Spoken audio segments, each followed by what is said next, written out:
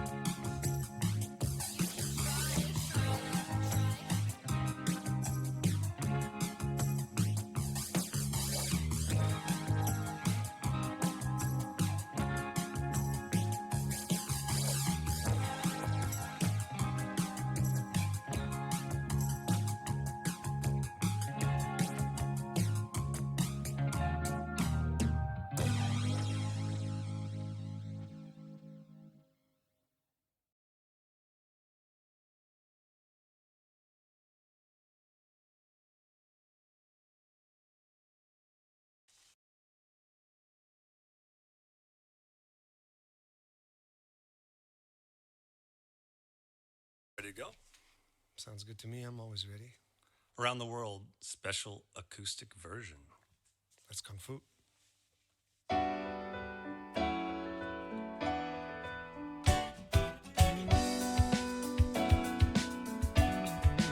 Every night I looked to the skies and wondered what we did always. A naive point of view that breaks us in the end. If I could find the meaning of it all, I'd take the chance, maybe. In time, we'll walk the mile and change it if we can. It's now and always. Did we get this far? Did we get this far now? Always. We're gonna brand new start, just pretend to start now. Always. Nothing will hold me down, never hold me down now. Always. Here we go.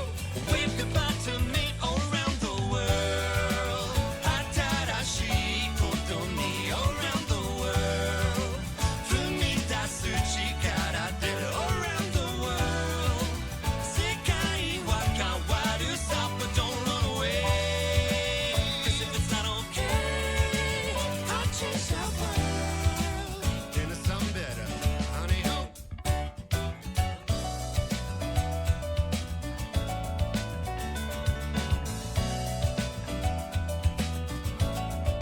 果てしなく広がるこの道を僕らはまた歩き続けるさ」「すべての意味がわかるのならばこの目で何を見つめるのだろう」「Oh! It's now and always」 Did we get this far? Did we get this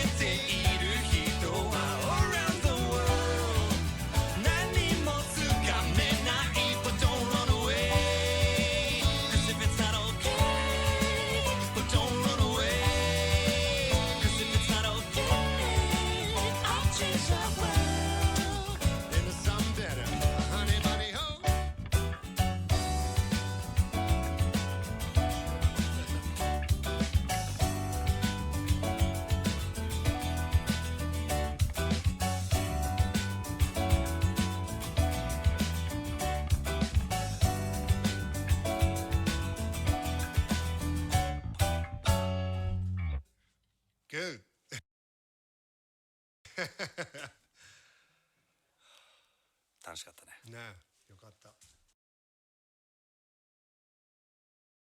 The Journey to the West is one of China's 4 great classical novels. It's an ancient allegory for enlightenment, and it's approximately 2,000 pages long. As such, it's not exactly a text I could easily summarize in a single video of rational length. Anyway, The Journey to the West is packed full of symbolism, dense literary context, and some majorly influential characters. And it's widely agreed upon that the most memorable of these characters is Sun Wukong, the mischievous Monkey King. Sun Wukong's most famous mark on the modern world is probably Dragon Ball's Son Goku, a character specifically designed to emulate the abilities, appearance, and overall impulsive goofiness of the original Monkey King. But Sun Wukong's influence is far from being restricted to anime. Stories based on the character's exploits have appeared in almost every form of media, which is why it might come as a surprise to learn that he isn't the main character in The Journey to the West. That honor belongs to the monk Xuanzang, a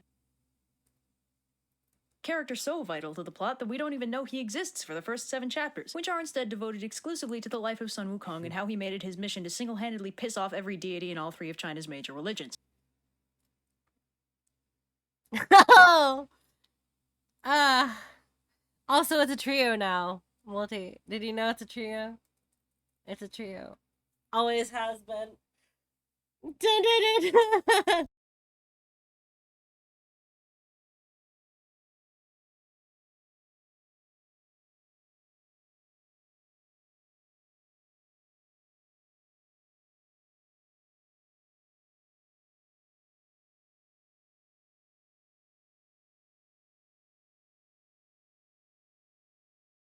There's a purple, I think. There's a purple, I think. Was it cyan? Oh no, it's Blue's wife. Blue's wife. I forget the exact color. She doesn't appear all the time. Yes, this group's videos are very, very good. Very good for learning. You fuckers are learning today.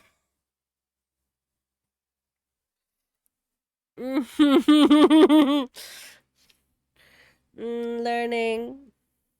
Now, I am nothing if not faithful to my source material, so in keeping with the structure of the text, this first video will be covering the history of Sun Wukong, and then in later videos, we'll see about actually getting to the rest of the not inconsiderable length of this text. So our story begins on Flower Fruit Mountain, an island paradise full of dragons, magic birds, immortal peach trees, and one really big rock. Allow me to direct your attention to this rock, as it is about to perform a magic trick. Ta-da! The rock splits in half, revealing another rock! But this rock is special. It's actually a rock egg, no, not that one, and it appears to have inherited the magic prowess of its daddy rock, as it scarcely existed for more than a minute before it abruptly transforms into a stone monkey. Now, this monkey may have spontaneously generated barely 3 seconds prior, but he already knows his manners, so he bows to the 4 cardinal directions, and in the process inadvertently activates his laser eyes, which cause quite a disturbance when they shoot all the way into the palace of the Jade Emperor, the head honcho of heaven himself. So the stone monkey hangs out with a friendly population of not stone monkeys who one day decide to follow their favorite river up to its source, whereupon they find that it comes, unsurprisingly, from a big fancy waterfall. So all the monkeys are like, oh man, if only one of us were impulsive enough to jump into the waterfall and see what happens, we'd make him the Monkey King! And the stone monkey is like, did somebody say impulsive? And dives in. So on the other side of the waterfall, he finds a gorgeous cavern decked out with an iron bridge and an enormous stone mansion, fully furnished with all the necessities of life. The monkeys are understandably impressed. Yay, impulsiveness! Discovered cavernous paradise, and for his achievement, the stone monkey is now officially crowned the Monkey King. So the monkey population of Flower Fruit Mountain lives in peace and security for several hundred years, but one day Monkey King has an existential crisis, pulls a Gilgamesh, and goes on a quest for immortality. 9 years and 2 continents later, he finally finds an immortal Taoist sage who lives on top of the mountain of heart and mind in the cave of the slanting moon and 3 stars. Man, these names are a mouthful. So the immortal sage Subodhi takes on the Monkey King as one of his disciples, and he gives him a new name, derived from a large number of monkey magic character traits, and long story short, his name is now Sun Wukong. So after a 7-year training montage, Subodhi finally teaches Sun Wukong a way to become immortal, which Wukong starts practicing. Another 3 years go by, and Sun Wukong is feeling pretty good about life. He's practicing the Tao, he's functionally immortal, and life is good. But Subodhi warns him that he's not out of the woods yet. Turns out, the court of heaven doesn't actually approve of this method of immortality. and will send down 3 calamities in an effort to kill him, one every 500 years. First, they'll strike him with lightning, then later, if that didn't work, they'll set him on fire. And finally, if neither of those do the trick, they'll straight up disintegrate him. This understandably wigs out Sun Wukong, but Subodhi offers to teach him the art of the earthly multitude, which will let him transform into 72 different things. With this, the 3 calamities won't be able to touch him. He also teaches Wukong how to fly, just because. But, unsurprisingly, giving awesome cosmic powers to a suicidally impulsive magical monkey leads to some wacky hijinks, and Master Subodhi has to kick him out so he won't accidentally reveal his secret teachings. So Sun Wukong, now immortal, 20 years older and hypothetically wiser, at last returns to the Water Curtain Cave on Flower Fruit Mountain, and he returns just in time since the monkey population has been being harassed by a monster known only as the Monstrous King of Havoc, who's been intermittently stopping by and kidnapping them to use as servants. So Wukong goes and challenges the monster to a duel and proceeds to absolutely kick his ass with his newfound Taoist superpowers, and then he rescues the captive monkeys and flies them all back home. So all is well on Flower Fruit Mountain, the art is super cute.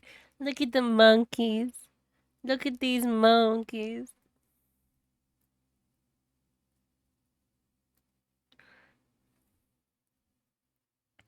Very cute art. Very, very cute art.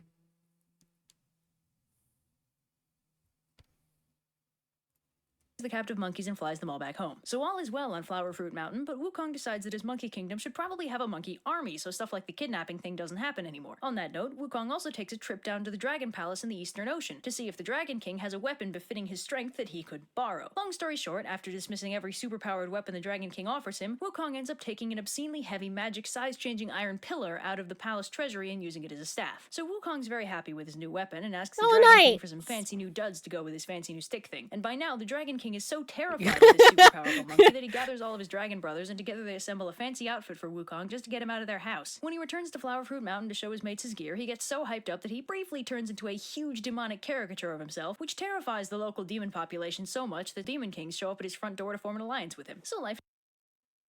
Let's see here. Bull Demon King, Dragon Demon King, Garuda Demon King, Female Monkey Demon King, Ape Demon King, Lion Demon King.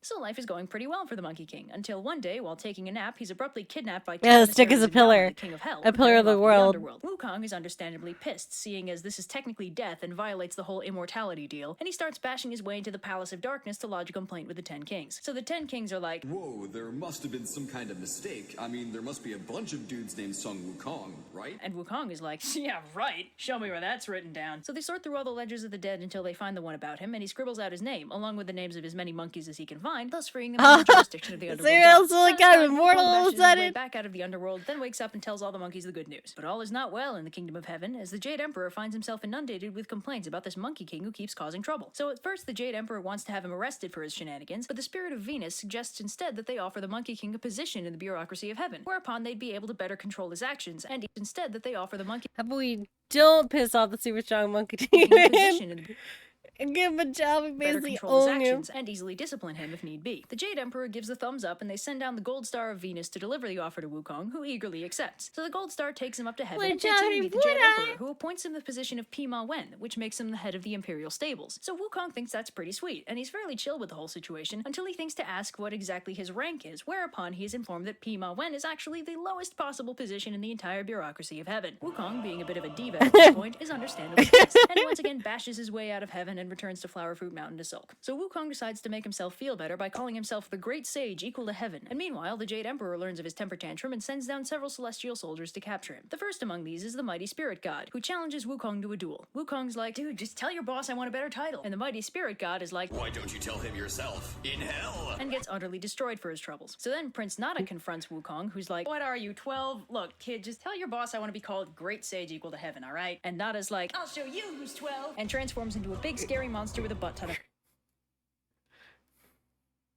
equal to heaven, alright? And Nada's like, I'll show you who's 12.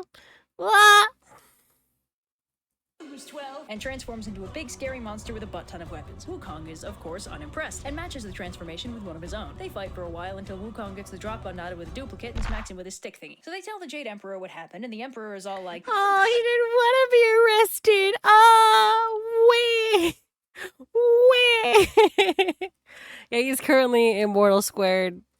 He resists arrest. Clearly, we must execute execute him. But the Gold Star of Venus, apparently the only voice of reason in the entire heavenly bureaucracy, suggests that rather than risk their entire army on one super powerful immortal monkey, they just give Wukong what he wants, an empty title. So they do, and a department is set up in heaven for him to lounge around in and not cause trouble. Unsurprisingly, Wukong is completely down for spending his days languishing in heaven, being weighted on hand and foot by celestial spirits determined not to give him a reason to go on a rampage. But one of the resident Taoist immortals suggests that Wukong might end up getting bored, which carries with it the terrifying possibility of the great Sun Wukong rampaging through heaven looking for entertainment. So the Jade Emperor assigns a relatively harmless but time-consuming duty to Wukong, tending the Garden of Peaches of Immortality. Wukong's super down for that, but quickly finds that having to maintain a garden full of delicious immortality-granting peaches without eating any of them is impossible for his poor impulsive brain to handle. So, if you've been taking notes, this means he's now double immortal. But this comes back to bite him No, on the no, butt no, when the no, time no, comes for the Queen Mother of Heaven to hold technically, their annual Peach triple Festival. immortal. And their 7 color-coded immortal maidens enter Oh the my grove god, only to that's a find lot there of is notable peaches, lack of God. peaches. They inadvertently wake Wukong up, who decides that he wants to go to the festival too. So Wukong paralyzes the maidens, impersonates a local immortal who was invited, then scoots on into the banquet hall. See, stuff like this, it's why you weren't invited in the first place. So when he arrives, he's immediately distracted by the smell of wine and proceeds to make off with the entire supply of heavenly booze, which also makes you immortal. So Wukong, now triply immortal and thoroughly drunk, inadvertently stumbles into Lao Tzu's little slice of heaven while searching for a place to sleep it off. And if you want to know who this Lao Tzu person is,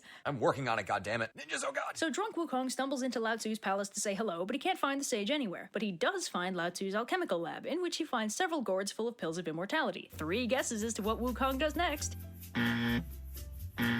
Let's go, air horns! So Wukong, now quadruply immortal and abruptly sober, realizes that that might not have been the smartest move on his part, and opts to flee back to Flower Fruit Mountain to escape the consequences of his actions. Meanwhile, the 7 immortal maidens, the wine carriers, the people in charge of the banquet, so Lao much Tzu, the immortal. officials from Wukong's department, and the immortal Wukong impersonated, all independently present their grievances to the Jade Emperor, who quickly puts 2 and 2 together and dispatches pretty much the entire army of heaven to apprehend Sun Wukong. Now, of course, because Wukong is absurdly powerful, this is ineffective, and what was supposed to be a simple capture mission turns into a full-scale battle between the forces of heaven and Sun Wukong's army of demon monkeys. Now, while all that drama is happening, who should arrive at the heavenly palace but the Bodhisattva Kuan Yin and her disciple Moksha, who came for the Peach Festival and are understandably surprised to find the heavenly palace in complete disarray. So Kuan Yin asks what all the fuss is about, and upon being briefed, she sends Moksha down to get a sense of what's going on. So Moksha arrives at Flower Fruit Mountain just in time for Wukong, who's been thoroughly kicking the collective asses of the army of heaven, to demand a fight with somebody. So Moksha and Wukong battle for a while, but Moksha unfortunately can't quite keep up with the Monkey King, to demand a fight with somebody. So Moksha and Wukong battle for a while, but Moksha unfortunately can't quite keep up with the Monkey King and has to return to heaven in defeat. But Kuan Yin, now better briefed on the situation, suggests a god who could be sent to fight Wukong, Erlang, a powerful loose cannon of demons who don't play by the Jade Emperor's rules. So they summon him, and he goes to confront Wukong. It who's is like, funny, hey, if you don't puppy! mind, could you send out the Devarajas to fight me? Because I'm kind of getting bored over here. And Erlang is like, Not as bored as you're gonna be. and they fight. They both end up turning into Godzilla-scale monsters, but Wukong inadvertently terrifies his own army into a rout with how scary he looks. And in turn, the sight of his own fleeing army disheartens the Monkey King, who shrinks down and runs away. But Erlang isn't going to be evaded that easily, and he Look uses his at magical British third eye, ankle he, biter. has one of those, to find Wukong, who's turned into an innocent-looking sparrow. Erlang responds by turning into a sparrow hawk, in response to which Wukong transforms into a cormorant, and this kind of goes on for a while. Shapeshifter duels are fun. In the end, it's our buddy Lao Tzu who manages to capture the Monkey King by entrapping him in a diamond snare. Wukong, captured at last, is brought to the monster execution block, where apparently the kill court of heaven monsters forgot the here meaning of block. the word immortal, since nothing they throw at him hurts him in any way. So the Jade Emperor is at a loss as to how to kill him, but Lao Tzu has a suggestion. If they stick him in his magic brazier of 8 trigrams and leave him there for 49 days, they should be able to separate out the elixir of immortality from his body, and as a happy consequence, leave the troublesome Monkey King about as dead as you can get. So 49 days pass, and they finally open the brazier to extract the elixir. So, how do they test that before? Like, how do they know that would even work? Okay, never mind. Only to find that it's still firmly attached to Sun Wukong, whose only issue with the experience is that the smoke gave him awesome-looking red eyes. So Wukong is 110% done with heaven, so he starts fighting his way through the entire heavenly army. The Jade Emperor, now completely out of options, finally calls on his last resort, the Buddha himself. So Buddha and his 2 best disciples, Ananda and Kashyapa, go to deal with Wukong, who is at present fighting 36 thunder deities, because why not? So Buddha asks Wukong what he wants, and Wukong's like, you know what? I'm kind of feeling like overthrowing the Jade Emperor today. Wouldn't that be fun? And Buddha's like, Tell you what, I'll make a bet with you, okay? If you can successfully jump out of the palm of my hand, I'll believe that you're qualified to rule heaven in this place. and it's time for another exciting round of What Will Sun Wukong Do Next? Let's hear it, ladies and gentlemen.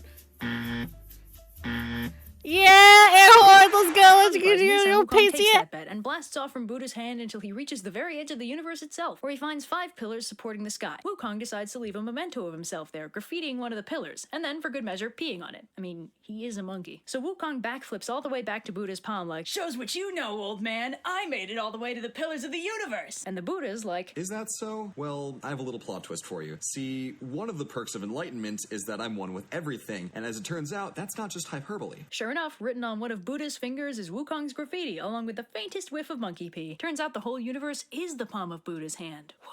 So Wukong freaks out and tries to skedaddle, but the Buddha uses more of his Buddha magic to trap him under a mountain, which is also his hand. It's complicated. Which Wukong would ordinarily be able to escape stupidly easily, but then they stick a magic seal on top of the mountain and that's that. And it is here, under this beautiful and scenic locale, that Sun Wukong spends the next 500 years. There you go.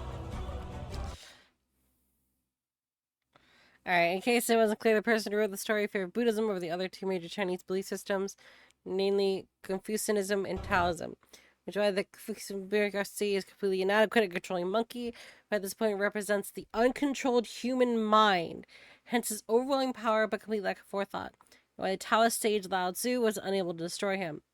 Say Buddha, don't play around. Yeah.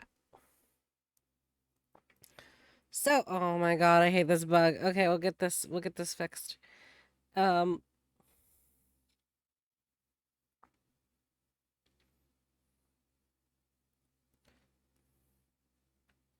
Let's see here, where is it? There it is.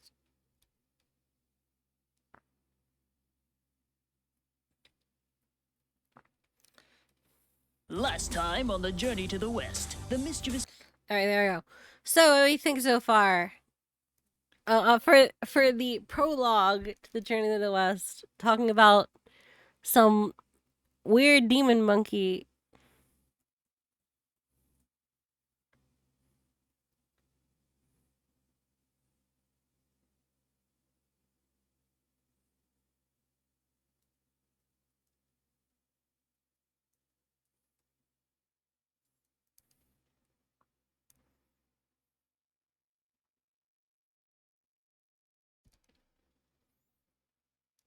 Little guy, not enough immortality. Not enough immortality. He'll get more. He gets more later. He does indeed get more later. He stutter. All right. Anyway, where'd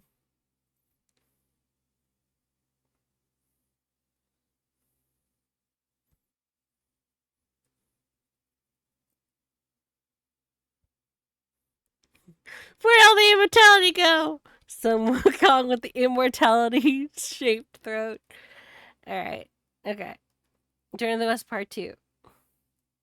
Monkey King Sun Wukong after achieving immortality. Sadly, it's kind of hard to commentate over these videos because they are summaries.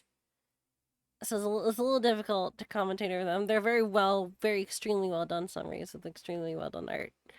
6 ways from Sunday was brought down by the forces of heaven and placed inside Lao Tzu's brazier of the 8 trigrams to be rendered down into an immortal That's elixir. because they are However, summaries. Our hero proved too powerful for this scheme and broke free, wreaking even more havoc in heaven. But his reign of terror was abruptly ended when he was imprisoned by the heavenly Buddha beneath the 5 Phases mountain, where he must now wait for a chosen someone to come set him free. So Buddha returns to his home, the Thunderclap Monastery, where he spends a relaxing 500 years writing up 3 baskets of scripture. Now, these 3 scriptures are apparently so powerful that they are capable of redeeming even the most sinful of sinners. Well, sounds fishy to me, but hey, I'm not the guy with the universe in the palm of his hand. So these amazeballs scriptures need to be delivered to the land of the East in order to spread Buddhism to the sinful folk who live there. But there's just one problem. For some reason, Journey Buddha can't to the deliver them himself, West. so they need to find someone in the land of the East who can make the journey to the Western Heaven to pick up the What? scriptures and return with them. Our friend the Bodhisattva Kuan Yin volunteers to find such a person, and after receiving 5 magical artifacts to give to the scripture pilgrim, she goes off eastward to find someone worthy of making the journey to the West. Roll credits. So Kuan Yin and her disciple Moksha head out along the route the scripture pilgrim will have to take, as a way to test the waters and make sure the guy can make it through in the first place. Their first encounter with a murderous river spirit 3 minutes out from the Thunderclap Monastery is not exactly encouraging. But Kuan Yin persuades the guy to chill out and wait for the pilgrim, and then to join and aid him on his quest, with the added bonus that he'll be redeemed for the crime that got him exiled to the river in the first place. He accepts the offer and is given the name Sha Wu Qing, or Sandy for short. Don't ask me how Sandy is short for Sha Wu Qing. So Kuan Yin and Moksha... So yeah, I'm just gonna be honest. I'm gonna be real. Bro will be pulp if he didn't do that. To continue on their merry way, whereupon they encounter a pig demon wielding a huge rake. He and Moksha fight for a little bit until he notices Kuan Yin and immediately stops the fight in favor of asking her for forgiveness, because he's made something of a habit of eating people who come along the road. You know, because he's a demon. Kuan Yin again suggests that he join the pilgrim too when he comes along this way and thus be forgiven for the whole eating people thing. And the pig agrees. And Kuan Yin is putting this pilgrim... Sometimes murder just happens, you know? Ooh, buddy. Okay. company. Kuan Yin gives him the name Chu Wu Neng, Pigsy for short, and heads off, leaving Wu Neng to remain strictly vegetarian until the pilgrim arrives. So they continue onwards when, surprise, they encounter yet another charming individual who could potentially help our as yet nebulous pilgrim. Can you tell that this story is the origin of a lot of anime tropes? In this case, our colorful character is a young dragon who accidentally set fire to his dad's palace a little, and for this transgression against fire safety has been sentenced to death by the Jade Emperor. Kuan Yin persuades the Emperor to pardon the young dragon, and then she directs him to a nearby river, where she instructs him to turn into a white horse when the pilgrim passes by to help him reach his destination. Anyway, they continue on, only to encounter an unexpectedly luminous mountain, the Mountain of Five Phases, and with it, the imprisoned Monkey King. I fight you out there. Wukong's like, Kuan Yin, how's it going, girl? Great to see ya. It's been really lonely for the past 500 years, you know? Nobody ever comes by to visit. And Kuan Yin's like, yeah, that's great. Listen, I'm about to go find someone to make a pilgrimage for me. He'll be coming by soonish. He's gonna release you from this mountain, and then you need to help him get where he's going. You got that? And Wukong's like, 10-4, good buddy. Yep, I am just all about that virtuous mission. So Kuan Yin and Moksha arrive in the city of Chang'an and disguise themselves so as not to attract too much attention. Then Average citizens. Alright. The Tripitaka. Yeah. I said about finding the right monk to serve as the protagonist to this little adventure. Speaking of protagonist, here's where the book veers off into a tangent to describe the ludicrously convoluted family history of this dude, Xuanzang, who, in case you hadn't already guessed, is our soon-to-be protagonist. Now, Xuanzang has one of the most complicated family histories in all of epic protagonists. I'm not gonna... That'll take all day, but basically, he's the grandson of an emperor, he's been raised as a monk his whole life after being Mosesed by his mother, and he's the reincarnation of Golden Cicada, an original disciple of the Buddha and a holy being. So Xuanzang is basically the best guy ever, and a total sweetheart, despite the wacky circumstances of his birth. So long story short, 3 court officials convene to select a worthy monk for reasons completely unrelated to Kuan Yin's mission, and of course they select Xuanzang, the biggest Boy Scout in all of ancient China. Anyway, Kuan Yin catches wind of this and goes to see if he's worthy of being the scripture pilgrim. She finds her way to the court officials and gives them 2 of the various gifts the Buddha had given her to give to the pilgrim, so that they might give them to the most virtuous monk they know. So Xuanzang gets a beautiful robe and a priestly staff, both courtesy of Kuan Yin. It's so visually distinct from the last one. So the Grand Mass, which is the thing that they selected Xuanzang for, happens, wherein Xuanzang has to present a memorial to the Tang Emperor. Kuan Yin takes the opportunity to steal the show by revealing herself in all her glory to the court, and officially requests a volunteer from the audience to go on the pilgrimage to go to the Western Heaven and retrieve the Tripitaka, which is the official name for the thing the Buddha made. Xuanzang obviously volunteers, just as planned, and Xuanzang is given the by-name Tripitaka and sent on his merry way with a horse and 2 attendants to help him. Don't get too attached to them, though, as the party is captured by demons almost immediately, and Tripitaka's 2 attendants are killed and eaten. Great start. So the demons finish their attendant buffet and bunker down for the night, leaving poor Tripitaka to ponder his exciting future as lunch meat, when suddenly a mysterious old man appears out of nowhere and frees him, and Tripitaka's like, Where the heck did you come from? and the old man's like, don't ask stupid questions. It's gonna happen a lot. Tripitaka and the old man zip out of the cave, and Tripitaka goes to thank him, only to find that he's vanished, leaving a note explaining that he was the gold star of Venus himself, providing a helpful bit of divine intervention. So Tripitaka goes on by himself for about half a day, only to discover that he really doesn't have the constitution for all this questing nonsense, and he and his horse are just about done with everything, when who should come to the rescue but a friendly, boisterous hunter named Po Chin, who spooks all the beasties that were harassing Tripitaka and offers to guide him to his home. So Po Chin and his family have Tripitaka over for dinner, which is slightly awkward. It's all Tripitaka meat. is extremely vegetarian, and Po Chin's family hunts all their food, but they handle it gracefully, and Tripitaka further endears himself to the family when he accidentally pacifies the ghost of Po Chin's father, like you do, which prompts Po Chin to offer to guide Tripitaka to the mountain on the border of the Tang Empire to make sure no further hijinks ensue. Hold up. What? that kind of whizzed on by, alright. Somebody say hijinks? So as it turns out, the mountain they get to is none other than Five Phases Mountain, where our good buddy Sun Wukong is still languishing. So Wukong's like, yo, kid, are you that pilgrim guy? Kuan Yin said you'd be coming by to let me out. And Tripitaka's like, Awesome. How do I do that? That mountain looks kind of heavy. and Wukong's like, you just gotta climb to the top and peel off the golden seal. Aww. So Tripitaka manages to get the seal off the mountain, and after he backs off to the minimum safe distance, Wukong breaks the mountain in half and zips on over. So Tripitaka and Sun Wukong continue westward together, but they've hardly gone 10 feet down the road when suddenly they're beset by bandits. So Wukong's like, don't worry, master, I know exactly what to do in this situation, and proceeds to kill all the bandits with his trusty stick thing. But Tripitaka's like, Son, we don't kill people. and Wukong's like, I think you mean you don't kill people. And Tripitaka's like, no, Yeah. So there is gonna be a lot of killing a lot of killing in this. I'm just gonna let you know.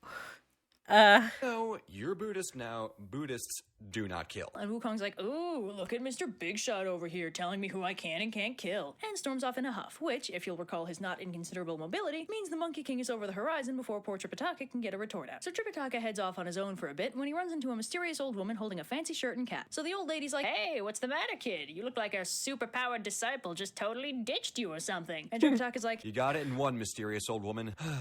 If only I had some way to discipline him, maybe the story could actually progress. and the old woman's like, funny you should say that. May I recommend that you give him these fancy duds, then recite this spell? I have this weird feeling that it'll stop causing so much trouble if you do. And Tripitaka's like, Seems legit. then the old lady turns into a beam of light and vanishes because Yeah, she was well, Kuan Yin. So yeah, I that's wonder who Tripitaka that is was. 2 for 2 for old people secretly being gods. Meanwhile, Wukong is off having a nice little tea party with the Dragon Emperor, who suggests that he go back to Tripitaka rather than abandoning enlightenment and true immortality over a single argument. Wukong zips back westward, blowing past Kuan Yin in the process, who'd flown over in order to convince him of that very course of action. So Wukong warps back to Tripitaka, who offers him the clothes. Wukong, always a sucker for a new wardrobe, throws them on. Oh finding that they boy, fit him. is my bad behavior being rewarded again? I mean, good lesson to learn. Honestly, he's only gotten stronger from his bad behavior. Except for the one time when he peed on Buddha's hand. Then he got actually punished. Perfectly. He's rather less thrilled to discover that the hat is cursed, and when Tripitaka recites the spell Kuan Yin taught him, it shrinks and gives him a splitting headache. Of course, it wouldn't be much of a cursed artifact if he could take it off, so it's also spot welded to his head. After a few very entertaining minutes of Wukong trying furiously to escape the hat by any means necessary, he eventually resigns himself to the fact that he won't be able to get up to his usual hijinks anymore. So the dynamic duo continue onwards with the balance of power now tilted slightly more evenly. It doesn't Yeah. So yeah, the slave helmet makes sense to you guys now? Yes, it is the headband that shrinks should Wukong misbehave or not follow an order. doesn't take long before they arrive at a nice calm stream that happens to be home to an enormous fuck you dragon. Wukong nopes the hell out of there with Tripitaka in tow, and the dragon takes the opportunity to eat Tripitaka's horse. So Tripitaka freaks out since without a ride he's stranded, but he's also too scared to let Wukong leave him alone. But a bit of timely divine It's the intervention horse. arrives to protect Tripitaka, leaving Monkey free to confront the dragon. So they fight it out for a bit, but the dragon's like, screw it, and dives to the river bottom and refuses to come out. Wukong does some magic shenanigans and draws the dragon out again, only for the dragon to turn into a water snake and run away. At this point, Wukong is done, but the local mountain spirits tell him that this dragon is actually under orders by Kuan Yin to help them. So one of the heavenly spirits goes and gets her, and after a brief digression where Wukong vents at her about the cursed hat thing, she draws out the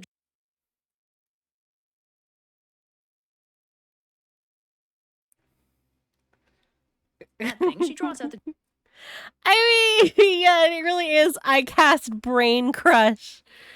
And so think about, okay, let's talk about something here. Think about the force that band has to be able to cause him actual pain.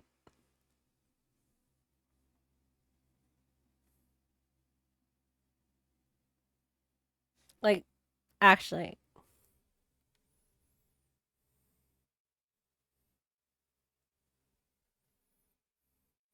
So much pain that it, like, knocks him on his ass, basically.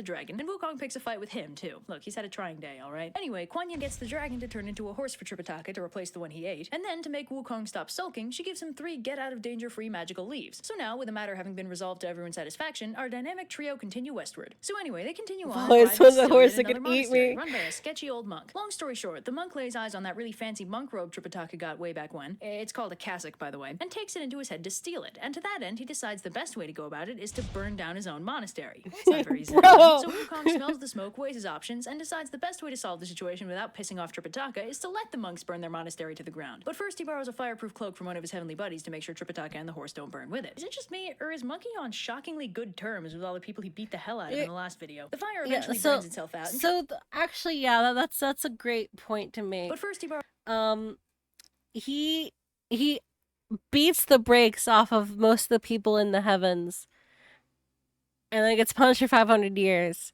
and then he's able to ask favors of basically everyone.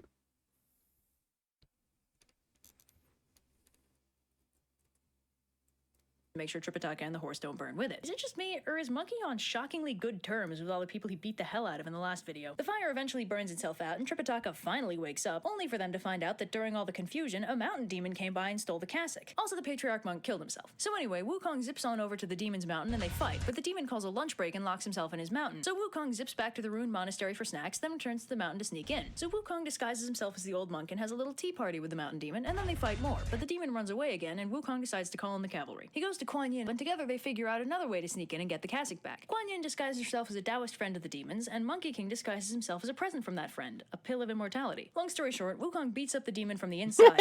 Ew. Kuan Yin retrieves the cassock, and Wukong returns it to Tripitaka, and they continue on their merry way. Will Sun Wukong learn to value friendship over his impulsive desires? Will Tripitaka succeed in his quest to the Thunder That's actually really good. Will that stupid horse That's really ever remember funny. he can fly? Find out next time on Journey to the West. Also, yeah, the horse is time on the horse is basically the Eagles of Lord of the Rings. The horse in Journey to the West is basically the Eagles of Lord of the Rings.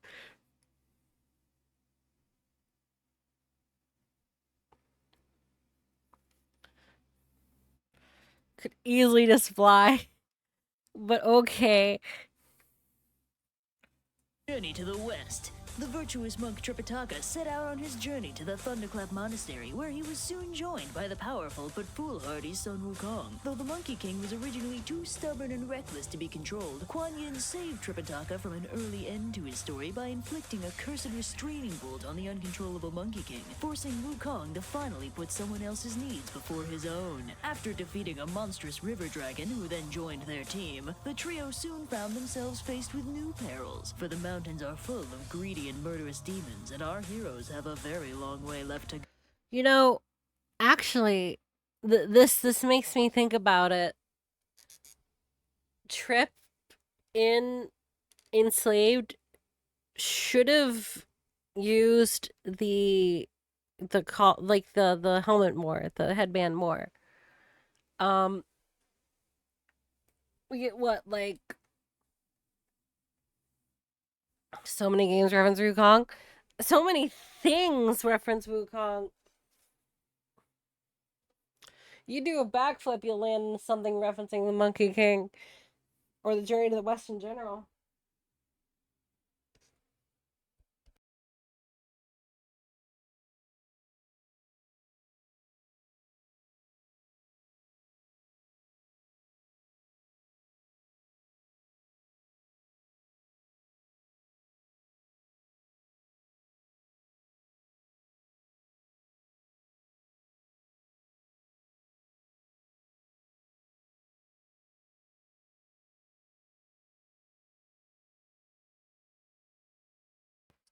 I swear it's a requirement to have games that literally have just Wukong as a character. You talking like gacha games? Or like fighting games? Soul Cal has a couple of Sun Wukong. Every single MOBA? True. Very true.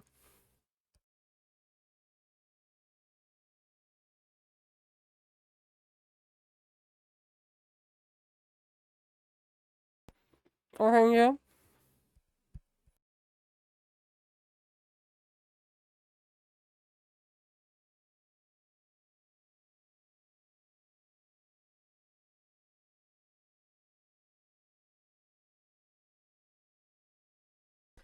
Interact.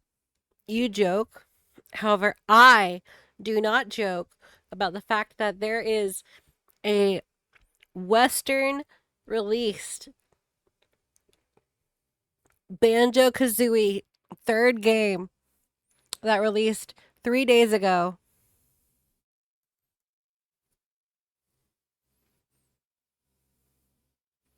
And we onward!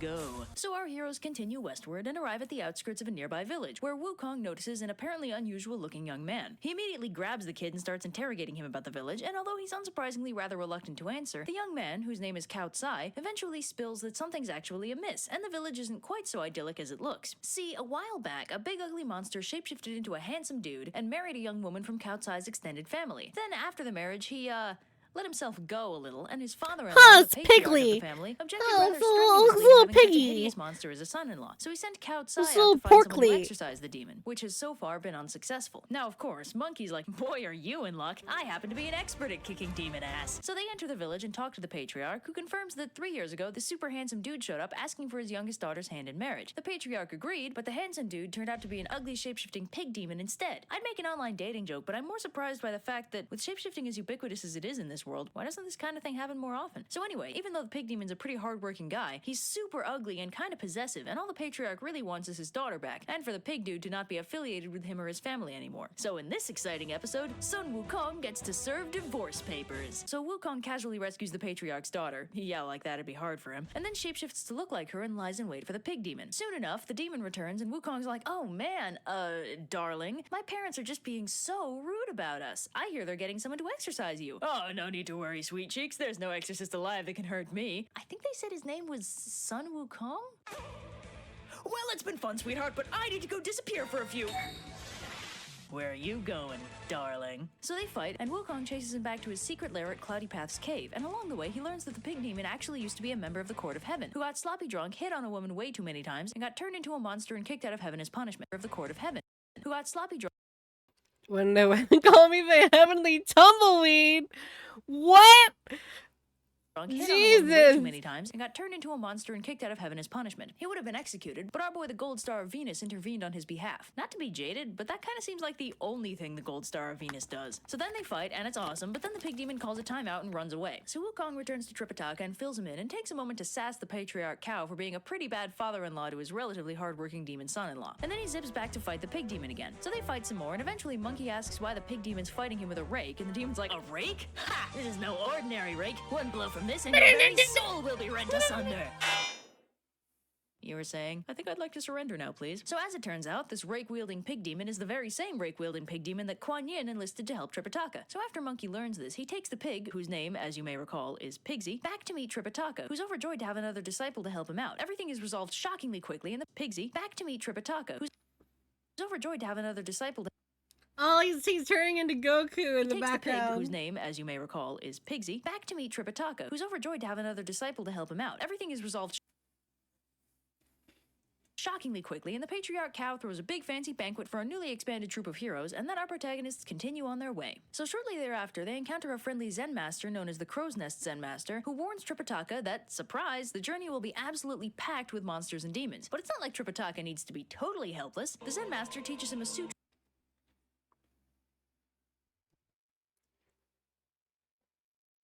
Wait, what's the King Kong take? What is the King Kong take? I need to know. I need to know.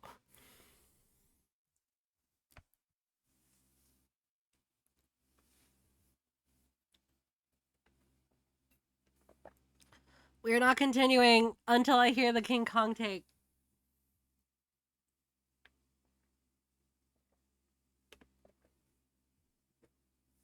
Do not think that I will not hold this stream hostage. I will. I have, and I will do it again.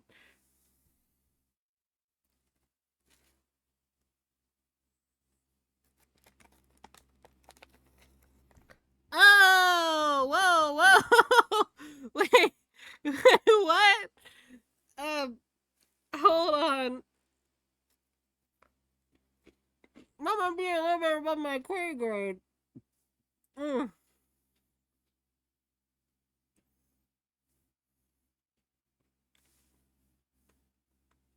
I might need to look into that. Anyway, on we go. Called the Heart Sutra that'll hypothetically keep him safe from harm when he recites it. Then he casually insults Wukong and Pigsy, warns Tripitaka to keep an eye out for a water spirit in the near future, and zips back up to his nest. So our heroes continue westward when they abruptly encounter a tiger demon who introduces himself by ripping off his own skin. So they fight the demon for a little while, but finding himself outclassed, the tiger demon tosses his skin over a rock as a decoy and runs away, but not before grabbing Tripitaka. So the tiger demon takes Tripitaka to his lord, a cave demon, and they start debating how best to cook him. Meanwhile, Wukong and Pigsy figure out that the tiger demon escaped with Tripitaka Tripitaka, and Wukong immediately charges off to find him. So they find the lair of the cave demon pretty quickly, and the cave demon sends out the tiger vanguard to fight Wukong. Yeah, you know how this part goes. Wukong kicks the tiger demon's ass, but this time, when the tiger demon runs away, Pigsy comes out of nowhere and kill steals like a boss. This is a very accurate representation of his overall characterization for the rest of the story. Anyway, Wukong flies back to the cave with the tiger demon's corpse and taunts the cave demon until he comes out to fight. So they fight for a while and are actually pretty evenly matched, but when Wukong busts out his special attack and duplicates himself, the cave demon counters with his own PSOP special and whips up a veritable hurricane of wind that blasts Wukong with enough force to temporarily blind him, making it impossible for him to continue fighting. Wukong and Pigsy manage to escape and try to figure out what to do next, and they find their way to a nearby cottage where a friendly old man and several young farmers let them stay the night. The old man also gives Wukong a healing balm for his eyes, and when he wakes up the next morning, he can conveniently see again. This is also when he learns that the cottage never existed, and that the old man and the farmers who took care of them were some of the heavenly spirits assigned to help Tripitaka on his pilgrimage. Okay. Alright. So, yeah, before we get into it, wow. Sure does seem like everybody has a hand in this. Some kind of journey when there's like every 50 steps there's someone helping them.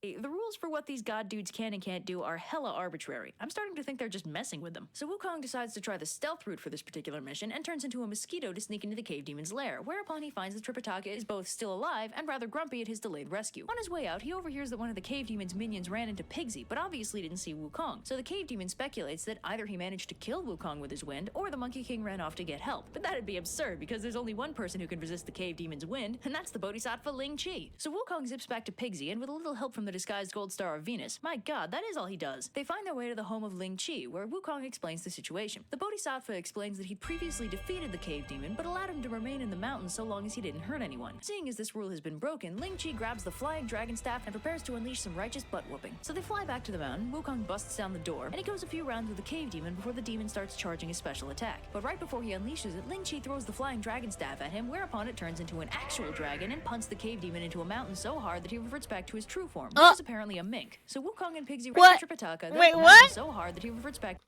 He's a little critter? He's just a critter.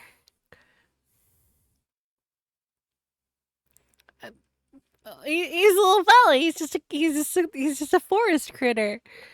To his true form, which is apparently a mink. So Wukong and Pigsy rescue Tripitaka, then get lunch and continue on their merry way. So soon enough, they reach a huge turbulent river, which would be bad enough on its own, but then a huge monstrous demon pops out of the river and makes the situation even worse. Wukong nopes out of there with Tripitaka in tow, while Pigsy and the river spirit fight. Wukong stands guard for all of 5 minutes before the need to assert his badass status takes hold, and he dives into the battle, whereupon he immediately ends it by whacking the river spirit really hard. The spirit freaks out and dives back into the river, whereupon our heroes start planning their next move. They agree that, unfortunately, the river spirit is probably their best bet for getting Tripitaka across the river, but there's just one problem. Wukong actually sucks ass at fighting underwater. So it's up to Pigsy to go down there, lure the spirit up to the surface, and then let Wukong kick his ass. Since when? The plan works pretty well. Wait, what? What? What arbitrary horse is this? The first thing he does is go get a stick of the planet from underwater.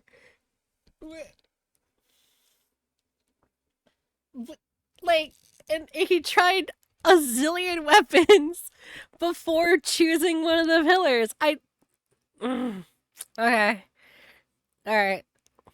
well, except Wukong is, say it with me now, too impulsive, and the spirit dives back into the river as soon as he sees the Monkey King coming at him. They try again the next day, but this time the river spirit is wise to their tricks and refuses to take the bait at all. Wukong finally decides that the best thing to do in this situation is to go find Kuan Yin, since she wouldn't have sent them on an impossible journey, so she has to have a plan. And unsurprisingly, she does. See, this river spirit is, say it with me now, the same one she found on her way to Chang'an, and the first spirit she enlisted to help Tripitaka on his way. She sends Moksha back to Wukong, whereupon he calls the spirit up with the byname that Kuan Yin gave him, Wu Qing. So Wu Qing, aka Sandy, learns that the scripture pilgrim was right there the whole time, and if either of his disciples had bothered to mention anything about the scriptures, this whole debacle could have been avoided. Once again, good. Wow. It's almost like talking it out could have been maybe important and have solved everything. But then again, there's going to be several dozen examples as to why not to talk about who you are in this story.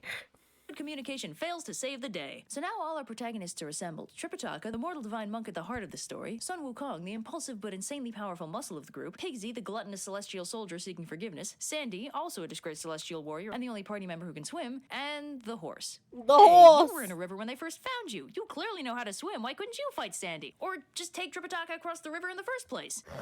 Don't give me that kind of backtalk. What do you even do?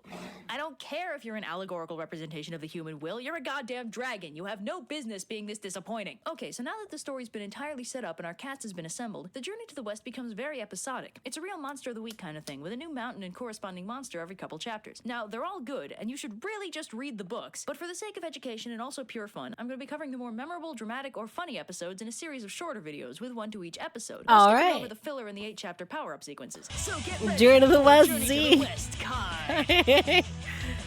Oh god.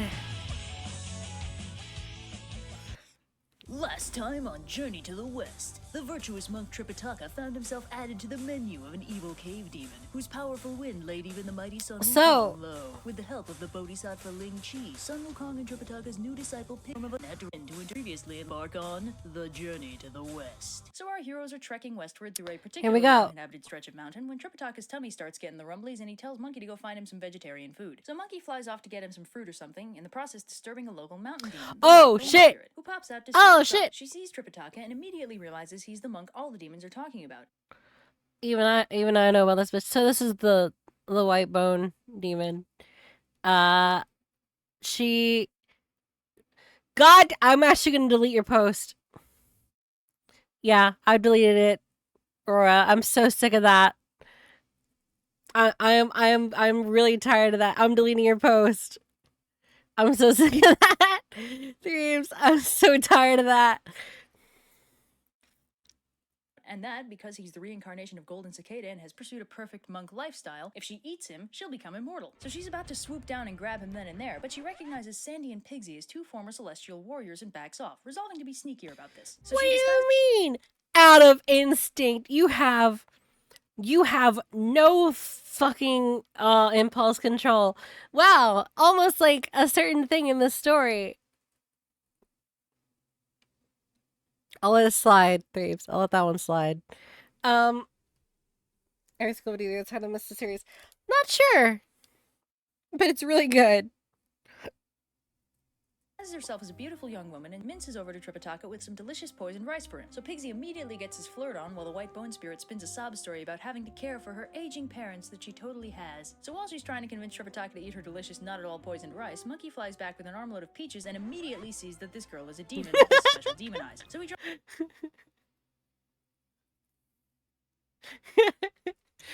Oh shit! This thing. Yes. Oh shit.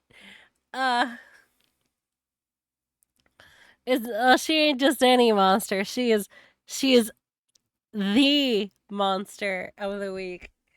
So he drops everything and whips out his murder stick, but Tripitaka panics and grabs him because seriously, dude, at least explain your motivation. So Monkey's like, alright dude, listen. Disguising yourself as a hot chick? That's like man-eating demon trick number 1. Hell, I did it all the time back when I ate people. Amazingly, this stirring argument fails to convince Tripitaka, so Monkey's like, alright, I get it. You think she's hot. How about I give you two lovebirds a little privacy? And while Tripitaka's paralyzed with embarrassment, Monkey smacks the demon in the face. So Tripitaka's like, Monkey, what the hell? Monkey points out that the delicious, totally not poisoned rice had rotted and filled with maggots as soon as he killed her, which is not typically a trait of healthy food. So Tripitaka almost believes him until Pigsy, extremely salty about Monkey ruining to score, goes all, oh shit. All right, so one thing very accurate about Enslaved Odyssey to the West is that Pigsy is a fucking pig, and that's why he was turned into a pig, man, because he is a pig. And one thing he's gonna do very, very many times is try to get Wukong kicked out of the group or convince Trip to kick him out because he's being a problem, even though 99% of the time, 99%, he is actually being entirely logical and doing the right thing. Sure, come on, what's more likely? That Monkey just killed a demon? Or that Monkey just murdered an innocent girl and used his powers to make you think he killed a demon? So Tripitaka gets really mad and uses the magic migraine spell, then tells Monkey that a killer can't be one of his disciples. But Monkey manages to persuade him to let him stay, and the group awkwardly treks on after burying the totally innocent girl. Speaking of, the white bone spirit had actually dropped her body right at the moment of impact and skedaddled off into the sky, leaving her body below. She starts working on how to get rid of Monkey so she can get some of that sweet man flesh. So she turns into an elderly woman and hobbles up to the group like, "Excuse me, have any of you seen my beautiful innocent daughter that totally came this way a little while ago? I'd hate to think that something happened to her." So Monkey obviously insta-kills her, again. Tripitaka flips out, uses the migraine spell, and with Pigsy's encouragement, kicks him out of the group again. But Monkey's like, "Alright, but if you're gonna kick me out, could you at least get this stupid thing off first?" Which is when everyone learns that Tripitaka has no idea how to get Monkey's Yeah, he curse doesn't back know how on to take his it head. off. So he agrees to keep Monkey on as a disciple, since it wouldn't be fair to cut him loose without actually cutting him loose, and they continue on together. Soon enough, they spot a totally innocent old man in the distance, and Pigsy's like, "Oh, horror of horrors! Clearly this is the patriarch of the family that Sun Wukong so callously murdered for no reason. Oh my Clearly god. Monkey will use his great powers to escape justice and leave us to take the blame." Oh, horror of horrors! Clearly Sun Wukong has bewitched this innocent old man's corpse to look like the body of a demon. In case you haven't noticed, Tripitaka is supremely gullible in this chapter, so soon enough it's migraine time and getting kicked out of the group o'clock. This time Monkey's like, "Alright, you know what? Fine." And after Tripitaka writes an official letter of banishment and Monkey is aggressively polite in taking his leave, Monkey warns Sandy not to buy into Pigsy's BS and then blasts off. Nice one, Tripitaka. So Monkey returns to his home. It's got the skeleton had wide hips because she is the bone demon. She is the bone demon. Turns out after Monkey got sealed away, Erlang burned the whole place down for funsies. The remaining What? Erlang, you little cut. I mean, you little bitch. So Monkey decides the time has come for some much-needed stress relief and brings down the wrath of Wukong on the hunters the next time they appear. So while Monkey's having the time of his life as king of the mountain again, the story shifts back to Tripitaka and friends. But let's take a minute to step out of the story and examine it on a meta level, because what just happened was fascinating. This text is centuries old, but the way Monkey's acting could be lifted directly and put in something modern, and it'd make perfect sense. After getting kicked out and losing his purpose, Monkey is visibly emotionally unstable, oscillating between heartbreaking homesickness to cathartic rage to overzealous partying and back again. Like, there's no need to dig deep here. His emotional responses are there for all the world to see. And the reason for What that was is the because no we can't to? forget that the journey to the west is Why an was the allegory, book? and Monkey represents the mind. Monkey just gave up on everything he was trying to do, which was to get Tripitaka to the Thunderclap Monastery. He's basically going through an existential crisis. Because I want to bone the demon. No, I'm just saying that she has the biggest bones because she is bone. She is the bone demon.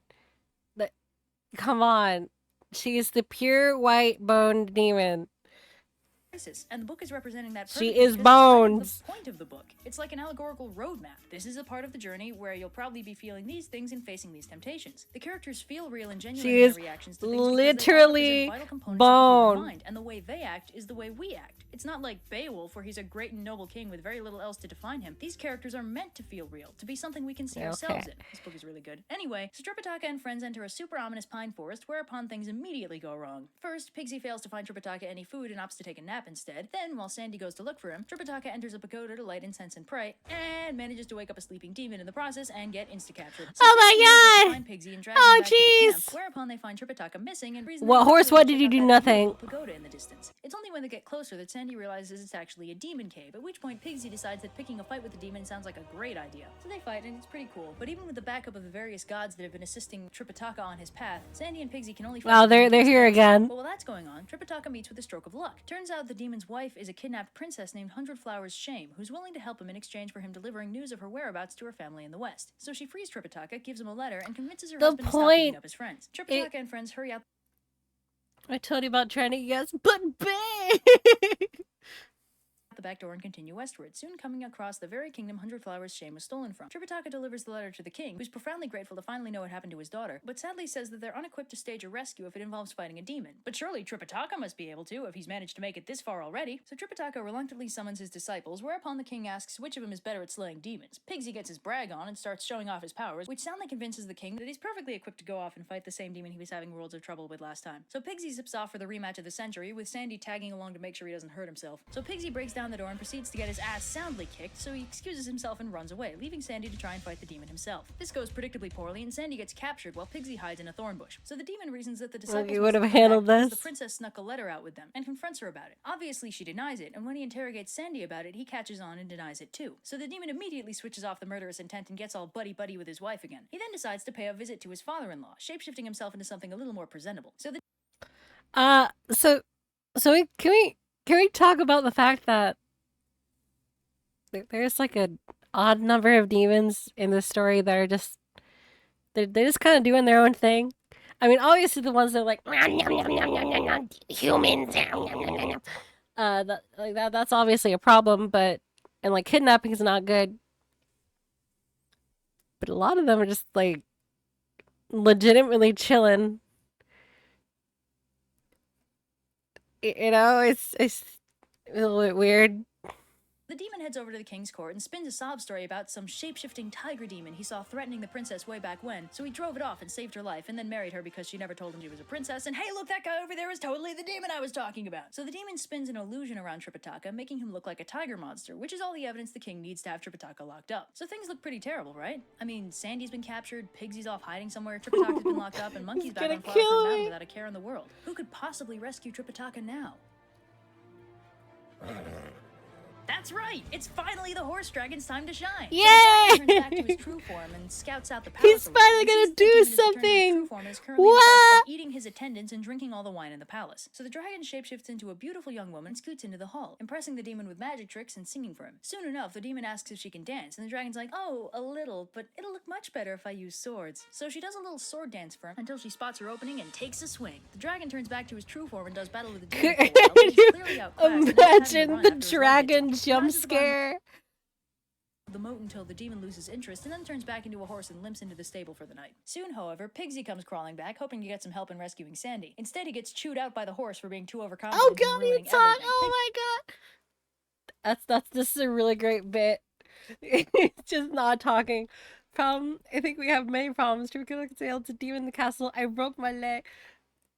Pigsy decides the sane course of action would be to pack his things and return to his peaceful life in the village with his own kidnapped wife, but the horse is having precisely none of his sass today and refuses to let him leave, unless it's to go apologize to Monkey and get him to sort this all out. So Pigsy reluctantly flies off to Flowerfruit Mountain, whereupon he finds How is he Sun Wukong able to hanging out with his fly? enormous monkey army. Pigsy tries to sneak closer, but Monkey spots the intruder and has his monkeys bring him up to the front. He immediately recognizes Pigsy, and after being sneak closer, but Monkey spots the intruder and has his Using self-defense for bizarrely incapable monkeys monkeys. bring him up to the front. He immediately recognizes Pigsy, and after being assured that he hasn't been banished too, Pigsy, rather than owning up to the disaster scenario, instead tells Monkey that nothing's wrong. Tripitaka just missed him so much. So Monkey's like, neat. In that case, let's just hang out for a little while. So Monkey leisurely spends his morning hanging out on his beautiful mountain and eating fruit, while Pigsy tries to find I would ways to also like to persuade hang on Monkey the to right beautiful this mountain second and without eat seeming fruit. too desperate. After a while, Pigsy's like, I would love to "Oh, eat some fruit on a beautiful sure mountain kept right our now. master waiting. We should probably go. Monkey's like, oh yeah, great. See ya. Pigsy's like, wait, you're not coming? And Monkey's like,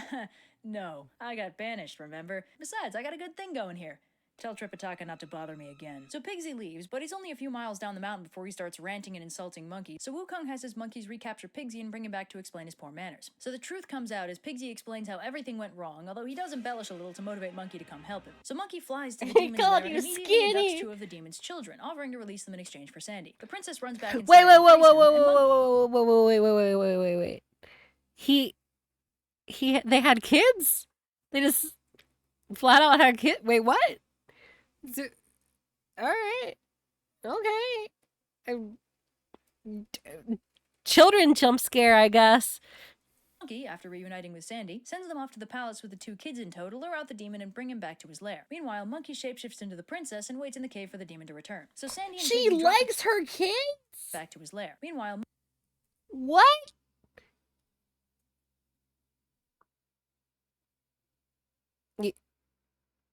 Okay, you know what? The whole point that I was about to have is now moot. Aurora. Stop fucking with me, man. You gotta stop. You gotta stop fucking with me, man. There's no way. You've never had apples. You've never had Grapes? You've never had peaches? What in the world have you had?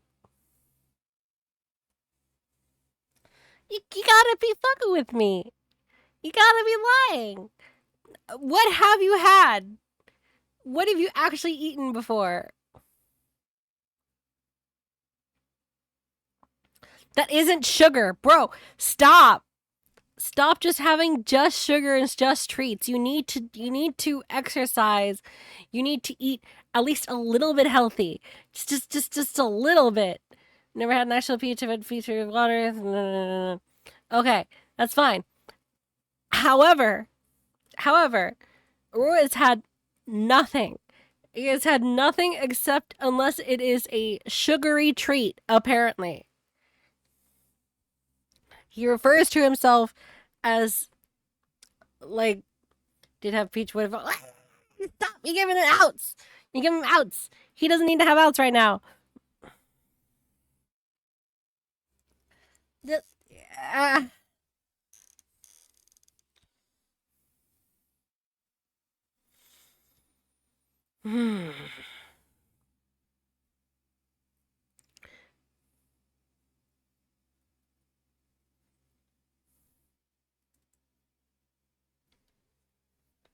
Hey, come on, man. Just focus on meats. Cool. You know what goes great with meats? You have still have bananas on occasion. That's not enough. You need more than just meat. Do you eat vegetables? Do you eat any veg?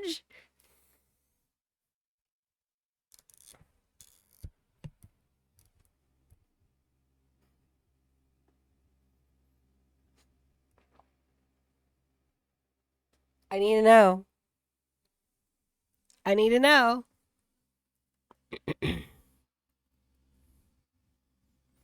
Only when they come in meals like hamachi meal. What? What? Oh my! What do you mean? Only if they come in hibachi. Dude, come on! Are you serious? No, you gotta stop. You have to stop. Or I am begging you. I am begging you. Just tell me right now if you're messing with me. Because at this point, you will die very quickly. You will die soon. You will die rapidly if you are actually not fucking with us. You will not do good. You will not survive long, and that's not something we want to see. We don't want to see that. We want to see you chill out with your homies for as long as possible. You know. Logos binted. I have not blinked in a while. There we go. Yeah. All right. Okay. Blinking. Oh god. Ugh. All right.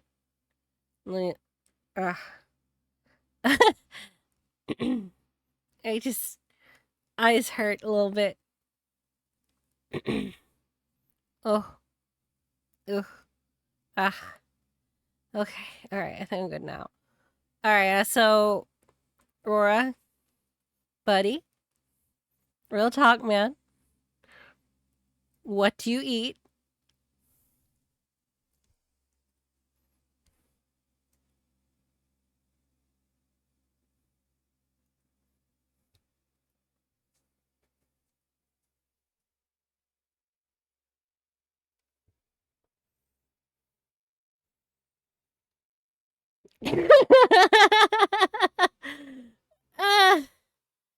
Aurora going like dumb man and going to shock from eating normal food.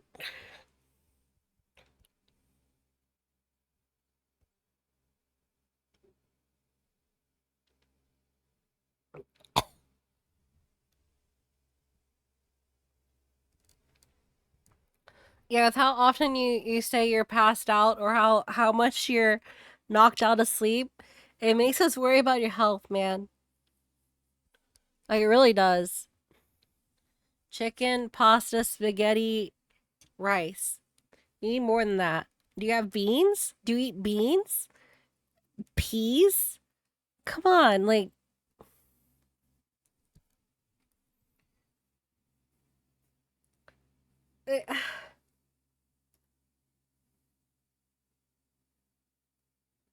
Beans? I imagine each with a side of barbecue sauce.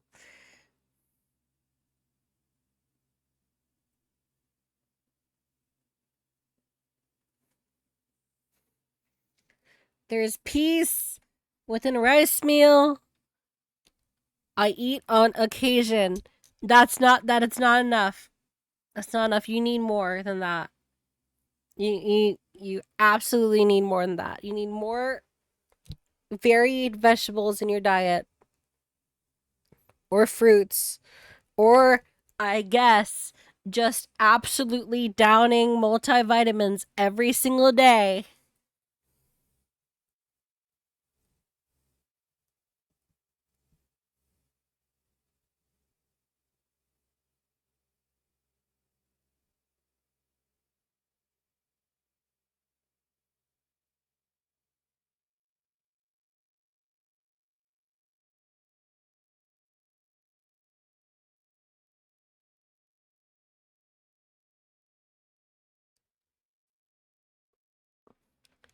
Like,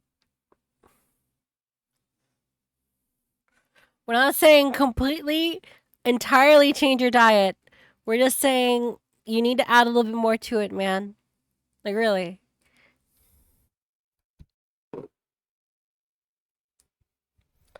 You have a scary, lethal eating habit you got going on. Your arteries are probably going to be super clogged. I don't think that's anything you can really change at that point. And so one said you want to try a pizza one night. You can try one! You can! I believe that you can! Yeah! Man, we're worried about you! Come on!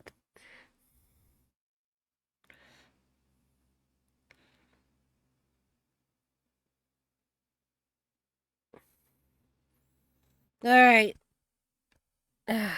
Okay.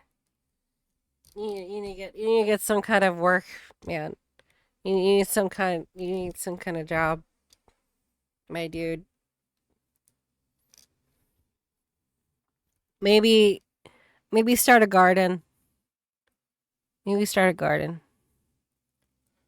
Monkey shapeshifts into the princess and waits in the cave for the demon to return. So Sandy and Pigsy drop the kids in front of the palace, killing them, but it's okay because they were evil or something. And the demon, a little too hungover to want to fight, decides to check his lair first to see if they really were his kids and if he needs to avenge them. So the demon returns to his cave, whereupon he finds totally the real princess crying her eyes out about her two dead kids. The demon's like, "Ooh, I'm gonna get him right after I make sure you're okay, darling." Princess Monkey is like, "Oh man, I'm just so distraught." So the demon's like, "Don't worry, honey, I've got an elixir for it." Princess Monkey is like, "Oh man, I'm just so distraught." The shiny eyes. The sparkling, detailed anime eyes with rendering. So the demon's like, "Don't worry, honey, I've got an elixir for exactly that." Whereupon Monkey takes it, swallows it whole, and reverts to his true form in preparation for some cathartic ass-kicking. So they have an epic battle and it's really cool, but when Monkey fakes an error and uses the opportunity to get in a solid hit, the demon straight up vanishes. Monkey scans all four directions but can't find him, puts two and two together, and realizes that the demon must have been a heavenly spirit, which explains why he couldn't find him anywhere on Earth. So he busts his way into heaven again, what is this, like the fourth time, and demands to know what spirits were unaccounted for. Turns out the demon was really Ravati, the woodwolf star, known to us modern people as Zeta Piscium. See, Go just go with this guy. See, turns out the princess was actually another heavenly courtier, in this case an incense tender, who desperately wanted to elope with him. He was afraid that such an act would be unthinkable in heaven, so the two of them departed to Earth to carry on their love in secret. Wait, what? And yeah, if you think too hard about it, it kind of makes the... You're like, why did he kidnap her when she incarnated? Why does she want to be rescued with even the entire ship? story fall apart, but Yeah, we don't have makes to worry about it that's anymore really because the weird. demon is in custody, and all that's left to do is to pick up Tripitaka. So the princess explains everything to her father, the king, and they head...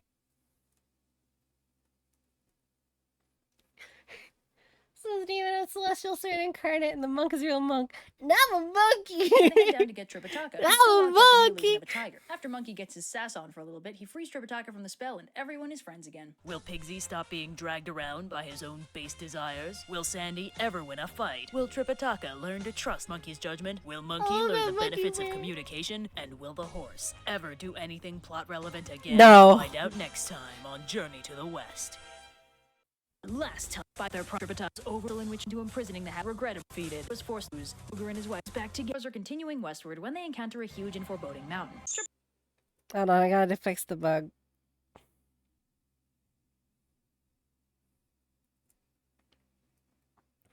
Last time on Journey to the West, our cerebral. It's not working. Last time on Journey to the West, our It cerebral. is now working. Okay. All right. All right. Okay.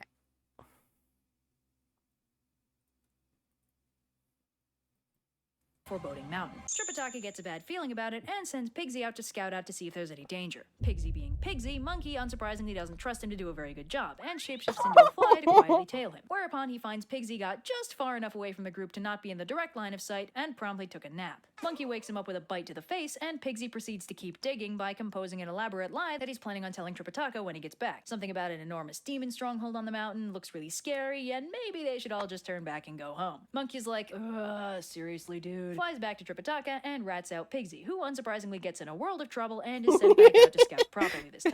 Unfortunately for Pigsy, there actually is a demon stronghold on the mountain, and he inadvertently stumbles on a small army of demons who happen to be led by a pair of demon brothers who have been keeping an eye out for Tripitaka and his group in the hopes of capturing him and eating him to gain immortality. Pigsy initially tries to pass himself off as a normal, albeit ugly, traveler, but one of the demon brothers recognizes him as part of Tripitaka's coterie and attacks. They wage a brief but fairly epic battle until the demon sicks all his demon soldiers on Pigsy, at which point Yeah, gets he- everyone captured. Whoops. Meanwhile, back with the rest of the group, Tripitaka starts getting worried because Pigsy's taking so long. Monkey tells him to chill out, since Pigsy would have run back at the first sign of trouble if there was actually anything wrong, so they move on. But Tripitaka still feels really on.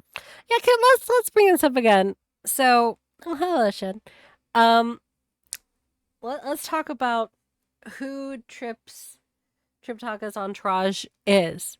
They are effectively two soldiers turned demons, a extremely powerful heaven-raising demon who disrespected the Buddha, and a dragon. Yeah, the dragon's pretty chill, actually. Pretty decent part of the entourage.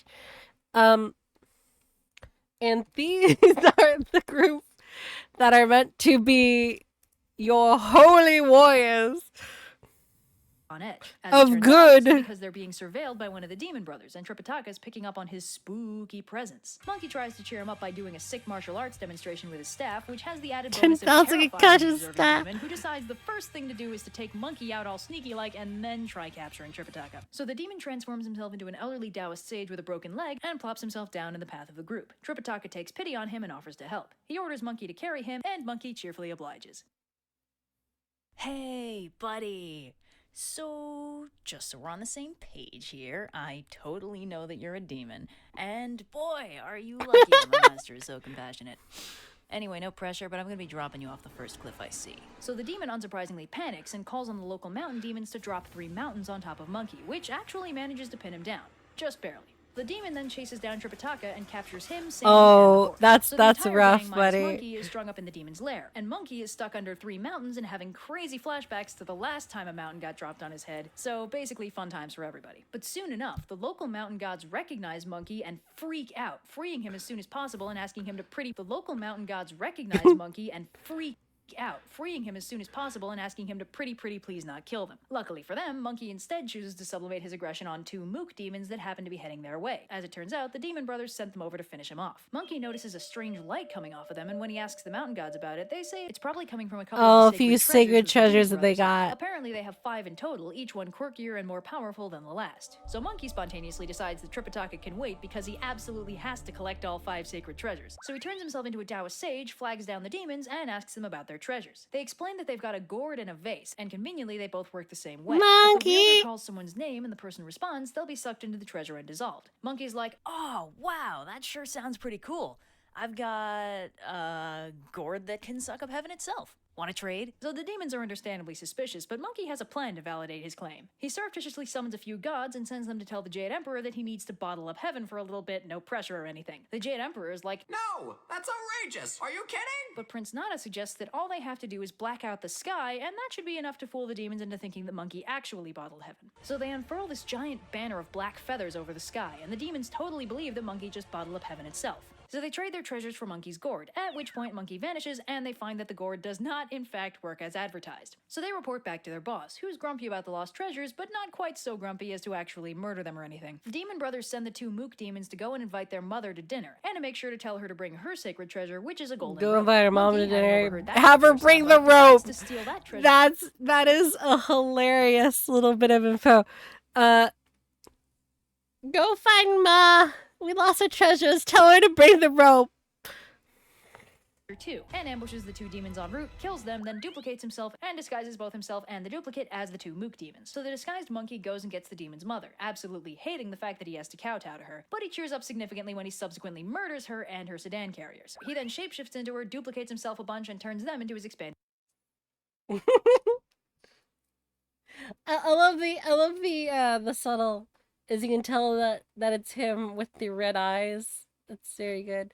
Also, he's really getting his murder on in this episode. I told you there would be no more murder. Murders her and her sedan carriers. He then shapeshifts into her, duplicates himself a bunch, and turns them into his expanded coterie, and trundles back to the Demon Brothers' cave. The demons greet their mother, and when Monkey greets them in return, Pigsy, who we recall is strung up in the cave, recognizes him by his tail and starts laughing like crazy. The demons offer their mother Tripitaka, but she says she thinks she'd rather have Pigsy's ears, at which point Pigsy flips out and blows his cover. At that exact moment, a demon minion runs in to say that he found their mother and her entire coterie dead. Monkey recognizes his cover's blown and books it, vanishing in a blinding flash of red light. At this point, the elder demon brother is like, alright, this isn't worth it, let's just give him back the monk. But the younger brother is all like, are you kidding? Where's your pride? Tell you what, let me fight him, whichever one of us wins gets the monk, and when I win, you can stop worrying. So the younger brother gears up and heads out to fight Monkey. They're pretty much evenly matched, so Monkey gets the brilliant idea to try and turn the tables by using the golden rope to trap the demon. Unfortunately, he doesn't actually know how to use it, so the demon just catches it, throws it back, and recites the spell that actually does make it work. He ends up trapping Monkey and hitting him a whole bunch, but quickly realizes that he won't make any progress that way, so he just drags him back to the cave, ties him up, and takes the gourd and vase back. Pigsy makes fun of him for a bit until Monkey turns his staff into a steel file and breaks out, turning into a demon servant and leaving a duplicate in his place. At which point Pigsy, whose only role in this particular story is to cause problems, yells Fucking Pigsy. that Monkey's escaped. Fortunately, the demon brothers have kind of learned to tune Pigsy out at this point, so Monkey pockets the golden rope and zips out of the cave without too much difficulty. Now, Monkey really wants the gourd and vase back as well as the other two treasures, so he decides to test a theory. He knocks on the door and insists that he is, and I swear this is not a joke, Grimple's son, brother to Pilgrim's son, the Monkey King. Having given the demon brothers a fake name, he hopes the gourd won't suck him in when they call his name. But as it turns out, it does, which is a bit of a setback. Fortunately, Monkey remembers that one time Lao Tzu stuck him in a brazier for 49 days, and it couldn't render him down, so he's not really concerned about melting, he just needs to find a way out. So he goes all, oh, the humanity! My legs have totally melted! That was fast. Oh geez, there goes my pelvis. Noisy, isn't he? Forsaken me, Buddha. So Monkey has a duplicate that looks like him but half melted and subsequently turns into a fly. So when the demons crack the seal to check on his melting progress, he flies out of the opening all sneaky-like. Monkey then pickpockets the gourd and replaces it with a duplicate, which seems to be something of a theme this episode. I really need you guys to see the monkey face. Hold on, you have to get it past me. Here you go. Look. It's really good. It's really, really good. Very, very monkey energy. And pickpockets the gourd and replaces it with a duplicate, which seems to be something of a theme this episode, then slips outside and knocks again, this time claiming to be Son Pilgrim, yet another suspiciously identical monkey with a bad attitude. The demon plans to suck him up again, but he spots Monkey's identical gourd and demands to know where he got it. Monkey's like, why don't you tell me where you got yours? And the demon gives him a gloriously detailed info dump involving the birth of the universe itself, to which Monkey replies with, yeah, same. And they compare gourds. Unsurprisingly, Monkey's gourd actually Kung Fu functions while grip. the demon's duplicate gourd doesn't. So Monkey sucks up the demon, who dissolves almost immediately on account of not being monkeys. So the elder demon learns of his brother's death and gets incredibly upset. And Pigsy casually mentions that all the monkeys that came to the door were obviously the same monkey. What are you, stupid? And the demon gets even angrier and orders his servants to steam him. So the elder demon gears up for battle with his brother's sword and the fifth treasure, which is a fan. He heads out to fight Monkey. Oh, and is an having learned iron from previous thing? experience, Anyway. immediately sticks his army on him, which Zurg rushes and actually causes Monkey some trouble until he makes a bunch of duplicates to fight the army. The elder demon gets surrounded and whips out the fan, which, as it turns out, shoots hellfire.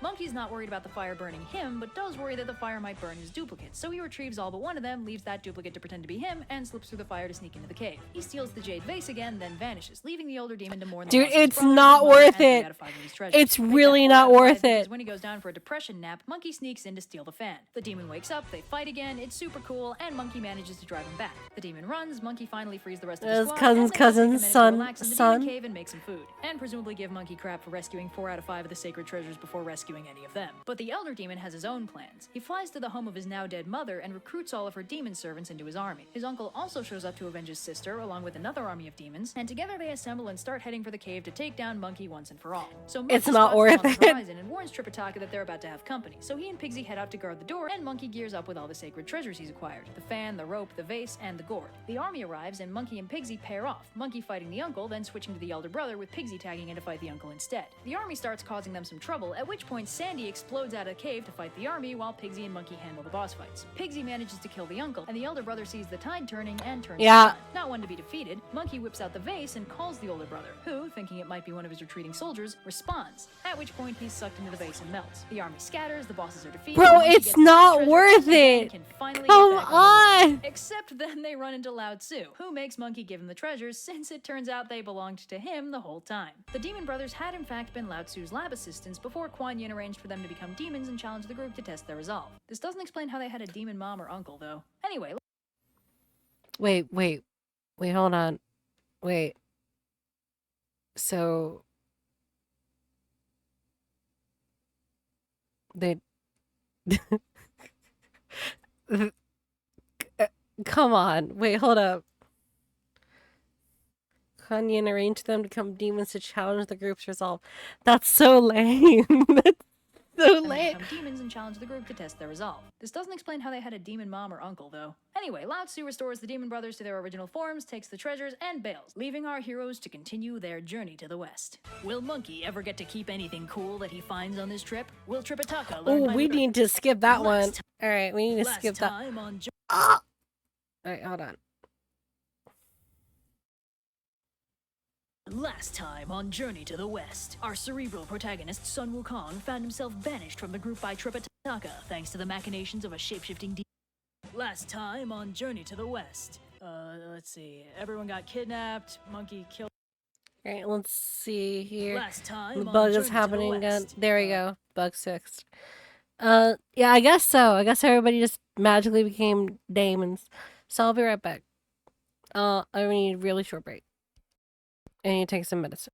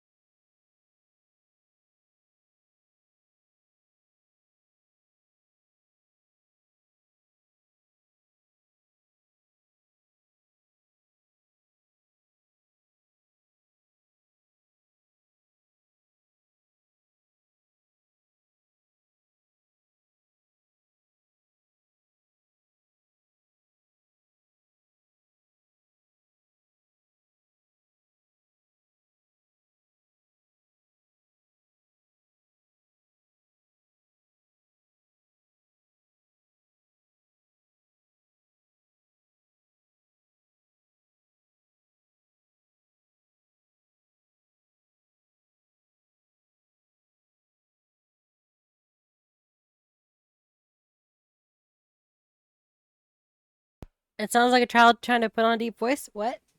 Oh, do you mean the narrator? Do you mean the narrator?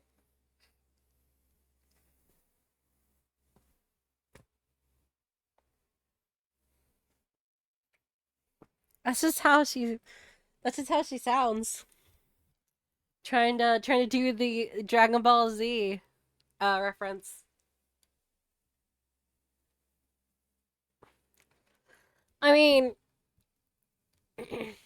well, to be honest, I am also putting on a deeper voice, else I sound like a horrible creature, and I don't like that. I do not like sound like that in English, so I prefer to put on a deeper voice, and then my higher pitched disposition appears when I get upset or excitable.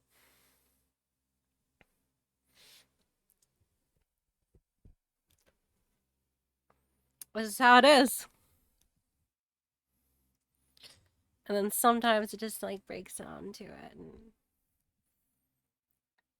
sometimes it's just like really tiring. I do the voice the entire time. So I just, drop the whole streamer voice for a little bit.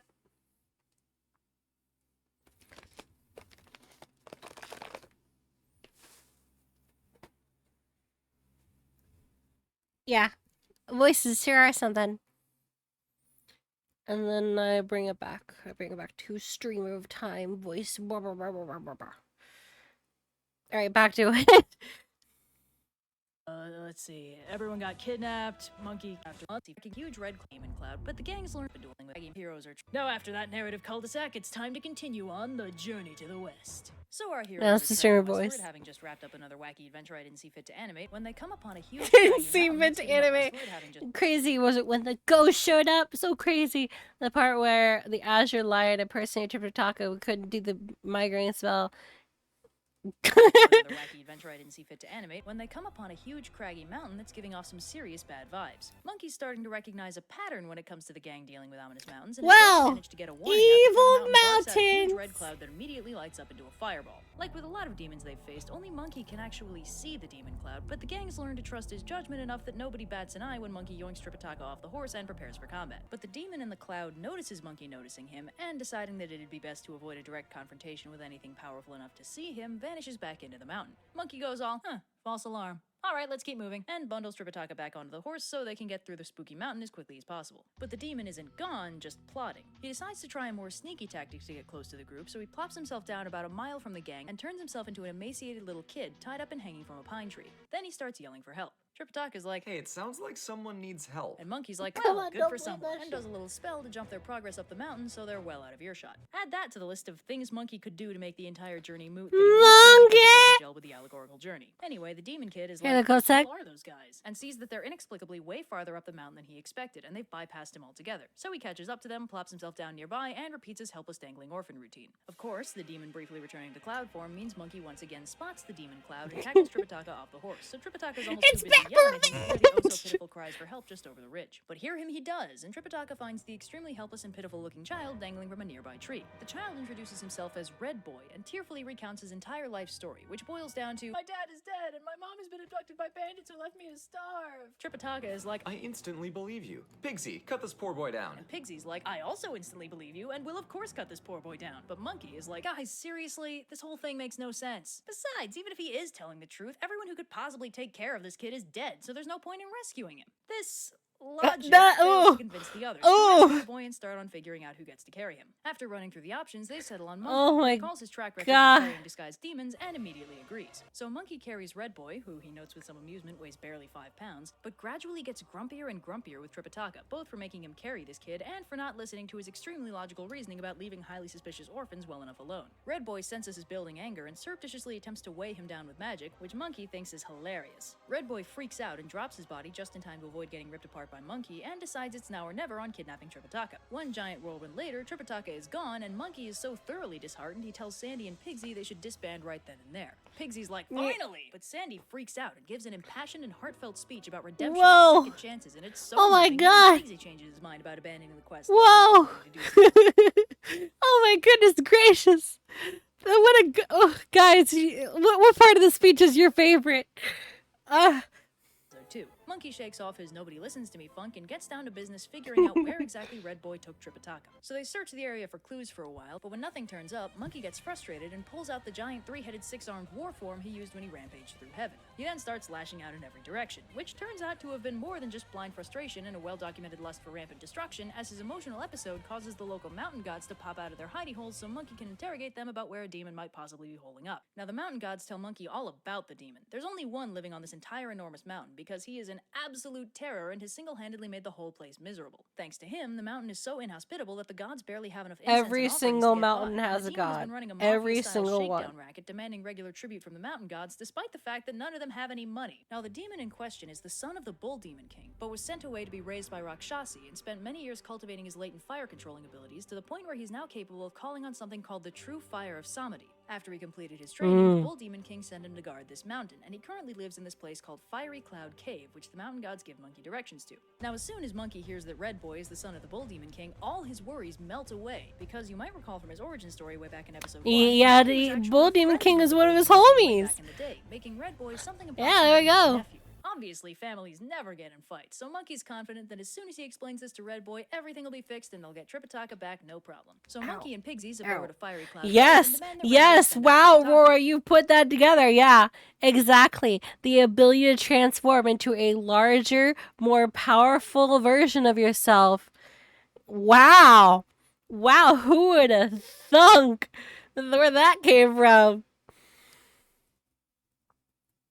Instead, he sends out these 5 weird carts and arranges them according to the 5 phases, and then comes out looking for a fight. Perhaps unsurprisingly, Monkey's little, "Hey man, I was friends with your dad 500 years ago" argument fails to persuade him to knock it off, and they fight. Pigsy observes that while they're roughly evenly matched, Monkey has Red Boy on the defensive, so in a bid for glory, he dives in and whacks him with his rake. Red Boy responds by diving into one of the carts from earlier and subsequently punching himself twice in the face. But there's a method to his madness, as Red Boy recites a spell and immediately shoots fire out of every hole in his face. Fire also erupts from the carts, and while Pigsy books it across the river, Monkey makes a fire-repelling charm and dives into the inferno. But he can't find Red Boy in all the smoke, so he jumps clear of the fire and returns to the others, specifically to tear Pigsy a new one for bailing just when the fight was getting good. They argue I'm not fireproof, I'm just impulsive. strategy for a while until Sandy recommends that since Yeah, Red some Boy's kind hand-to-hand of- combat skills are relatively underdeveloped and he seems maybe- to mostly rely on his fire powers instead, maybe they should focus on finding a way to put out the fire instead of just arguing. super Monkey form, sets off to huh? the Eastern Ocean to conscript the help of one of the Dragon Kings in whipping up a little rainstorm. After hemming and hawing over paperwork for a while, since making a proper storm requires the approval of the Jade Emperor, the Great Dragon surreptitiously loans Monkey one of his armies and sends him back. So Monkey heads back to the cave with the dragon army hiding in the clouds overhead, and I Red love Boy, the who again starts lagging behind. I back to love the cave, dragon army design. There's like some mermaid dude, he's fine. But then there's also reverse mermaids of fish, a turtle, probably might be a crab, and a shark. It's The so dragon good. army It's so hiding in the clouds creative. overhead and picks another fight with Red Boy, who again starts lagging behind and busts out the flames of Samadhi when the fight goes south. The dragon army breaks out the rain, but the flames react unexpectedly to the downpour and actually get stronger, because the true fire of Samadhi is too powerful to be put out by an unlicensed thunderstorm. When Monkey tries to find Red Boy among the flames, the demon ambushes him and blasts smoke in his eyes, blinding him. Now, as has been previously established, Monkey is fairly fireproof, but technically he's only immune to normal fire and heavenly fire. The true fire of Samadhi isn't either of those things and is actually managing to hurt him. Red Boy smokes him again, so Monkey blindly launches himself out of the inferno and into the nearest river, where the temperature shock knocks him out. The dragon army freaks out and summons Sandy and Pigsy to help Monkey, and you know it's serious because they use their actual celestial titles instead of their nicknames. Sandy fishes him out of the water and freaks out. Oh wait, in turn hold up. because they use their Marshall actual Kennedy and curtain lifting general. celestial titles instead of their nicknames. Sandy fishes him out of the water and freaks out in turn because he looks pretty dead, but Pigsy scoffs, elbows him to one side, and revives Monkey with a few well-placed smacks on the back. Score 1 for Pigsy actually doing something beneficial. Wow, for a change. Pigsy So actually Monkey's does alive, something. but is fairly messed up, both emotionally and physically. The fact that he can't rescue Tripitaka is almost taking more of a toll on him than the whole being set on fire and nearly drowning thing. So he concludes that since they can't solve this on their own, the only thing to do is to go and get Kuan Yin's help. Unfortunately, he's too weak to make the journey, which means Pigsy has to do it instead. So Pigsy sets off southward towards Kuan Yin's place, but Red Boy notices him leaving and realizes the only thing in that direction is Kuan Yin, so that's probably where Pigsy's heading. So he takes a gamble, transforms to look like Kuan Yin, and intercepts Pigsy. He tells Pigsy that Red Boy is an eminently reasonable guy and they should just go to his cave and talk things out with him, and of course course, the minute they get to the cave, Red Boy ambushes Pigsy and takes him prisoner. Meanwhile, Monkey gets a bad feeling about how long Pigsy's taking and drags himself off to the cave to see what's wrong. He reflexively picks a fight with the guards, but immediately realizes he won't actually be able to take them in a fight, so he transforms into a fancy but harmless gold scarf, which the guards bring into the cave. After a little duplicate and replace action, Monkey turns into a fly and starts snooping around. Dude, the ability to make a copy of yourself when you're able to transform yourself is just is so ridiculous. Also, anything that can fight Wukong is also ridiculous. And the fact that there's multiple things in this whole entire story that can fight Wukong is like wacky. There he finds Pigsy tied up in a bag yelling about how he got tricked, but before Monkey can break him out, he overhears Red Boy ordering 6 of his minions to go and invite the Venerable Great King over to dinner. Monkey takes a gamble on who the Venerable Great King might be and takes a page out of Red Boy's book by transforming himself to look like the Bull Demon King. Dragon Ball is based off of Journey to the West! Dragon Ball is based off Journey to the West! Come on! That's the whole point! The entire point!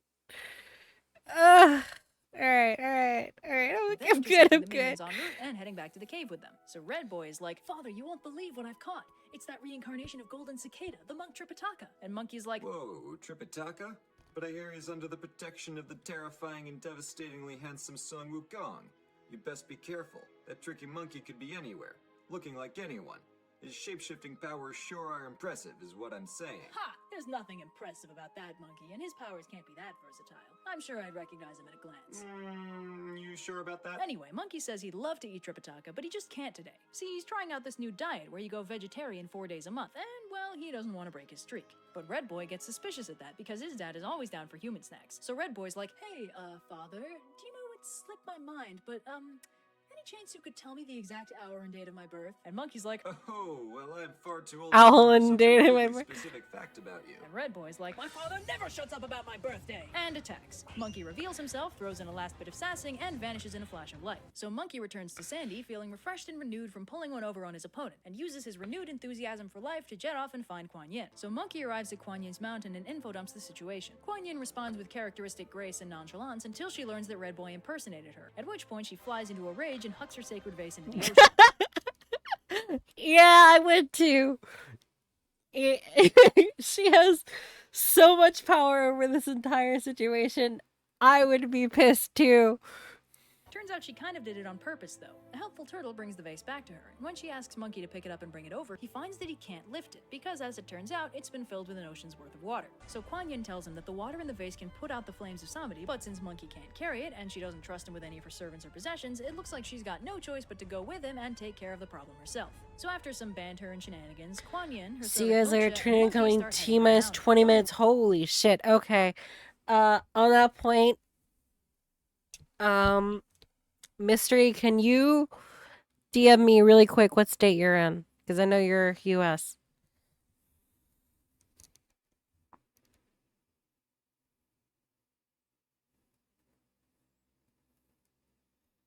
We're gonna take a minute. I'm gonna turn this on. I do a little bit of safety precautions. Just gotta, just gotta keep everything safe and sound, What's up with my talking about health spiel if people aren't safe, And I do not mess around with strong wind anymore.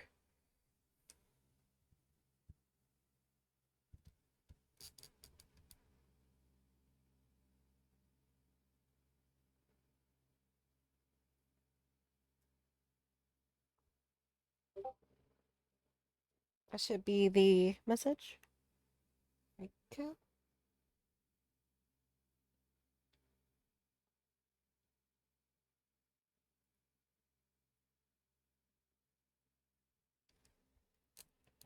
It's responding.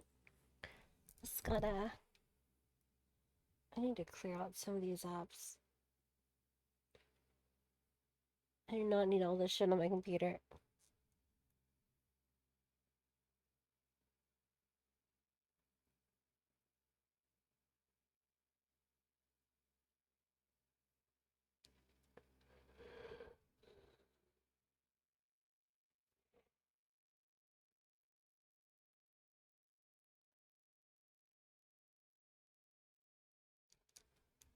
Alright.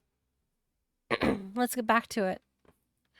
The way, Kuan Yin borrows the Swords of Constellations from a friendly Devaraja and transforms them into a replica of her lotus platform. When they get to the mountain, Kuan Yin summons all the mountain gods, orders them to evacuate every living creature within 300 miles, and then dumps out the vase. The ocean that results perfectly mirrors her home in the Southern Sea. Then she takes Monkey's hand, paints the character for delusion on it, and orders him to go pick a fight with Red Boy and lure him back to her. So Monkey goes and kicks a hole in Red Boy's front door, then lures him to Kuan Yin. Monkey vanishes into Kuan Yin's divine aura, and Red Boy decides that this is in no way a trap and is in fact the perfect time for him to pick a fight with a bodhisattva. He goes to whack Kuan Yin with his spear, but she vanishes, so he resorts to yelling insults into apparently empty air. In fact, Red Boy is so confident in his triumph over Monkey and Kuan Yin that he thinks maybe he'll just take a seat right here on this big fancy lotus platform Of swords. So Kuan Yin does a thing with her vase, and the lotus platform reverts to its true form, aka a metric ton of swords, with predictably painful results for Red Boy. So Red Boy freaks out as Kuan Yin reveals herself and begs her to make him her servant and also make the stabbing go away. One quick haircut later, Kuan Yin does just that, dispelling the swords as well as Red Boy's many and exceedingly uncomfortable injuries. True to form, Red Boy's confidence immediately returns, and he declares the whole thing a trick and charges Kuan Yin. Monkey dives in to block the attack, but there's no need, as Kuan Yin throws a golden ring at Red Boy, which splits into 5 that constrict around his wrists, ankles, and neck.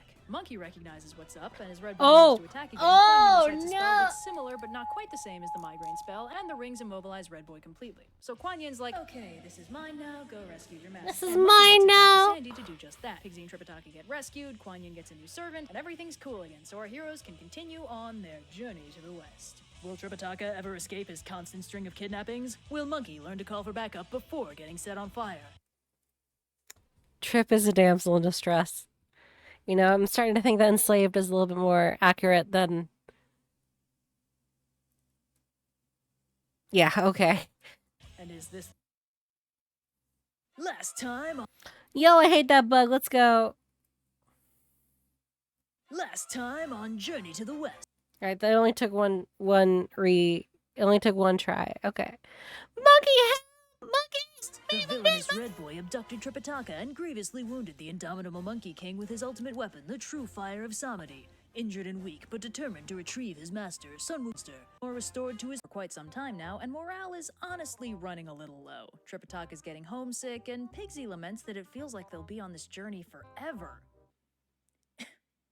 But just as Monkey's Yeah, telling draw them it, girl, that draw they'll it. get there when they get there, they bump into a huge, turbulent, and totally pitch-black river in their way. While they're discussing how to get across, they spot a boatman nearby and ask him to ferry them across. But the boat's too small to accommodate a monk, 3 semi-celestial monsters, and an entire horse, so they split up into 2 groups. Tripitaka and Pigsy to be ferried across first, Sandy and the horse next, and Monkey What? can just jump across, so it's not really No, But when don't Tripitaka even... and Pigsy are Bro. racing across the river, the boatman reveals himself to be a bad guy. Come summoning a warrior and on. sinking the boat. Why does this Sandy keep panics and says they should happening? look downstream to see if they've washed up on the shore, but Monkey points out that Pigsy's a good swimmer. If it were a normal capsizing, he should have been able to get himself and Tripitaka to safety, no problem. So Sandy strips down to dive in, but Monkey warns that the black water looks real suspicious. But Sandy points out he lived in a river way eviler than this one and heads in no problem. Investigation of the river bottom reveals a huge... I can't wait to eat this monk! The Black River God, and Sandy overhears the definitely not a real boatman monologuing about how he's gonna invite his uncle over so they can eat Tripitaka and become immortal. Sandy becomes enraged and bangs on the door, demanding Tripitaka's return. And Pigsy too, I guess. And the demon comes out to see what all the fuss He's is. negotiable. Decked out in gold and jewels, and is instantly down to fight. He and Sandy battle at the bottom of the river for a good 30 rounds before Sandy realizes Wait. they're at an impasse and turns to run, hoping to lure the demon out of the water so Monkey can finish him off. But the demon's got more pressing matters to attend, namely drafting up an invite for his uncle, so he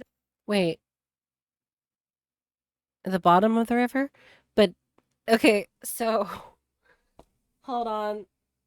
Monkey went to one of the seas to try to get a storm earlier. And he complained he can't fight within the water. Wouldn't it be at the bottom of the water? Like, why doesn't he just Okay, never mind. Never mind. He Let's doesn't go. follow Let's to the go. surface. As Sandy and Monkey discuss what to do, a mysterious old man suddenly appears and introduces himself as the Black River God. He quickly clarifies that he's not the demon that abducted Tripitaka, he's the true god of this river. But several months ago, this demon stormed in from the Western Ocean, kicked him out of his house, and set up shop in his fancy pavilion. When he filed an official complaint, he discovered that the demon's uncle is Ao Shun, the Dragon King of the West, and thanks to nepotism, there's nothing he can do. He's such a small-time god, the Jade Emperor will never listen to him, so he's hoping maybe Monkey will be willing to Circumventing authority is your thing. vigilante justice? Monkey's like, a Dragon King? Oh, I've threatened all those guys before. BRB, I'll sort this out. I've threatened Last all Sarcastic those Mr. guys He before. intercepts the messenger carrying the invitation to come meet Tripitaka, then marches up to the palace to have a little chat with the Western Dragon King. But while Monkey was expecting to have to throw some weight around or threaten the guy, as soon as the dragon sees the invite, he freaks out. See, the demon is his sister's 9th son and didn't have anywhere else to go, so the Sister's 9th son.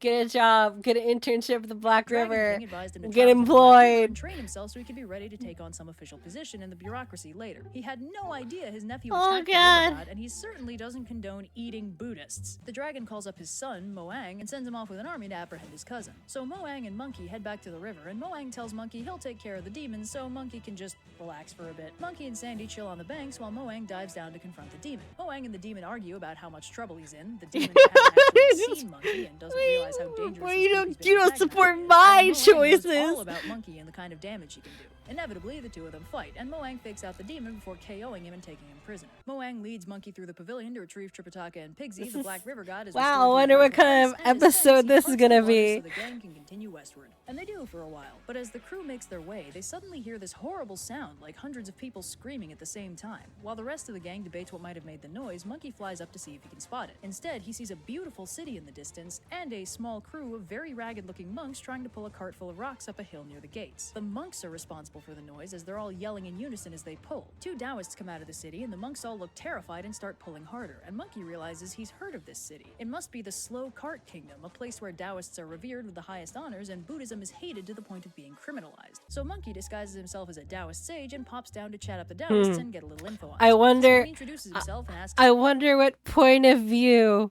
this novel is taking. I wonder.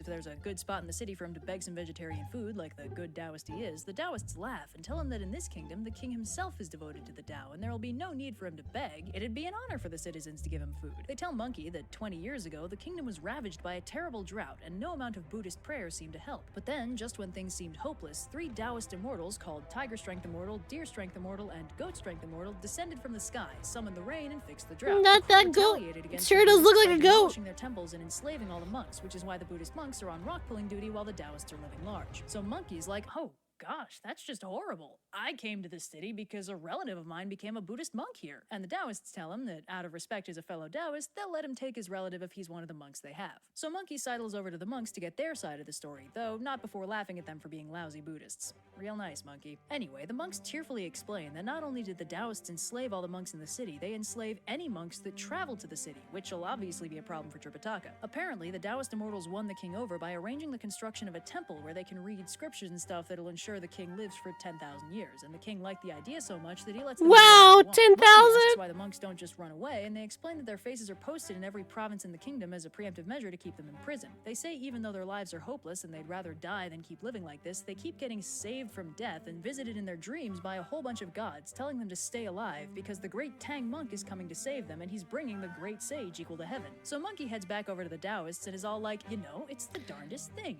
I'm actually related to all of these monks. Bringing the great. So, a good way to say like, oh, this is official, is because they're using the empty title. I think that's actually quite interesting, is that they're using his empty title that really doesn't mean anything. It really doesn't mean anything. In order to give them hope, because like, oh, wow. The great sage equal to heaven? Wow. He's coming to help? Also, you may remember that is one of the similar titles given through the World Martial Arts Tournament. There are Dragon Ball fans in chat. So me and my cousins Strongest under the heavens. Taoists obviously kick up a fuss, so Monkey gets cranky and kills them. The monks all freak out because they're gonna get blamed for the deaths, and Monkey's like, would you guys relax? I'm the great sage. And the monks are like, no you're not. The gold star of Venus told us that the great sage is all ugly and hairy with scary fangs and stuff. And Monkey's like,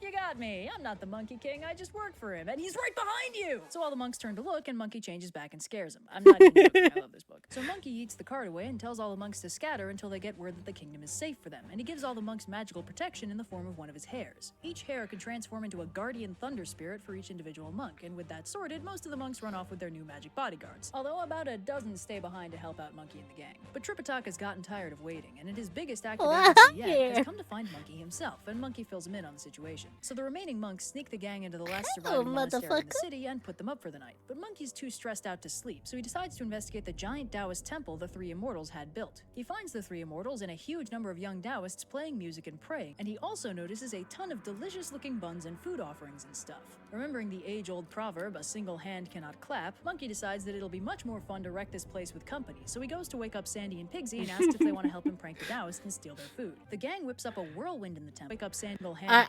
I love this frame. I actually really love this frame. This is such a well done frame.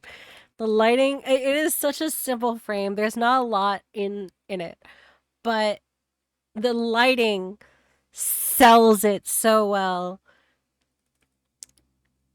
Oh, also, honestly, Red does really, really good bubbling. They're not full bubbles, but they're really, really good. So he goes to wake up Sandy and Pigsy and asks if they want to help him prank the Taoists and steal their food. The gang whips up a whirlwind in the temple, and the Taoists take this as a sign to call it a night. To keep suspicion to a minimum, the trio transform to resemble three statues in the temple, with Pigsy disposing of the originals down the nearest toilet. Suitably disguised, the gang digs in. Although Monkey isn't actually a huge fan of cooked food, being a monkey, so he just has some fruit and hangs out with his friends. Oh, that's cute. But the party goes south when one of the young Taoists realizes he forgot his handbell and heads back into the hall, where he hears breathing, sees the place wrecked, freaks out and slips on a lychee seed, and Pigsy bursts out laughing. The Taoist runs away and returns with the three immortals, who see that the offerings have been eaten but nobody's around. The immortals conclude that the strength of their prayer must have brought the three pure ones down from heaven to take their offerings, and while they're here, they should ask for some golden elixir and holy water to give to the king. Monkey, as the statue, speaks up and tells the Taoists that they were indeed summoned by their super effective prayer, but they've just come from the Festival of Immortal Peaches and they don't have any elixir or holy water on them right now, but they can come back tomorrow? But the Taoists are very insistent, so Monkey says they can get them some holy water, but they'll need a container and the Taoists will need to leave the room. After some reshuffling, they're left alone with a big cistern, and Pigsy's confused about where they're supposed to get the holy water from until Monkey starts peeing in it. So the trio accumulate an impressive amount of holy water, which the Taoists admit doesn't taste very good, and once they realize they've been bamboozled, Monkey grabs Pigsy and Sandy and blasts through the door. Cursely highly recognizable. Pigsy's confused about the amount of holy water from until Monkey starts peeing in it. So the trio This holy water tastes a lot like hog urine. undetected for a good night's sleep. Oh no! Tripitaka goes to the king to have his travel papers recertified, and because this kingdom likes enslaving monks, Monkey and the gang go with him to make sure nothing goes wrong. The king immediately goes to toss Tripitaka in prison, but his advisor privately tells him that these monks are from a really faraway kingdom, and to get here they must have gone through an absolute butt-ton of demons, so it's probably best not to mess with them. But just when it looks like this adventure might be over quickly, the three immortals swagger in and order the guards to apprehend our heroes for wreaking mischief in the Taoist temple. But Monkey says that that's ridiculous. They're new in town. They don't know anything about this city, so how on earth would they even know about the temple? And even if they did, how could they have done any real damage without these three super powerful Taoist immortals stopping them? This confuses the king enough that he can't tell who's the bad guy in the situation, but just then a messenger arrives to inform the king that an outlying village is suffering from a drought, and they've requested help from the immortals. The king has a bright idea and suggests they turn it into a competition. Whoever can make it rain is the winner and won't get in trouble. Monkey thinks this is a great idea, and the crew ships off to the town and gets to work. So Tiger Strength Immortal hops up on the podium and explains that he's going to strike his ritual tablet 5 times. He's gonna call a tablet off of Amazon. Rain, while the 5th strike will dismiss the storm. So obviously, when Tiger Strength Immortal gets ready to do his thing, Monkey surreptitiously duplicates himself and vanishes into the clouds overhead to intercept whatever he does. With each strike on the tablet, the sage summons more and more minor gods, each with their own part to play in the creation of the storm. But as soon as they run into Monkey, they freak out, he explains the situation, and they all agree to help him out instead. So 5 strikes and exactly no rain later, Monkey pops back down, tells Tiger Strength Immortal to quit embarrassing himself, and hops up on the podium. podium. Monkey pulls a nervous Tripitaka up on the stage and tells him to recite the Heart Sutra and he'll handle the rest. Tripitaka begins and Monkey signals the gods overhead, and they unleash a truly biblical storm. Gale force winds, sheets of rain, the world. Convinced, but the Taoists I don't want to be that person, but rain and windstorms now give me a smidge of anxiety.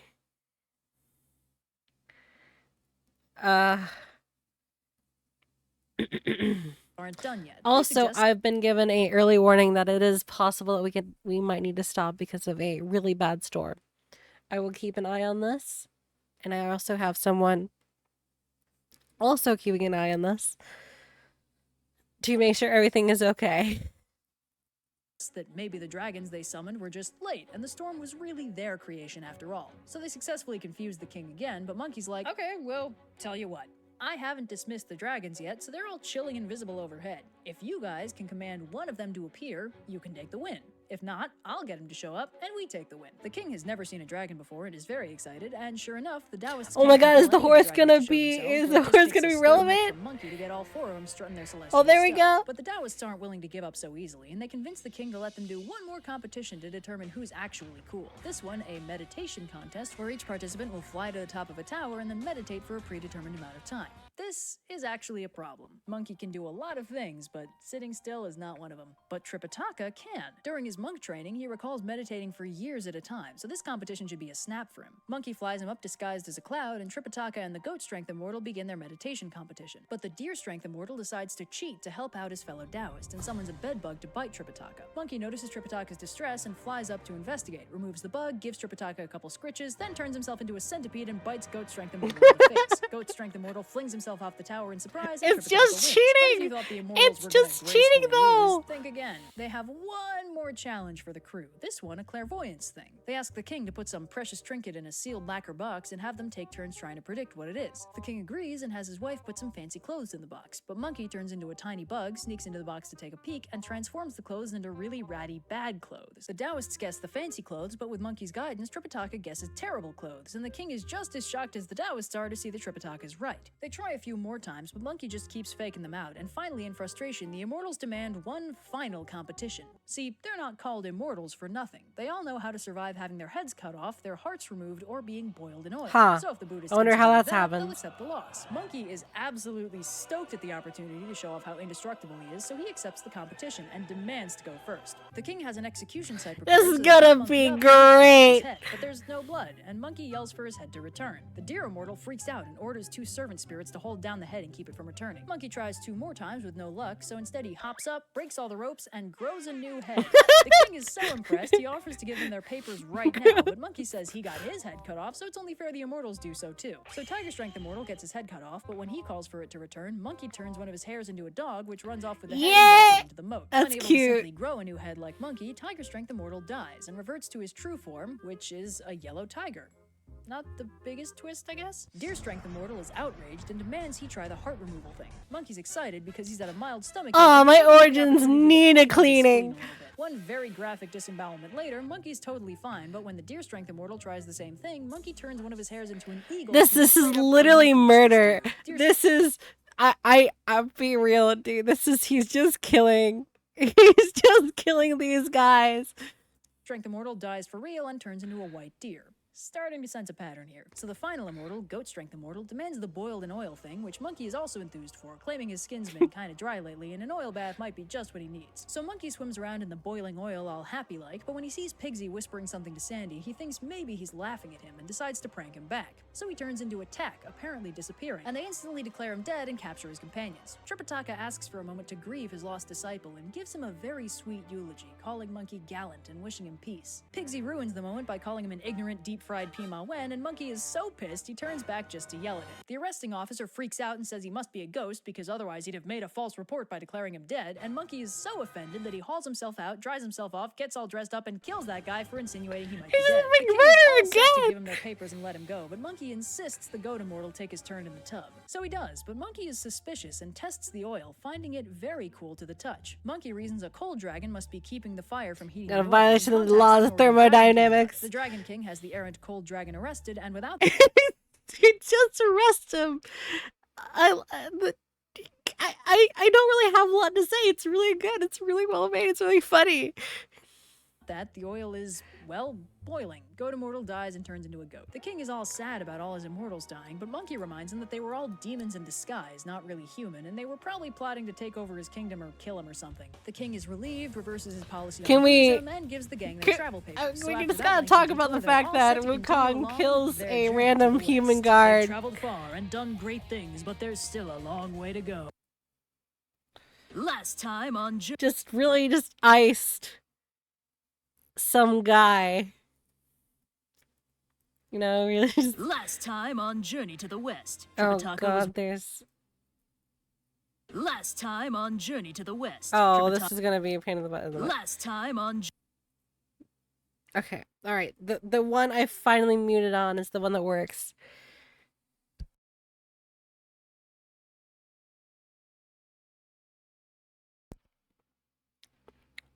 Ugh.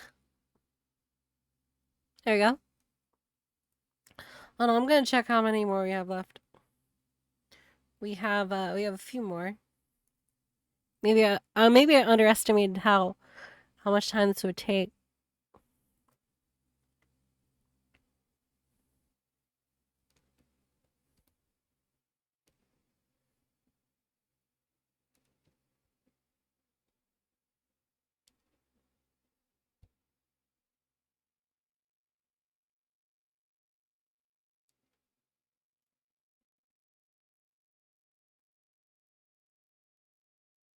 We have an hour left.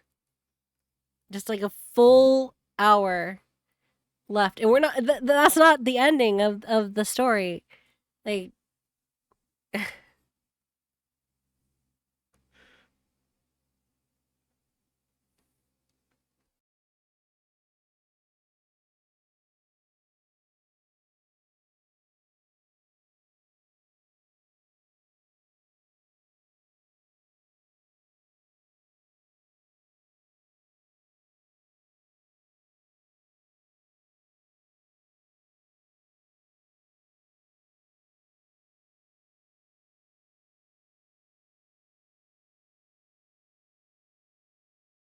let's see where this takes place in the story. Journey to the West.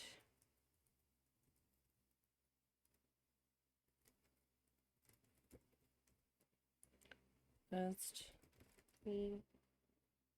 Immortals. Immortals of Tiger, Elk, and Antelope.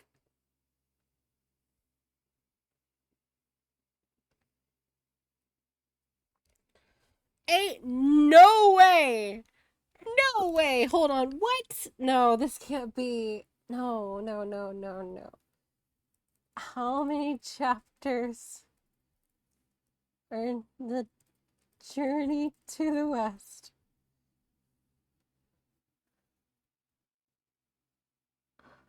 100 chapters? Bro. Oh my god. What? No. Oh, jeez.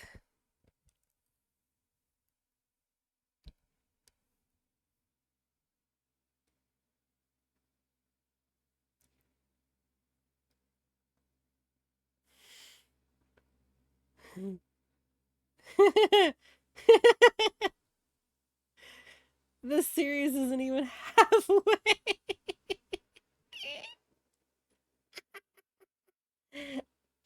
Oh, shit.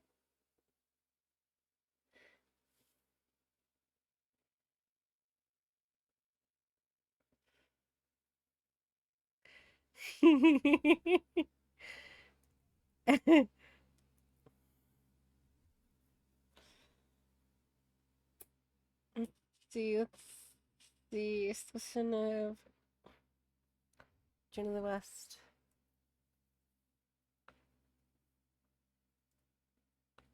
What?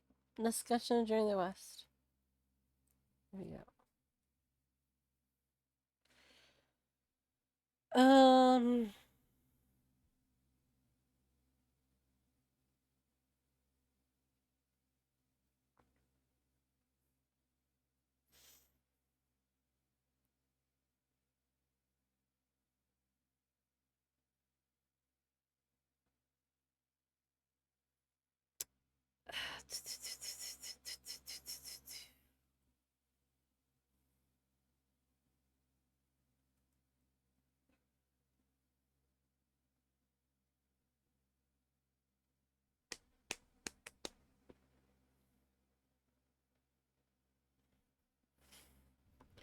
Six-eared.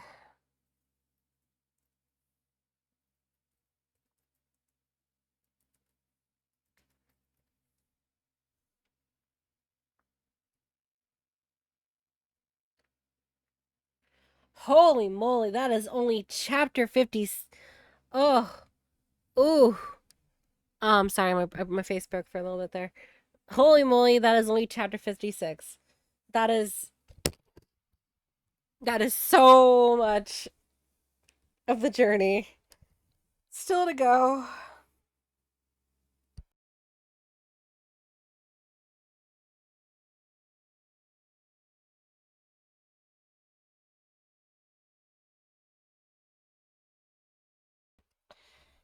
Oh my word.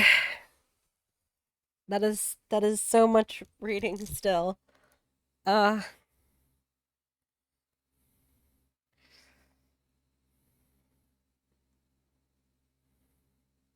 Last Okay. Okay. Here we go. time, I'll reveal Demon Kingdom ruled by 3 guests and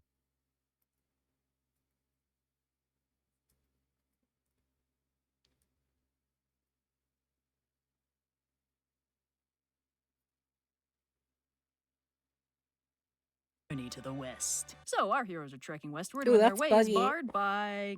Let me just spin this wheel real quick. A huge river, easily 800 miles wide. Pretty There sure we that go. technically qualifies as an inland sea, but long story short, they're stuck. Surprise, surprise. They spot a town nearby and head over Wow, for help another with quest river. objectives and end up having dinner with these 2 How rich young brothers who are fascinating. very nice, Are and those- don't even is get that bugged river when they also keep next to a single-handedly mountain? threatens to eat them out of house and home. But while the town may seem idyllic, we know what to expect from these things by now, and the truth eventually comes out. This region is ruled by the Great King of Miraculous Power, a being who controls the weather and grants the town rain, but at a hefty price. Every year, the Great King requires a sacrifice of 2 young children, 1 boy and 1 girl from one of the families in town. This year, it's the brothers' turn. And wouldn't you know it, despite their advanced age, they each manage to have 1 kid, and these delightful youngsters are their pride and joy, and also the only heirs they have. What a tragedy this is. After first suggesting that the men just use their immense wealth to buy 2 replacement children, Monkey remembers he's a good person now and volunteers to help out by taking the boy's place. Can we just He also buy volunteers Pigsy to kids? replace the girl. And after a lot of complaining, Monkey and Pigsy disguise themselves as the children, and the townspeople carry them to the temple and run off. With a dramatic flourish, the Great King appears, and unsurprisingly, he's a big scary demon. But for all his scariness, he's completely unprepared for how nonchalant Monkey is about this whole being sacrificed thing, and he gets so freaked out he goes after Pigsy instead. Pigsy freaks out and changes back, walloping the Great King with his rake and knocking a couple fish scales Oh, off him, which hey! makes the Great King freak Got out and actual run away. hit. Pigsy He and Monkey actually got a chase him, hit and when in. the demon figures out who he's really dealing with, he freaks out even harder and vanishes into the river. Pigsy and Monkey figure that between the scales and the river thing, he's probably a river demon, and if they defeat him, they might be able to find a way across. But that's a problem for after the victory party. With the kids saved and nobody dead, our heroes return to a Wait, housing, 8 so years? that's a problem. Are you But not everyone is celebrating, as off in the river, the demon I explains to heart his demon buddies why he eating didn't bring any kids. leftovers I and recounts see, his daring I escape. see. But this year might not be a total bust. He recognized Pigsy and Monkey as disciples of Tripitaka, who he's heard is so magically delicious and nutritious that eating him would make them all immortal. But Monkey is so scary, and Pigsy too, I guess, that he's not sure he'll be able to get to Tripitaka at all. But one of the demons has an idea on that front, and with her help, the Great King begins hatching a plan. The next day, the gang wakes up to find the town blanketed in a beautiful layer of I love extremely the way unseasonal snow. This is very picturesque. I but actually love not the good. way that she depicts. Yeah, very rare Pigsy moment. Pigsy W moment. I love the way she depicts Monkey as a monkey, because it's so easy to just depict him as like a dude, as like just a man, but he's a monkey. Good, because Tripitaka was hoping to borrow a boat to cross the river, and with the weather like this, a boat isn't going to do him any good. Plus, this journey is really starting to drag on. It's already been 7 or 8 years since Tripitaka first left for the west, and all this waiting know is I love really old getting to him. Tripitaka. The old dudes try to cheer him up by serving him tea in their beautiful snowy garden, and Monkey calls Pigsy an absolute cretin for not recognizing the beautiful tranquility of a fresh snowfall. I guess you could call him an uncultured swine. Yeah. But as they spend a beautiful afternoon drinking in the wonders of nature and also a bunch of tea, someone passing by outside loudly mentions that the cold snap has Oh, frozen wow. the river solid. The and river is people are so starting safe to actually walk traverse. across it to start their seasonal trade with the Amazing. Western Caribbean Wow. women, an empire of only women that lives on the other side. Well, if the river's actually frozen all the way through, then they can just walk across, no need for a boat or a demon fight. So after first weatherproofing the horse and a few lessons from Pigsy in safe ice traversal, our heroes set out along the frozen river to continue their journey westward. Or at least that's the plan. The demon smashes through the ice and everyone but Monkey falls into the water. Pigsy and Sandy manage to retrieve the horse in their luggage, but Tripitaka is nowhere to be found. Bro, No the bad horse is a ideas, the dragon. band trudges back to town to The horse regroup is a and make a plan. dragon. Monkey is certain that Tripitaka is still alive, so he tells the old men to take care of their horse and dry out their things while he, Sandy, and Pigsy figure out how to get Tripitaka back. Unfortunately, Monkey is still no good underwater, so Pigsy carries him as they swim down to investigate. They find a massive underwater palace, and Monkey turns into a shrimp and sneaks in, finding Tripitaka alive and well, but stuck in a box, very unhappy to be stuck in a box, and lamenting his frankly terrible luck with rivers. Monkey scoots back out and suggests Sandy and Pigsy try to provoke the demon and lure him out of the water so Monkey can finish him off. You know, that strategy they've tried twice that has literally never worked. But you never know, maybe the third time's the charm. So Monkey pops back to the surface while Sandy and Pigsy see about luring the demon out to play. But this time, the demon is actually prepared for a fight and brings out a very impressive-looking mace. Do you Pigsy think brag about their- Wukong is the reason why Sonic can't swim? Oh no! Jeez. Oh, you brought a fascinating little conundrum there, my friend. No, I don't think it is. I hope it's not. But I think the reason is that it's just a bit of a pain in the oh no, he sinks to the bottom of the wait.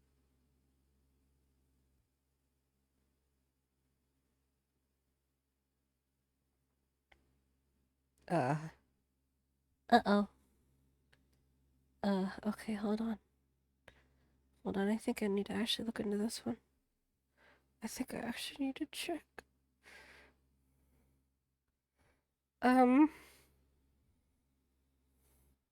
Sonic Journey to the West. Oh no.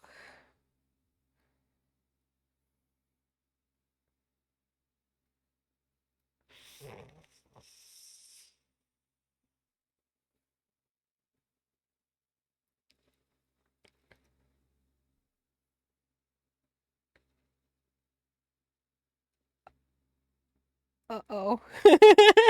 Okay.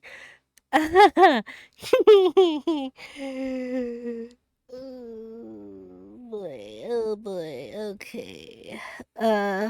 Let's see.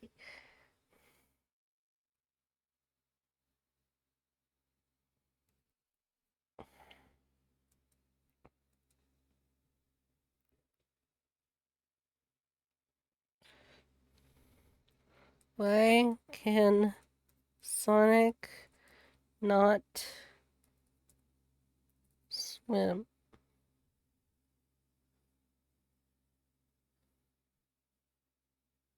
Oh, all right. Okay, actually, we have a reason here, apparently.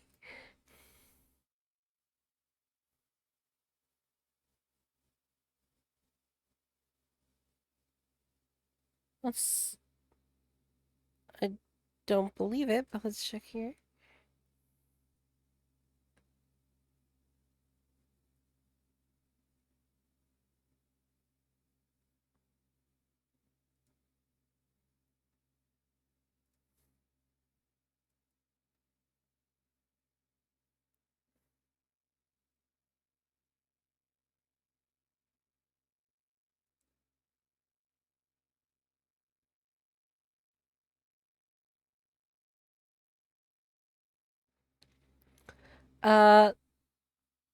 When he was created, the developers thought the hedgehogs could not swim. After learning that hedgehogs can swim, they decided to not fix it because character flaws are important. I see.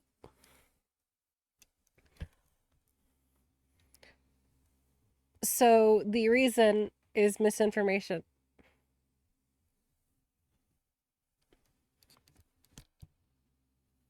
And then they just didn't change it. Well, good to know.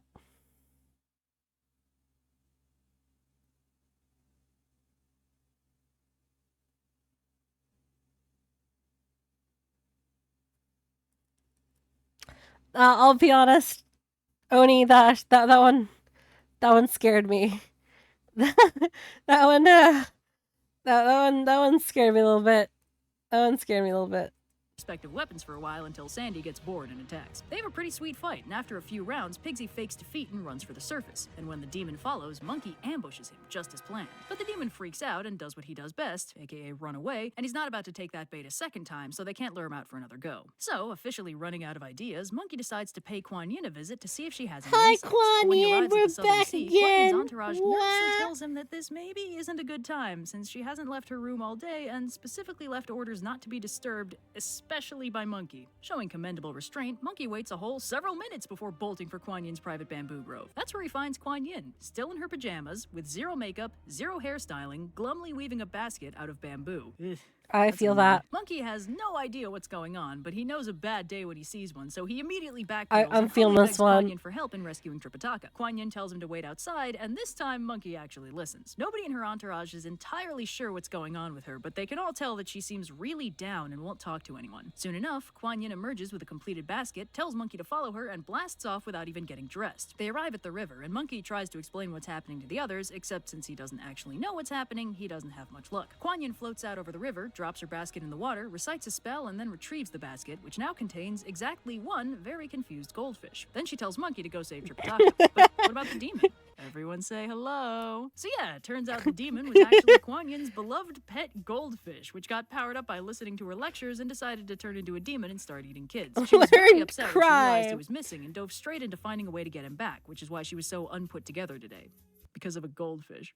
Pigsy got beat up by a goldfish. With the boss demon out of the way, they easily rescue Tripitaka, and meanwhile, the townsfolk are so awed by Kuan, I woke up like this yin, that they all troop out to worship her and make a bunch of art about it. With Tripitaka unkidnapped and everything basically resolved, they still have to figure out a way to cross the river, make a bunch of art about it. With Tripitaka awed by Kuan, I woke up like this yin, that they all troop out to worship her and make a bunch of art about it. With Tripitaka unkidnapped and everything basically resolved, they still have to figure out a way to cross the river, which is when a huge white turtle shows up. Apparently, he's the guy who actually owns this river, and with the goldfish gone, he's back in charge. As thanks for restoring his position, he carries the gang across the water himself. We like asking turtles, only if they give him yeah. some tips from the Buddha to help him finally shed his turtle shell and gain a human form. So with that fishy business sorted out, our heroes can continue on their journey to the west. And they do for a while. But the weather gets colder and the going gets harder, and eventually they run into a, let me spin this wheel here, huge mountain barring their way. It's not totally impassable, but it's very narrow and treacherous and probably full of scary wild Another animals, mountain. so everyone's a bit on edge. As they make their way through the mountain, they eventually spot some signs of life. A mansion and a cluster of houses nestled in one of the valleys. Tripitaka suggests they stop there to get some food and rest up. But unfortunately, but perhaps unsurprisingly, Monkey can see ominous dark clouds around the town and figures it's not worth the inevitable demon attack. Careful, he's learning. He convinces Tripitaka to stay put and let him go off and get them some food.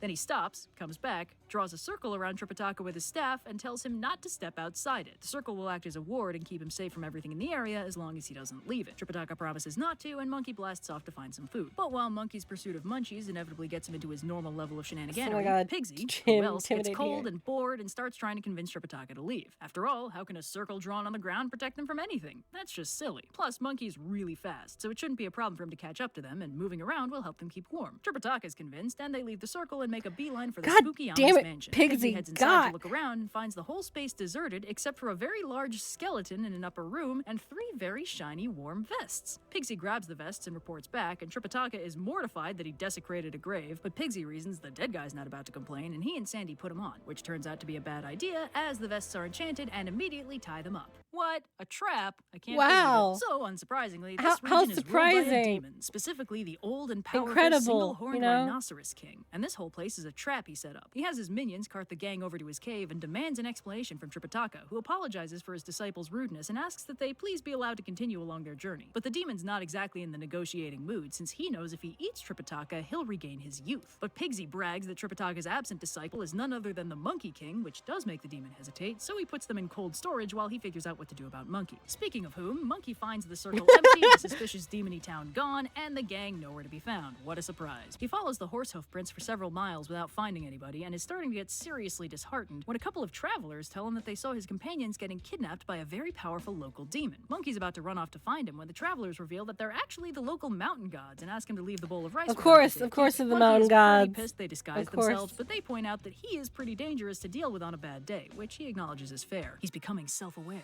So Monkey starts searching for the inevitable demon cave and eventually spots a set of double doors in the mountainside guarded by a bunch of imps. He lands, because that is character development. He's becoming self-aware that he is, or was, or actually still is, a huge problem.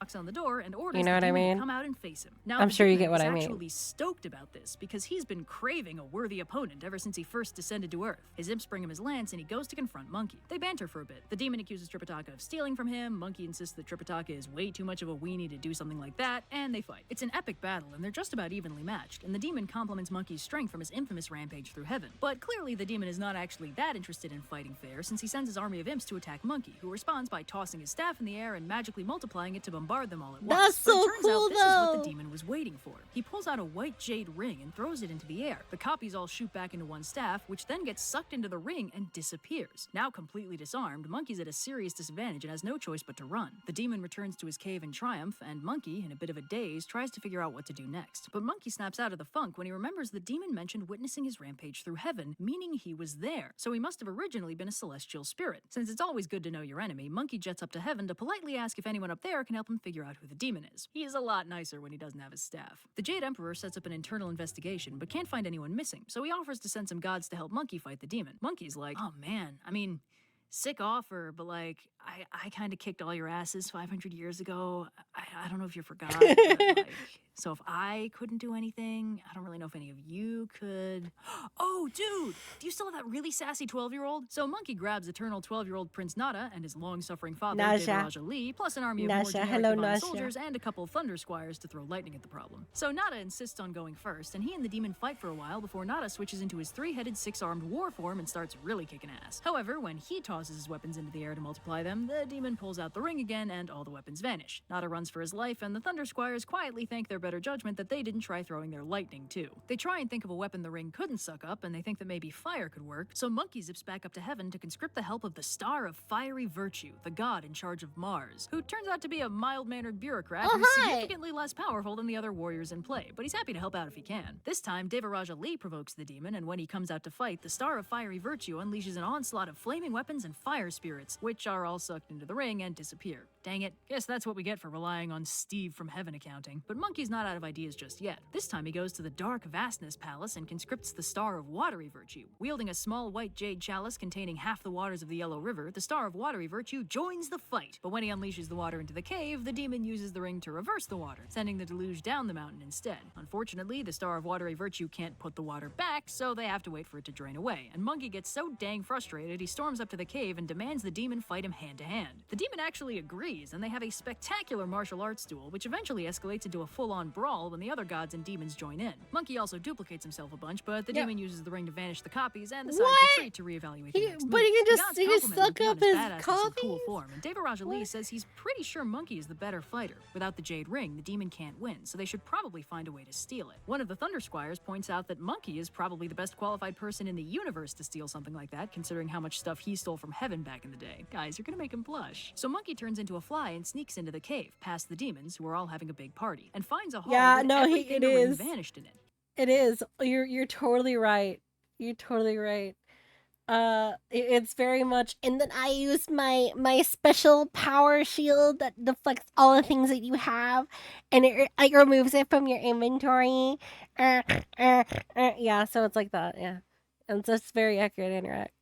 He can't find the ring itself, but that doesn't matter so much because he finds his staff, and is so stoked to have it back, he immediately smashes his way out of the cave in celebration. The demon and his army obviously chase him, and they battle for about 3 hours. But when the sun goes down, the demon calls for timeout, Monkey says no timeouts, and the demon bolts back into the cave. Everyone showers Monkey with compliments and praise, and he figures that now that the demon's all tuckered out, he can just sneak in and look for the ring on his own time. So Monkey turns into a cricket and sneaks into the cave, but when he spots the demon getting ready for bed, he notices a problem. He's going the demon to bed? is wearing the jade ring on his arm. Monkey tries and fails to That's dislodge it, funny. and eventually decides to do the next best thing. He goes back to the hall with all the weapons, reduplicates himself, steals all the weapons, frees all the fire spirits, and smashes his way out of the now burning cave, riding a fire dragon like the first-class badass he is. The demon is very unhappy that his cave is now super on fire, while the Divine Army is very happy to have all their weapons back. But in spite of how super cool that play of the game was, the demon still has the ring, and it doesn't take very long for him to use it to steal all their weapons back. Boo. So the heavenly host dissolves into arguing, blame placing, and infighting, and Monkey finds himself living out his worst nightmare of being the voice of reason. So he decides that when all else fails, he should probably check in with the Buddha and see if he has any ideas. Yeah, So Monkey flies off to the Thunderclap sounds Monastery about and right. drops in on the man himself. Oh boy, nobody tell Tripitaka it's that easy. Buddha is kind of surprised to see him there, all alone without Tripitaka and the others, and Monkey fills him in on the situation. Now Buddha figures out who the demon is pretty much immediately, but refuses to tell Monkey because he knows Monkey doesn't know how to shut up, and would instantly brag about how he learned the demon's true identity, and he just really doesn't want to deal with that right now. So instead, he has his 18 Arhats gather 18 grains of cinnabar sand to magically paralyze the demon. I use my ultra cool ring of absorbing that cannot be blocked or dodged and steals all of your weapons 100% of the time. And I can also steal your copies that are basically just you and have all of your powers. So, like, it counters you and you know, Monkey jokes around with the Arhats, who seem like pretty cool dudes, and they fly back to the mountain. Monkey goes to lure the demon out, but then the demon taunts him about how he's super gonna kill his friends, so Monkey drops the goofs and attacks him for real. The Arhats make their move and dump the sand on the demon, and it grows into a huge pile that threatens to bury him completely, until he uses the ring to make it disappear. Man, this guy sucks. Get it? Look, if I'd thought of it earlier, I would have said it earlier. But two of the Arhats tell Monkey that Buddha secretly told them that if the sand didn't work, Monkey should go and ask Lao Tzu for help. Monkey's cranky, they couldn't just tell him that in the first place, but you know how Buddha does, so he jets off to go bother Lao Tzu. But as he's filling him in on the situation, he noticed something's missing from Lao Tzu's lab. His the green buffalo is slash conspicuously bull. absent. Apparently, he had one of those. And apparently, the lad guarding it thought eating a random elixir pill he found on the ground was a super good idea, and it knocked him out for a week straight, during which time the green buffalo escaped and headed to Earth to fulfill his dreams of fighting with the opponents. I wonder. Searching the lab, I wonder Lao Tzu who that realizes his is. diamond snare is also missing, the thing he used to finally capture Monkey during his rampage through heaven. Apparently, that's the true form of the jade ring the demon's been using to steal everyone's stuff. Lao Tzu grabs his fan and storms off for a little disciplinary training. When Monkey and Lao Tzu arrive on the scene, the demon freaks out and hucks the ring, which doesn't work out so hot when Lao Tzu catches it with one hand. Then he swings the fan, and the demon immediately reverts to his true form, no problem. Lao Tzu leads the formerly demon, now just your garden variety green buffalo, back to his lab. Monkey retrieves the weapons and rescues the others, no problem. And with that eventful trip down memory lane all sorted out, they are finally back on track to continue their journey to the west. Will Tripitaka's luck with mountains and rivers finally improve? Will Pigsy learn to stop being the Power inciting incident in NyQuil. every episode? And what was that thing about an empire of only women? no dipped by a cow. No dipped by a string. But let's not get too far into that. Find out next time on Journey.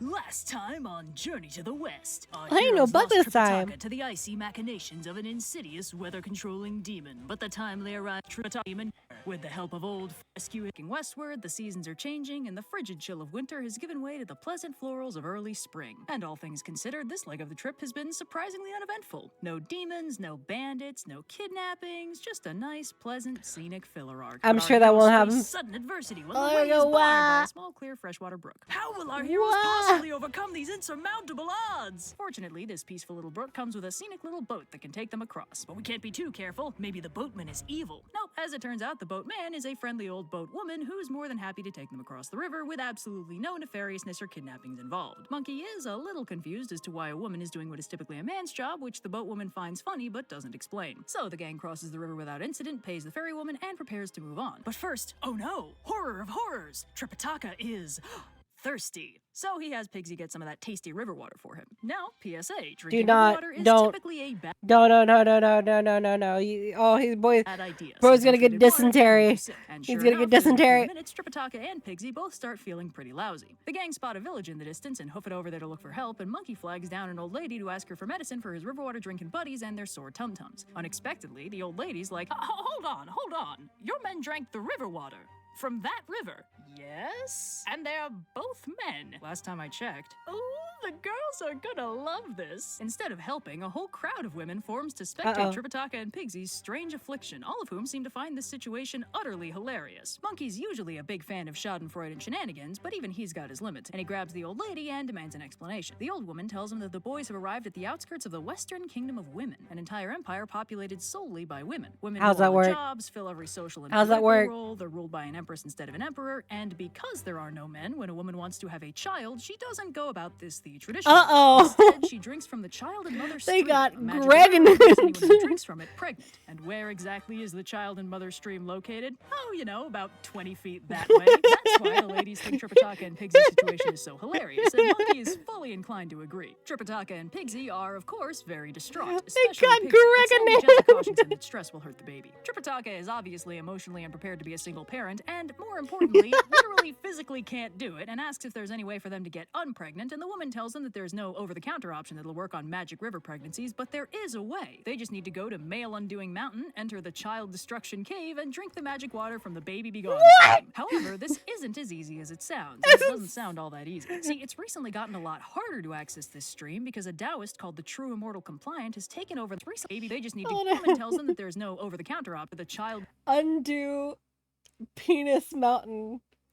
Destroy Child Cave. Drop the fetus spring. Destruction Cave and drink the magic water from the Baby Begone stream. However, this isn't as easy as it sounds, and it doesn't sound all that easy. See, it's recently gotten a lot harder to access this stream because a Taoist called the True Immortal Compliant has taken over the mountain and now controls the water, and has been charging the women exorbitant prices for the tiniest glass of the stuff. There's no way a bunch of mendicant monks will be able to front the copay. This would be a big problem if Monkey was planning on paying for anything ever in his entire life. He leaves Sandy in charge and flies off to Male Undoing Mountain to scope out the sitch. He runs into a Taoist disciple who tells him there's no way his master will give him the water for free, and Monkey suggests he tell his master that Sun Wukong is here to see if that changes his mind. This does in fact change his mind, but probably not in the direction Monkey wanted it to. As it turns out, the Immortal is the older brother of the Bull Demon King and the uncle to Red Boy, and he's not too pleased about how Monkey got his precious nephew Oh, that heartless beast! in trouble with the bureaucracy of heaven. You know how this song and dance goes. The Immortal pulls out a weapon, in this case a gnarly hook, and they fight for a little while until Monkey starts winning and the Immortal retreats back to the well. Now, while the Immortal can't beat Monkey, he is frustratingly good at keeping him away from the water, and in the ensuing scrap, Monkey ends up fumbling the bucket and dropping it down the well. With no way to get the water now, Monkey heads back to the group to figure out a plan B. Okay, so Monkey's new plan is that he'll distract the Immortal while Sandy goes and gets the water. This plan does require leaving Tripitaka and Pigsy in the care of the old woman and her family, but she's pretty cool about it and promises not to hurt them. Monkey's like, look, no I offense made this intended, river but I because kinda that don't I've think got you're my capable of nephew, hurting literally David any of us." Greganan. She's like, oh, is that how you think this place works? Listen, son, you're all just lucky we're all too old to be interested in men anymore. If the young ladies around here had found you, you'd be having a much harder time going anywhere. With that tasty little bit of foreshadowing dropped, Monkey and Sandy head back to the mountain, and Monkey taunts the Immortal to lure him out. The disciple hypes the Immortal up and tells him Monkey doesn't stand a chance of beating him, and with that optimistic forecast Wow, you're ringing in his so ears, the right, he Immortal would goes never out to knock. fight. While Monkey keeps him busy, Sandy heads for the well with a brand new bucket, and when the disciple tries to block the way, Sandy breaks his arm. Hey, it was the nicer option than killing him. Whoa! He's reformed, remember? Sandy gets the water without too much trouble and calls for Monkey, who stops pretending like this is anywhere near a fair fight and blocks the Immortal's hook. Since the Immortal hasn't really done anything wrong except blackmailing an entire community of women by holding their reproductive rights hostage, and Monkey still has respect for his brother, the Bull Demon King, he just gives him a very reproductive rights hostage, and Monkey still No, brother, who could have possibly snapped your arms off? has respect for his brother, the Bull Demon King. He just gives him a very stern warning to stop blackmailing people for the water and turns to leave. Obviously, the Immortal's none too pleased about this and goes for a backstab, so Monkey sweeps the leg, grabs his hook, and snaps it in half. Thoroughly cowed, the Immortal gives up, and Monkey and Sandy head back. Tripitaka and Pigsy drink the water, and one very alarming bowel movement later, are declared Oh my god, pregnancy-free.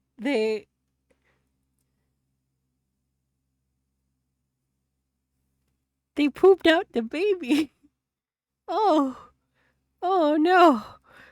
They leave the rest of the water with the old lady who helped them, who says this precious commodity will help cover the cost of her funeral. And with that delightful business sorted out, our heroes are all set to continue their journey to the west, though I can't imagine Tripitaka is too happy with the concept of riding a horse right now. Sandy cautions them to take it easy since new mothers are very delicate, officially confirming his status as the funniest person alive. So the gang continues westward and eventually reach a massive city, evidently the capital of the Kingdom of Women. Tripitaka tells the gang to be on their best behavior and to control themselves, which turns out to be a bit of a misread since the minute they walk through the gates, they're swarmed by a mob of young women who've heard about this men thing and are very curious to learn more. Monkey has Pigsy scare them off with his gross monster face, but even that doesn't dissuade them completely since Tripitaka is evidently a very pretty man. Monkey and Sandy crank up the scare factor too, which, let's be honest, can't possibly work on all of these ladies, but it keeps the mob off them enough for them to make it through the city. They're into it. I like that that's part of the story. To be announced to the throne and have their papers certified before they're allowed through the city. The gang is served a nice hot meal by a house full of beautiful women, and meanwhile, the official legs it back to the palace to tell the queen what's going on. Now, the queen is very happy to hear about these visitors in her fine city because she happens to know that Tripitaka is basically blood brothers with the Tang Emperor, and if she wants to consolidate her power and guarantee the continuation of her family line, she can do that very effectively by marrying Tripitaka. The official tells her that while Tripitaka is indeed a legit snack, his 3 disciples are a lot more spicy. The queen doesn't mind letting the disciples continue their journey westward, but their oh-so-juicy master will be staying with her. No, I While can't. the queen gets a That's the matchmaker pro on the horn, tag. the official heads back to give Tripitaka the good news. Speaking of whom, Tripitaka and the gang are enjoying their meal when they hear that the Grand Preceptor wants a word with them, which has Tripitaka a little confused until Monkey nonchalantly says the queen probably wants to marry him. Tripitaka unsurprisingly panics, but Monkey tells him that if marriage is on the table, Tripitaka should say yes and then let Monkey handle everything. Sure enough, the Preceptor heads in with the queen's proposal, offering to make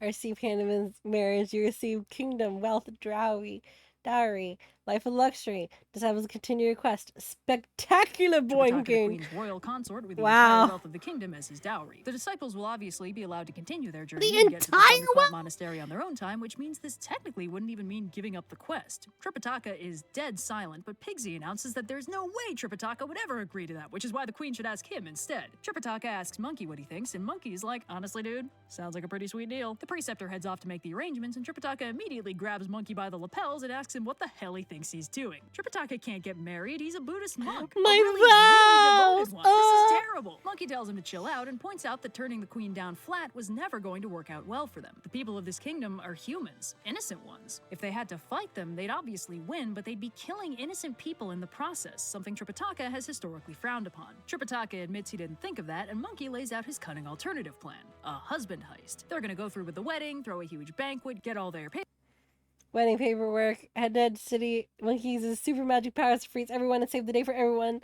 Wow, that phase gets used a lot. paperwork in order, and then when Tripitaka tearfully sees them off at the edge of the city, Monkey will use his magic to freeze everyone for a whole day while they book it off into the sunset. Not a bad plan, all things considered. Meanwhile, the queen hears her proposal's been accepted and piles into her royal carriage to meet her future boo. She finds Tripitaka just as pretty as she'd hoped for, despite him being too flustered to speak, and she invites him into the carriage to head for the wedding hall. Tripitaka pretends to be totally cool with this, even though all he wants is to be a good Buddhist and get some scriptures, dang it. So the gang head for the wedding hall and enjoy the beautiful and ornate wedding party, and at Tripitaka's request, the queen recertifies their paperwork and agrees to wait until tomorrow to officially put him on the throne. The wedding party wraps up and the plan rolls into its final stages. Tripitaka politely asks if he can see his disciples off one final time, and the queen obviously agrees, and they pile into the chariot to see them off at the edge of town, followed by a massive mob of beautiful young women. When Tripitaka steps out of the carriage to say his goodbyes, he drops the pretenses and very gently asks the queen to let him continue on his journey. The queen is very upset about him suddenly changing his mind, but Pigsy scares her back, and it looks like the gang is going to manage to leave without anything worse than a broken heart, until a girl sprints out of the crowd, tells Tripitaka he should try boning her instead, the right and woman vanishes yet. in a cyclone. Finally, a demon showed up! I was starting to get worried! Monkey freaks out and blasts off to look for Tripitaka, which has the unexpected side effect of giving the queen closure, since she didn't realize these monks could, like, fly and stuff. Her officials conclude that Tripitaka and his Clearly they were super Buddhist, you know.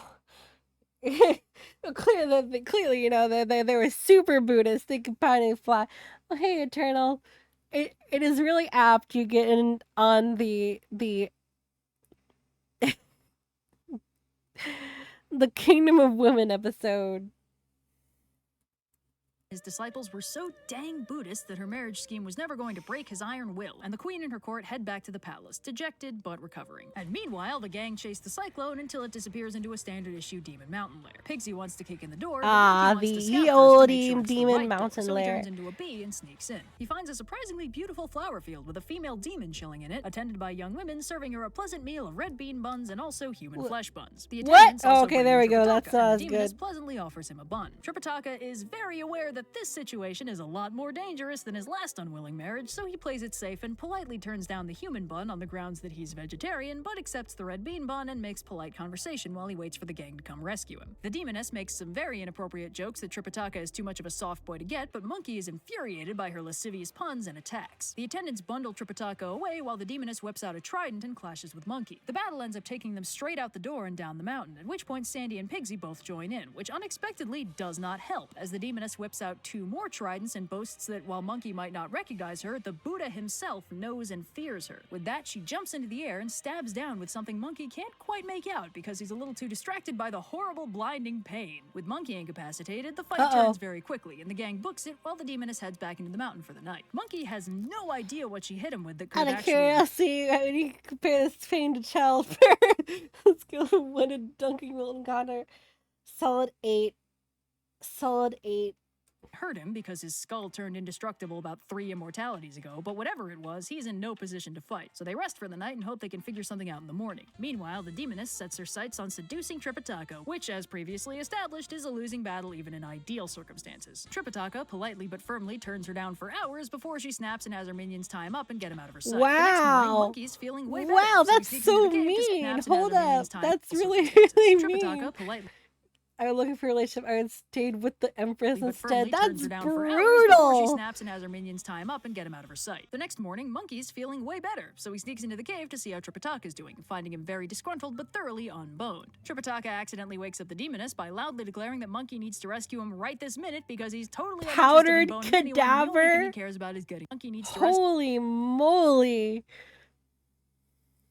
him right this minute because he's totally uninterested in boning anyone, and the only thing he cares about is getting those scriptures. That means it's about fight o'clock, so Monkey zips out of the cave and Pigsy smashes the door in. They fight for a while before the demoness whacks Pigsy in the face with that mysterious weapon and puts him out of commission. She heads back inside to stew while Monkey and Sandy try to figure out their next move. They're not having that much luck fighting the demon because they're really not even sure what she is. But luckily, Monkey spots an unassuming old lady nearby who's positively radiant with auspicious light and realizes Kuan Yin must have gotten impatient and come by to see what the holdup was. Kuan Yin reveals herself and explains that the demoness is actually a scorpion. The tridents she uses are her claws, and the mysterious weapon that keeps taking them out is her stinger tail, loaded with a seriously potent poison. She used to listen in on Buddha's lectures until one day she got snippy, stung his hand, and ran, hence why even the Buddha fears her. Kuan Yin also says she can't help them directly, but she knows who can, and points Monkey in the direction of Star-Lord Mao, the spirit of one of the 28 lunar mansions corresponding to the Pleiades. Kuan Yin pieces out, and Monkey zips up to heaven to track down Star-Lord Mao, bouncing around a bit before he eventually finds him.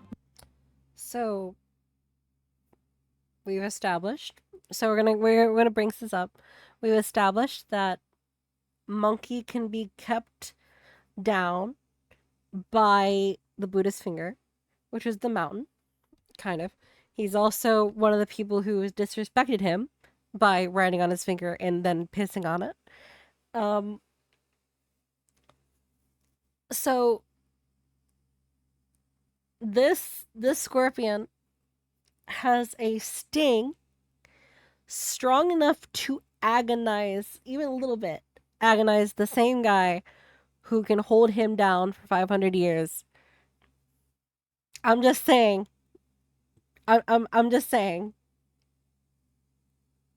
That's kind of crazy. Monkey explains That the is- situation, and that Star-Lord is Mao some declares there's still bananas time to waste on power pleasantries, scaling. and they book it back to the mountain. Star-Lord Mao magically cures the lingering effects of the scorpion demon's poison, so Monkey and Pigsy are back in fighting form and smash down the door again to lure out the demoness, which is when Star-Lord Mao reveals his true form in all his divine glory as a 7-foot chicken.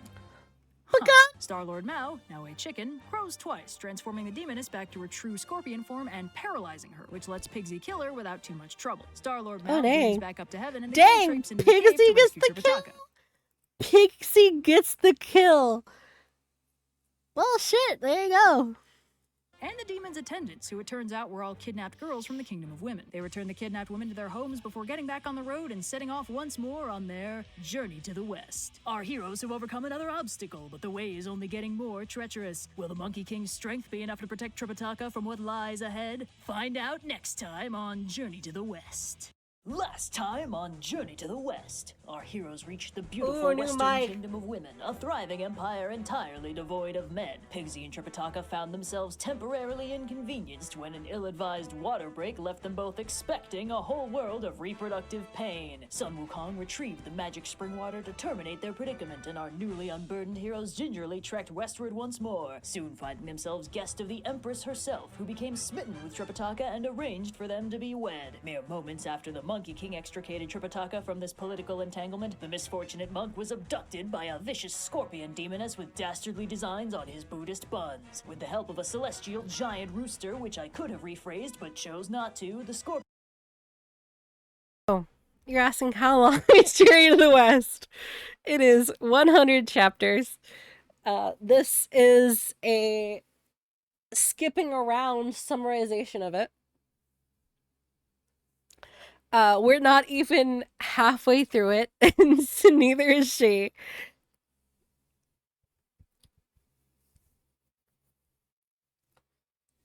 And it is it's like 2.5. It is like nearly 2,500 pages. So yeah. Scorpion demoness was defeated and Tripitaka free to continue. Speed is becoming a bit of a concern with the gang. The journey has been progressing at, shall we say, a leisurely pace, and Pigsy tries to speed things along by encouraging the horse to motor a little. The horse is unimpressed, so Sun Wukong takes a crack at motivating him and discovers a fun bonus to having once been Heaven's official horse master, the Pima Wen, as though the horse is actually a dragon. White dragon horse, technically a horse. Made up title referencing a practice of housing a monkey in a stable to keep the horses away. Keep the horses healthy. Technically his boss. Sun Wukong has official bureaucratic control over him, and at his command, the horse tears off at high speeds, towing the unfortunate Tripitaka along with him. As the gang pursue at a slightly better than leisurely pace, Tripitaka finds himself in a fun new predicament, as the horse runs them straight into a bandit ambush. Huh. So, in a sense, I think that's actually kind of funny. There is the title that means nothing, and that is the Great Sage, which is the one he chose. But then the title that he was given, which was meant to be a throwaway title with no power, is one that he can use to have power over one of his companions. That is fascinating. Now let's talk about how relatively surprisingly forward thinking the Kingdom of Women is in this story. Like that is really cool. And that is something that you would not be seeing in a lot of stuff. Anyway, just saying, very surprising sort of thing to see in a story this old. Good. Bandits, as is their nature, demand money, which is a problem because for religious reasons, Tripitaka has no money. The bandits don't like that very much and knock him around a little, and Tripitaka makes the tactical decision to lie for the first time in his life, telling the bandit leader that his disciple will be along any minute and he's definitely carrying money. The bandits tie him up while they wait for his disciples to come give them exactly what they deserve. The gang catches up, but Monkey spots the bandit situation and tells the others to hang back while he handles it. Then he turns into a young monk and strolls into camp to see what all the fuss is about. Tripitaka tells him he told the bandits he had money, and Monkey's like, "Oh, that's genius. Tell that to more bad guys. It'll give me so much more to do." The bandits circle up on Monkey and let Tripitaka go, so Tripitaka immediately hops on the horse and books it. Unfortunately, out of curiosity, I have learned. What have you learned? What have you learned? There are 4 English translations of Journey to the West in circulation. That is funny, because it is one of the, believe it's one of the 4 special novels from China. Special old ancient Chinese novels.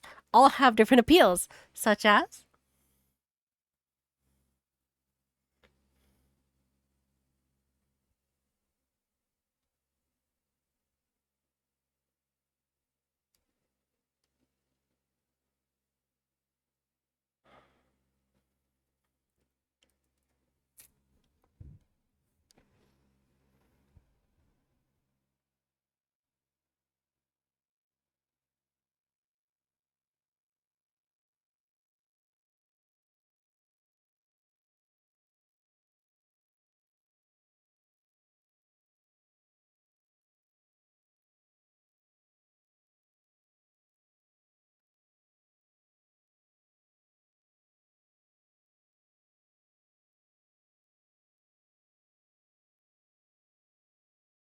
He's having time to drink some water.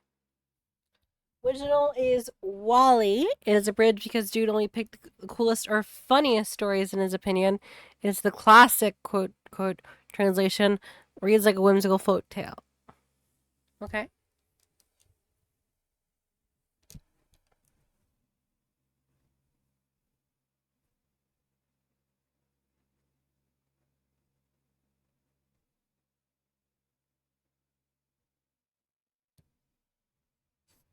View is the first complete edition of scholarly nature, extremely fit to the Chinese. Want to adapt everything, can be dry, has everything, including a bunch of research notes. Hey, actually, those research notes sound pretty cool.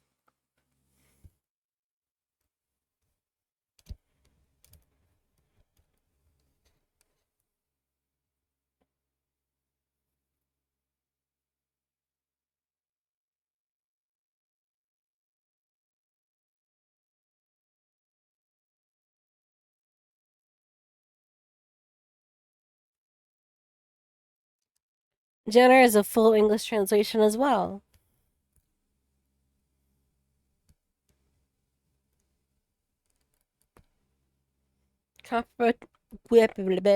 Compromise between Wale and you.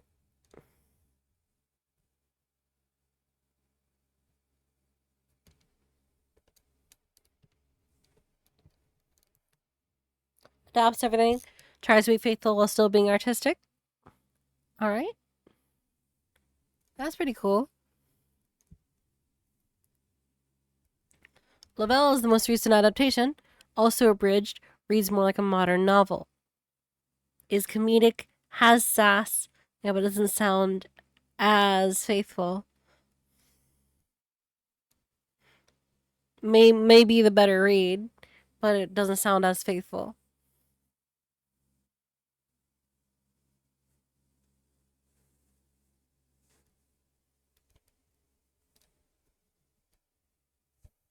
Nope. Is that a nope in agreement to what I said, or a no, you were dumb? It is super faithful. It's just a little bit sassy.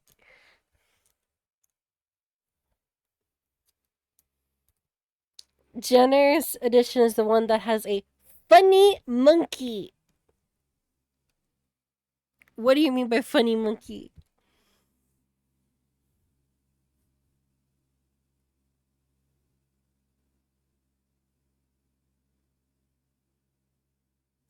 People say it reads like a sitcom. I'm gonna be honest. If Red finishes this version, she could possibly publish it. Like, actually, she could possibly publish it. And I think it would be one of the greats. Because it would be like an abridged version. It's a illustrated version and all that. It's also, but it's a summarization, so I guess you can't because it's not a full telling.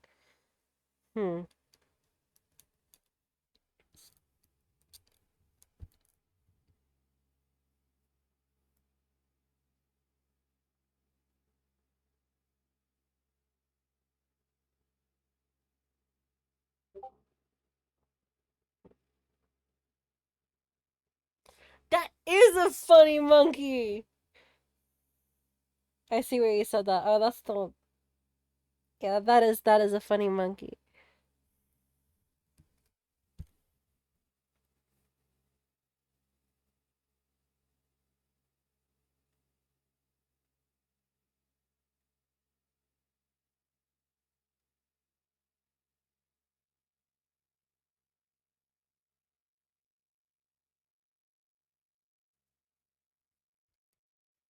Alright, let's continue on.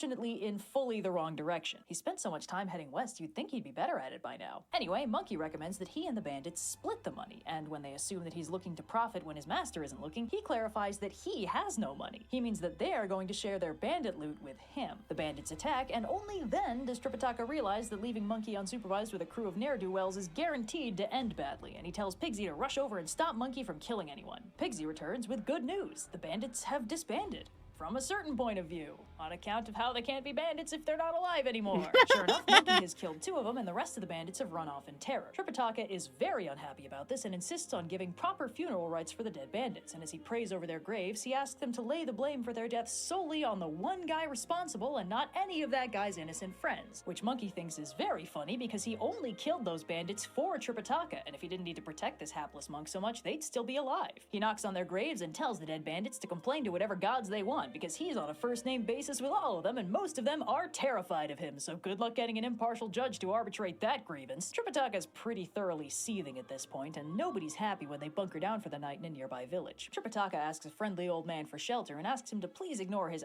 Before you panic, I promise they're harmless. Do not worry about their evil stank. Let's see.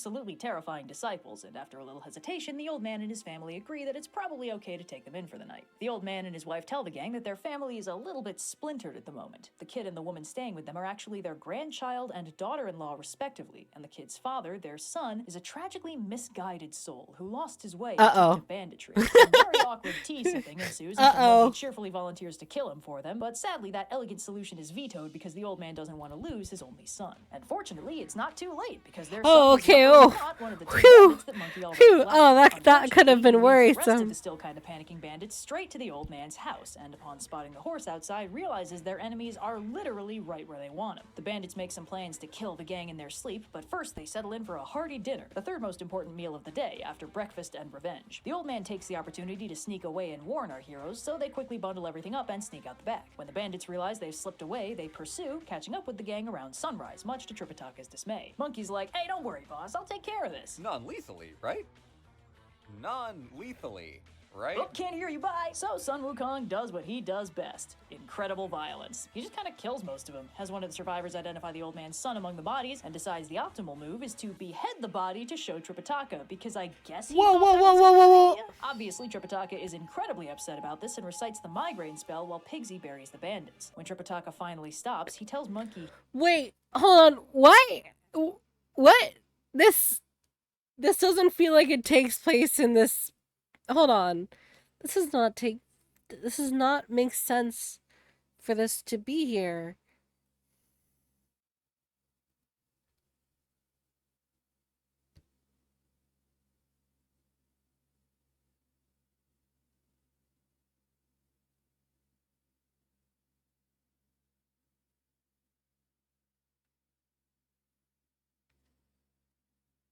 What the...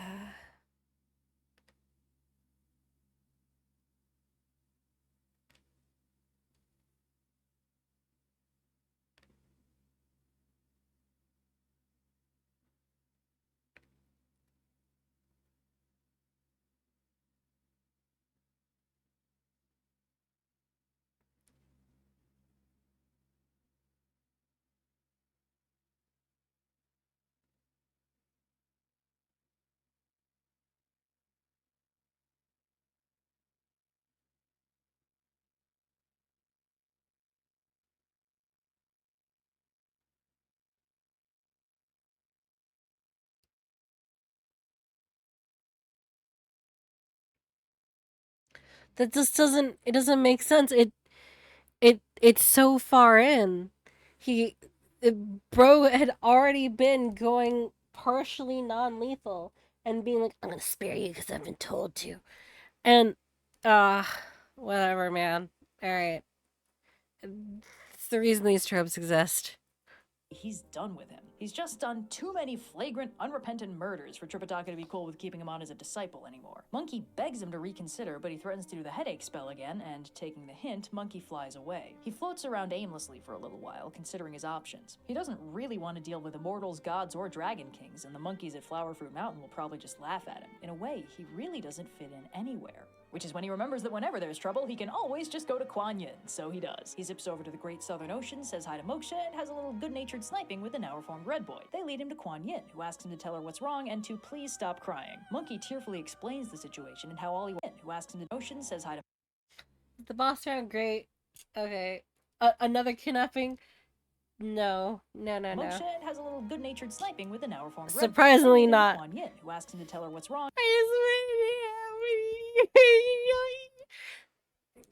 Give me the strength to not smack a And to monk please upside stop the crying. head. Monkey tearfully explains the situation and how all he wants to do is help Tripitaka complete his journey and achieve enlightenment for both of them. Kuan Yin points out that Monkey had a lot of Murder options is for wrong. dealing with those Love bandits Star that Heart of weren't the full bad on murder. guys. He agrees that he was wrong, but he should have been given a chance to do better rather than just being fully exiled for his mistake. He plans to go to the Buddha to ask him to remove the golden circlet that binds him to Tripitaka's quest, but before he can, Kuan Yin takes a quick peek into Tripitaka's future and tells Monkey that Tripitaka will be in great danger soon.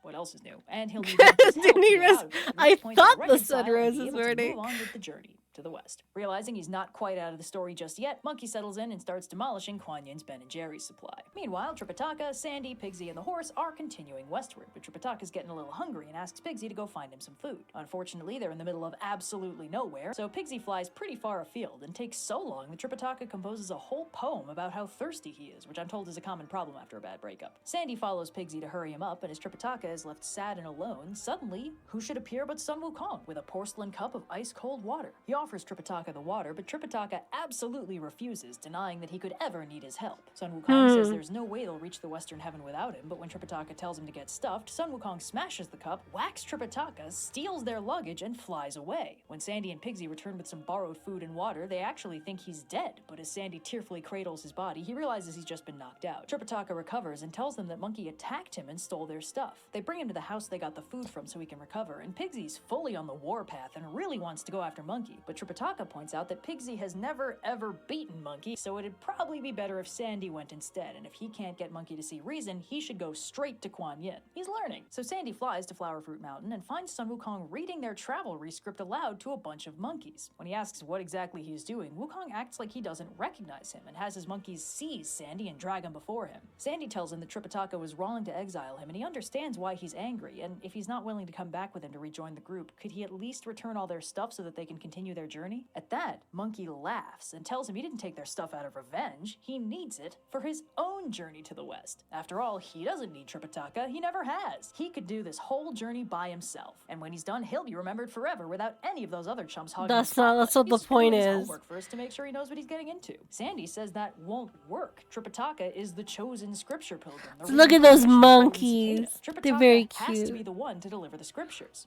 That's fine, says Monkey. I got my own. Sure enough, he presents identical copies of the rest of the group. Tripitaka, Save me! I'm lazy and hedonistic. I am also the here. horse, Pigsy, and Sandy. Enraged at the sight of his doppelganger, Sandy leaps out and kills it, revealing it to be an ordinary monkey magically transformed. Sun Wukong is enraged and orders it and kills it, revealing attack, and Sandy fights his way out and zips off towards the Southern Ocean to get Kuan Yin's help. Sun Wukong, meanwhile, has the dead monkey fried up for dinner, picks a new monkey to be his copy Sandy. He ate him?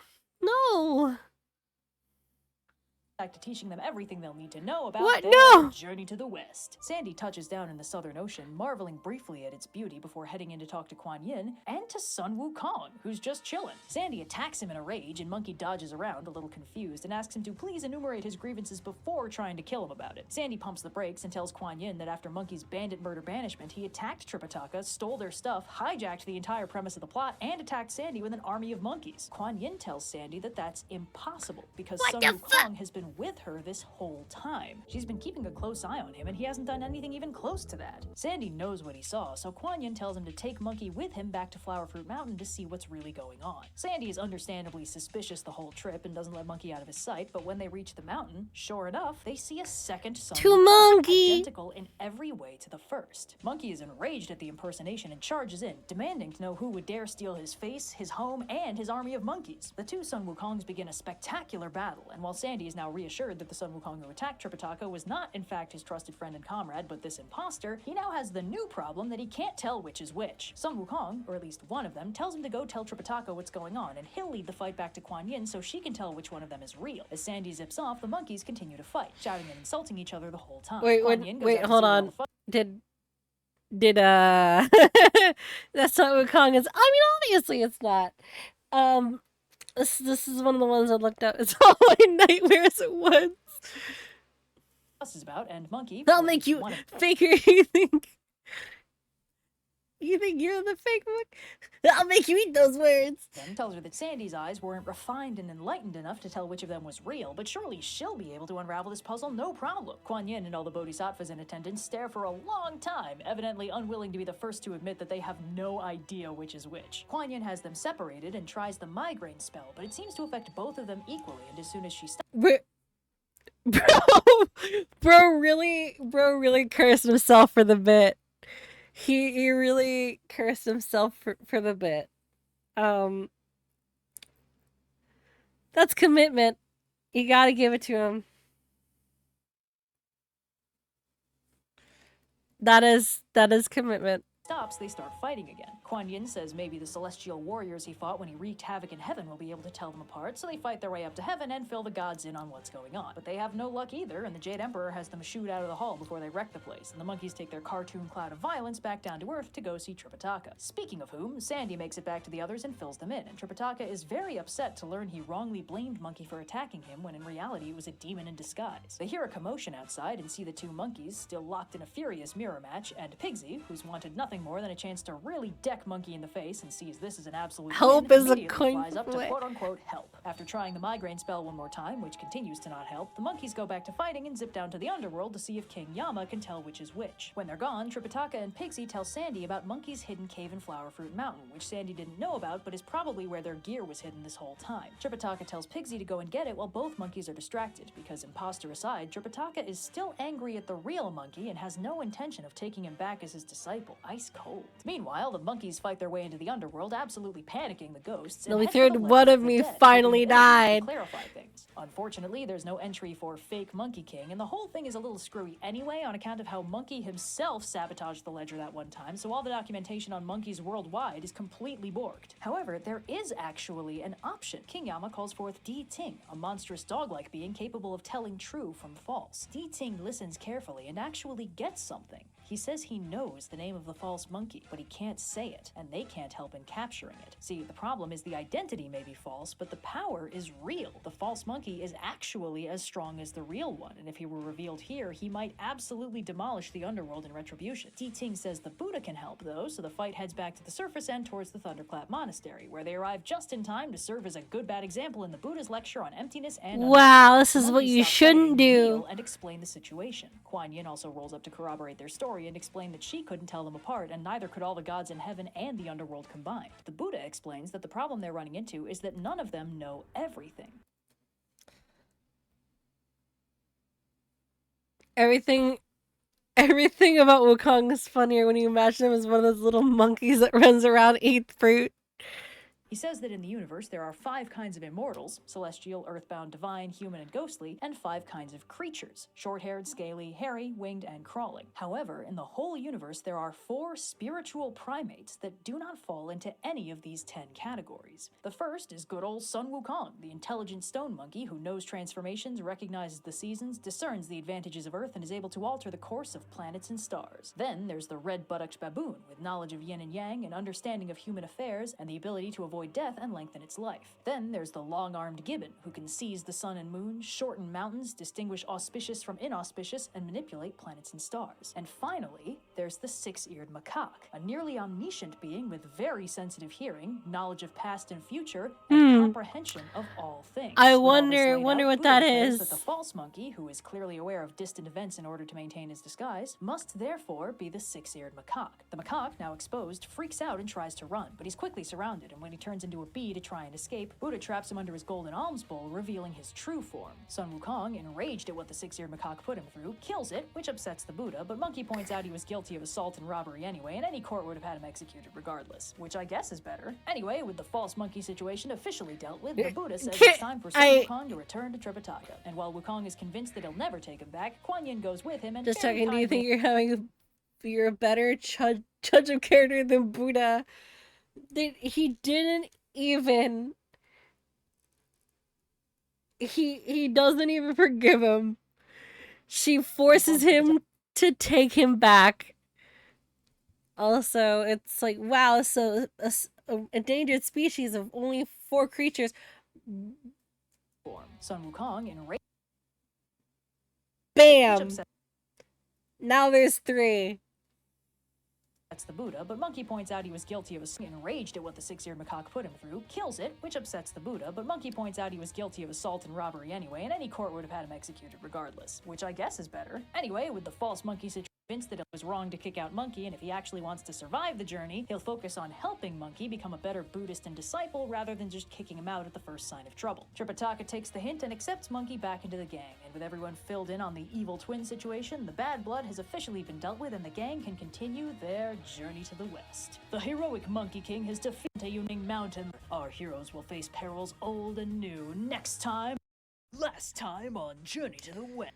Oh, we got a bug. We got the bug again.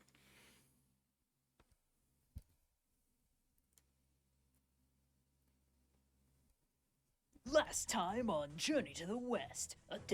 I'm gonna mute it this time because it might take a few times to work. This is our penultimate episode for the night.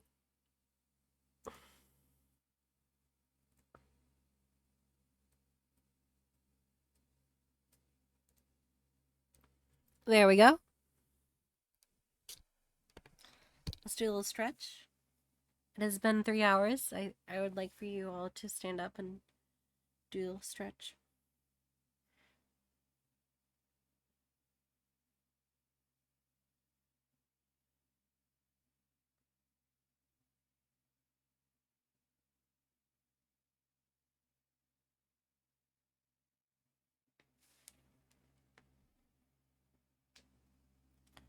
Ooh. Wow, that was a big stretch. Damn. Oh. I could have been better.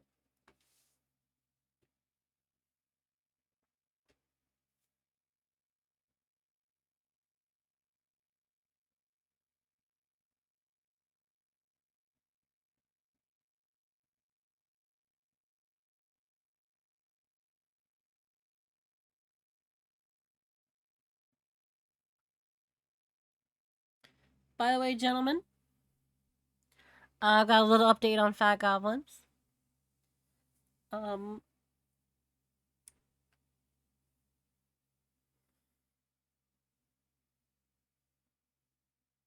see here.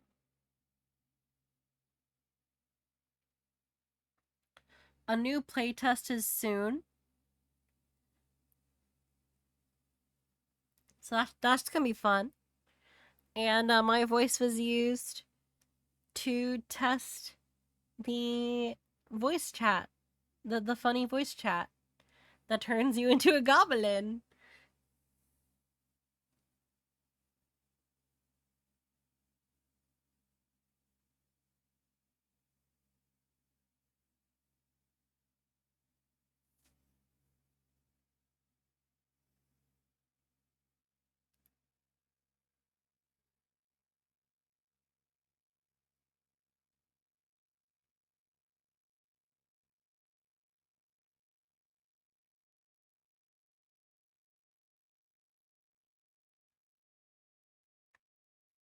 Voice chat that turns your voice into a goblin sounds like an SCP. I mean, that sounds like a classic SCP. A lot better than, hi, I'm a Homestuck character, OC, and I'm so quirky that I am secretly an SCP that if you try to take down my Tumblr account, that I'll destroy the world. Teehee, haha, ooh woo. And anyway.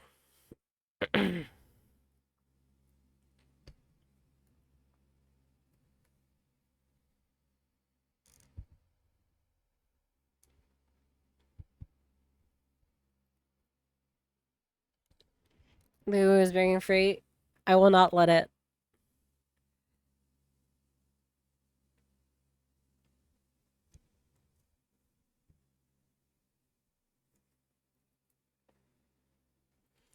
I would say give that suggestion to a multi. His dark reflection, Sun Wukong rejoined his companions and they once again continued their journey to the west. So our heroes are trekking westward and the seasons have turned onward, carrying our intrepid heroes into the cool autumn months. Or at least it's supposed to, but Tripitaka notes that the climate seems unusually warm for that time of year, and it's getting downright toasty to a rather alarming degree. But I wouldn't know anything about what that feels like. They roll up on a local village to ask about the bizarre and confusing weather and are informed that they're coming up on This the place Mountain I'm getting. Flames, Oh, a massive bloody does permanent it fixture of the ever! environment that's constantly wreathed in unimaginably hot fire, cooking the land around it for a full 60 miles in every direction. Sun Wukong commits the faux pas of pondering a logical world-building question in a fantastical allegory for the journey to enlightenment and asks the locals how they can possibly grow the crops needed to eat if they're living in a permanent summer. And they tell him that once every 10 years they bring a sacrifice of livestock and fine foods to the immortal Iron Fan who lives in the faraway Jade Cloud Mountain. And the immortal Iron Fan uses a magical palm leaf fan to temporarily quench the flames and bring rain, allowing the locals a semblance of normal farming conditions for at least a little while. This arrangement has worked out pretty well for them so far, but unfortunately the Mountain of Flames is, no surprise, set squarely on the road to the west, and it's much too Flamio hot hot for the roads man's to survive the extra journey. So spicy Sun Wukong hops stir on a fry. cloud That's a and good sails off to the bit. Jade Cloud That's Mountain, a funny charging bit. that palm leaf fan and putting the fire out for good. When Sun Wukong reaches the mountain, he's informed by a local woodcutter that they haven't heard of any immortal Iron Fan, they just have a Princess Iron Fan. But they mostly call her Rakshasi, due to her much more relevant status as the wife of the powerful and terrifying Bull Demon King. Oh, hey! That's a name Sun Wukong is very familiar with. After all, the Bull Demon King's son, Red Boy, nearly ate Tripitaka a few episodes ago, and getting him put in the Kuan Yin internship timeout zone has already pissed off one of his relatives bad enough to attack the Monkey King on sight. But hey, maybe his parents aren't holding a grudge, right? Anything is possible. So Sun Wukong reinvigorates his sense of sunny optimism and It's your scoots big off to the mountain brother-in-law, cave to Sun enhance his Wukong. presence. Unfortunately, when Princess Iron Fan learns her mountain has been graced by the legendary Sun Wukong, she flies into an immediate rage, armors up, and stalks out to face him. Sun initially plays dumb about the whole Red Boy debacle, but does point out that any hijinks he may or may not have done would have been heavily justified by how her baby boy tried to eat his master, and besides, Red Boy's Kuan Yin summer job has bumped him up in the world by granting him the true immortality of Buddhism. This incidental reminder that she can't visit him anymore tips Princess Iron Fan over the edge into true fury, and she attacks. Sun lets her get it out of her system by tanking a few hits, and when she realizes her swords aren't making a dent, they escalate into a furious battle that lasts all the way to sunset. And when Princess Iron Fan finally realizes she can't beat him, she pulls out the legendary fan itself, but instead of handing it over, she swings it, blowing Sun Wukong clear over the horizon and leaving her free to return to her cave and go to bed. Sun tumbles through the air all night, unable to get close enough to the ground to land All until he night? manages to snag hold of a mountain peak. Once he rallies a little, he realizes he actually recognizes the mountain. It's where he fought a completely unrelated wind demon back in episode 3 with the help of the Bodhisattva Lingji. Seeing as he's in the neighborhood, he drops by Lingji's temple and explains the situation, and Lingji is very impressed that Sun managed to stop his flight after a mere 50,000 miles. The winds of the Divine Fan are supposed to blow the victim a full 84,000 miles before they're subjected to the sweet release of gravity once more. Fortunately for Sun Wukong, Lingji can actually help him out, since way back in the day, the Buddha gave him 2 treasures for dealing with bye. weather-related threats. But bye. Flying dragon staff. What? But bye? Oh, bye. See you soon. Have a good day. Wait, what happened? I'm so confused. Did I do something wrong? Oh, no, this is episode of Oh. What? I thought you were talking to me.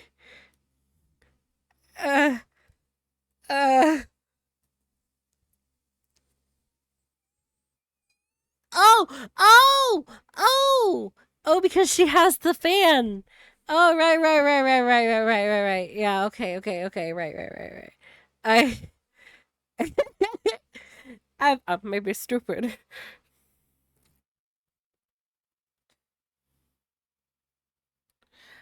I may be stupid.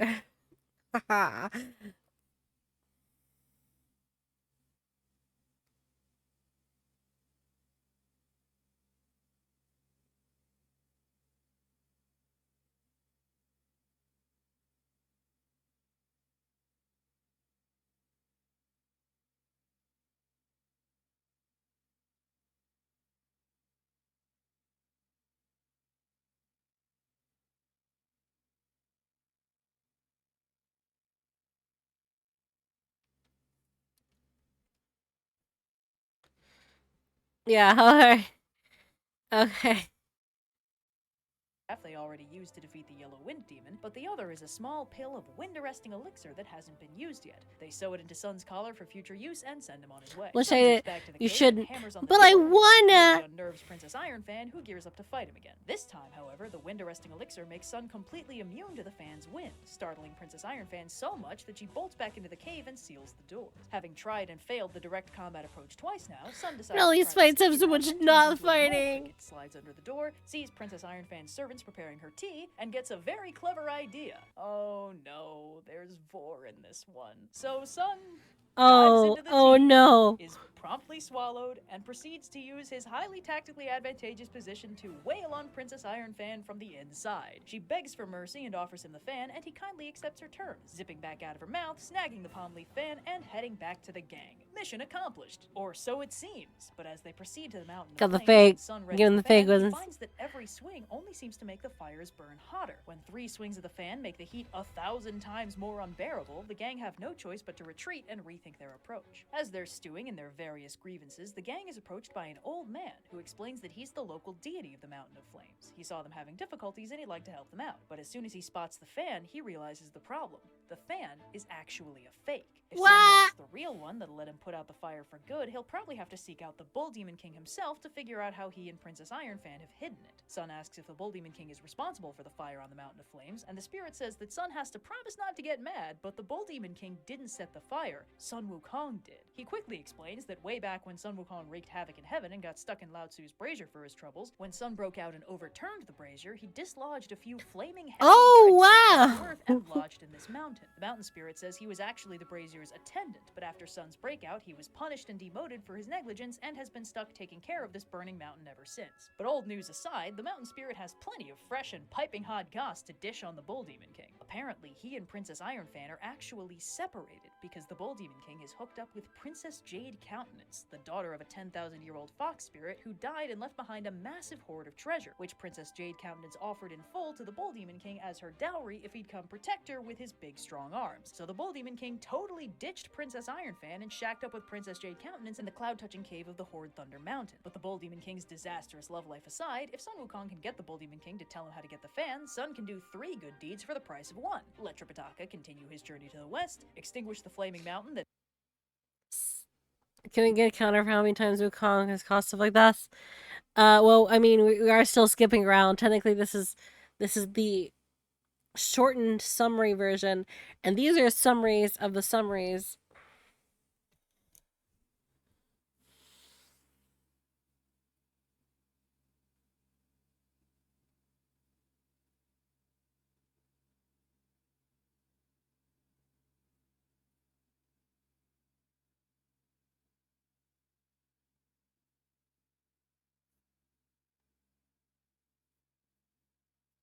Can we get a counter for how many times Wukong has caused stuff like this?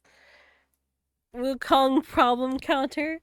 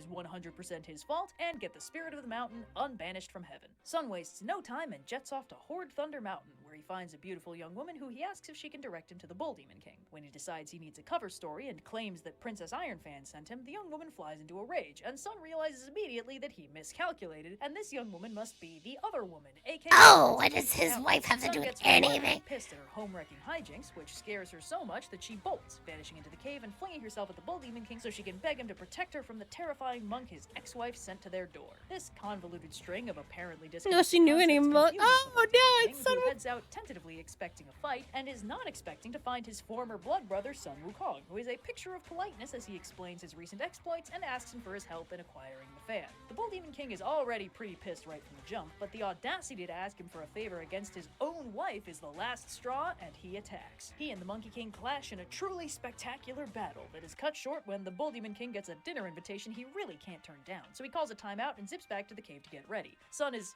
evidently too confused to stop him, but does decide to secretly follow him to the aforementioned dinner party to see if that gives him any leads. The Bull Demon King disappears into a mountain containing a deep lagoon, so Sun turns into a crab and scuttles down after him. Crab transformation, what? Palace full of all Wait. kinds of aquatic animals staffing a huge party for a bunch of dragon spirits, with the Bull Demon King as the special guest of honor. That sure is familiar, isn't it? Spirit has a sharp eye for interlopers and immediately notices the crab out of place. But Sun quickly concocts a cover story about how he's just a humble country crab who don't know nothing about their fancy palace ways, so he manages to escape the fate of crab flogging, but is still kicked out of the party, which is when he remembers he can shapeshift and decides to just steal the Bull Demon King's ride and pretend to be him. He flies back to Jade Cloud Mountain, perfectly disguised as the Bull Demon King, where he is of course greeted with the highest honors by Princess Ironfan, who very politely asks him what could have possessed him to leave his hot new concubine and return to her humble abode. Sun is like, well, you see, I've heard tell that the devilishly handsome Sun Wukong is on the hunt for the palm leaf fan.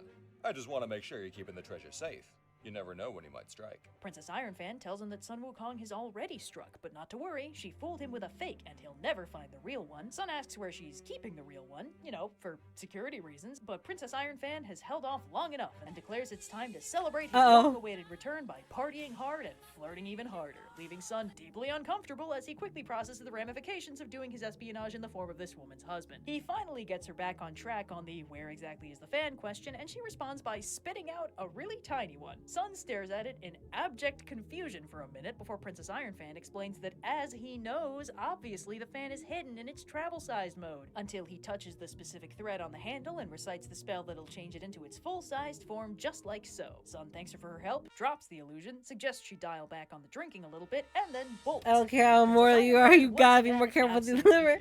That is brutal. She told him and makes the fan big, and then quickly realizes he never learned how to make it small again, so he just slings it over his shoulder and slowly starts heading back to the gang. Meanwhile, back at the dragon party, the Bull Demon King realizes that someone stole his ride, recalls the suspicious country crab, and puts two and two together to make Sun Wukong. He heads straight for Palmleaf Cave and finds Princess Ironfan in completely furious disarray, and borrows her swords to go kick Sun Wukong's ass a little bit. However, when he sees Sun lugging the fan, he realizes he can't risk a direct confrontation for fear of getting blown over the horizon for 84,000 Well, I thought did a couple murders. He probably had to come and massacre, sir. Instead decides to take a page out of the Monkey King's book and turns himself into Pigsy. So he meanders up to Sun Wukong and is like, "Oh, hey, buddy, you were taking so long. Tripitaka got worried that the devilishly handsome lady killer, the Bull Demon King, might have been giving you a hard time." Sun naturally regales him with tales of his cunning victory, and when Pigsy offers to carry that ponderously huge fan for him, Sun agrees, presumably realizing just a second too late how out of character it is for Pigsy to volunteer to do anything. Pigsy reveals his true form and swings the fan at Sun, but the windproof elixir is still protecting him, so instead they just fight normally. Meanwhile, Tripitaka is really getting sick of the superheated fire mountain and is actually worried about what could possibly be taking Sun Wukong so long, so he sends the real Pigsy after him with the spirit of the Mountain of Flames to guide his way. Sure enough, they quickly hear sounds of commotion, and Pigsy zips down to help out with the fight. Monkey is pissed right out the gate, but quickly reins it in and tells Pigsy he's not really mad at him, he's mad at the Bull Demon King for pretending to be him. And Pigsy is so furious at having his identity stolen that he attacks the Bull Demon King in a frenzy that actually knocks him onto the back foot. The Bull Demon King tries to retreat, but his way is barred by the spirit of the Mountain of Flames, leading an army of ghosts that I assume he brought Ghost from the set of Army? Return of the King, and with the Wait, Bull what? Demon King cornered, So he has no that's choice just but to that's keep not fighting. The explained? battle eventually takes them back to Horde Thunder Mountain, where Princess Jade Countenance sends out all their guards to back up the Bull Demon King, which manages to overwhelm Monkey and Pigsy by sheer numbers, letting the Bull Demon King finally retreat. But that doesn't slow things down for long, as after Sun gets Pigsy up to speed and gives a little motivational speech to the troops, the duo smash down the cave doors and the battle begins again. But this time, the Bull Demon King tries another bold strategy for running away. He abandons his armor and weapons and transforms into a swan to escape in the confusion. Sun spots him with his special eyes and sends the others to clear out the cave while he engages the Bull Demon King in a good old-fashioned shapeshifter showdown. The duo battle through an assortment of forms, going from birds to beasts, until finally the Bull Demon King enters his true form, a gigantic pure white bull that is fully 2 miles long. Sun responds by turning himself into his own mega version, and the two engage in a literal kaiju battle, and it rules. Yeah! This cataclysmic clash of colossi alerts every god in the region that some shit is going down, and they all join in to help out the beatdown, which quickly overwhelms the Bull Demon King, and he reverts to travel size to jet back to Palmleaf Cave. Sun pursues with the other gods, soon joined by Pigsy and that ghost army who have successfully cleared out Horde Thunder Mountain of bad guys. They reach Palmleaf Cave, and Pigsy gets a turn at smashing the door down, while inside, the Bull Demon King gives Princess Ironfan the Palmleaf fan for safekeeping. At this point, she's fully done with this and tells him to just give the Monkey King the fan so he'll leave them alone, but the Bull Demon King is too hopped up on vengeance to listen and gears up with her swords again to fight in yet another kick-ass battle. But inevitably, he gets tired out again and turns to run. I'm gonna start biting. By 4 serious big names. The 4 heavenly kings, Buddhist devas that guard the cardinal directions, block his escape at every turn, having been deployed by the Buddha himself to make him calm the hell down. The Bull Demon King finds himself well and truly surrounded by Buddhist warriors. That is a leap. Help since he runs smack into Devaraja Lee and Prince Nada, who've been sent to arrest him on order of the Jade Emperor. He responds by turning back into a kaiju and throwing hands with Devaraja Lee in yet another kick-ass epic battle. Prince Nada reminds everyone of that one time he turned into a 3-faced, 6-armed kaiju of his own by doing that again, hopping on the bull's back and immediately slicing off its head. Unfortunately, the Bull Demon King has more in common with the Monkey King than they gave him credit for, because the loss of his head is a minor inconvenience at most, and he promptly grows it back. A process that repeats like 10 more times until Nada clocks that this isn't working and tries a new tactic by hooking his flaming wheel over the bull's horns, having a massive on-fire hoop stuck to his head. That is kind of brutal. Breaking case of Sun Wukong. Out of shapeshifting by a magic mirror Devaraja Lee has prepared for just such an occasion. The Bull Demon King finally surrenders, and they tie him up and lead him back to the cave, where he asks Princess Ironfan to surrender the Palmleaf fan to Sun Wukong. Princess Ironfan emerges, uncharacteristically plainly dressed and ready to surrender without complaint, having done some soul-searching and concluding she's really not happy with where her life is at right now. She hands over the fan, and they all head over to Tripitaka, who is a little startled when the entire army of heaven rolls up. Sun swings the fan 3 times, summoning a storm and finally putting out the fire. The heavenly host leaves with the Bull Demon King in tow, and Princess Ironfan asks Sun if maybe she can have her fan back now, since she'd like to use it in pursuit of self-cultivation. Sun is a little surprised to realize that she's quite sincere and has actually already worked her way up to having a real human body, which is something that almost none of his enemies have had. But it does remind him of one important question: how can he make sure the fire never comes back? She tells him all he has to do is fan the mountain 49 times, and after he gets through that last bit of tedium, he returns her fan, because he is a monkey of his word. Princess Ironfan leaves to begin a life of moderation and self-cultivation, and apparently eventually succeeds, which is really cool. With the mountain of flames extinguished, Good for her. This is a very interesting episode. He once called brother has been concluded. Could this be the end of their trials and tribulations? No. Or will there be more battles yet to face before they set foot in the Thunderclap Monastery? Find out next time on Journey to the West. Last time on Journey to You know, the West, I'm starting to think going west was actually the wrong direction. Mountain of Flames. Alright, I got the bug happening again. And this is the final episode of the night. Oh my god. Alright, we're up on 5 refreshes so far. 6. 7. 8. 9. 9. Dude, 10. Come on. Come on now. Alright, there we go. There we go.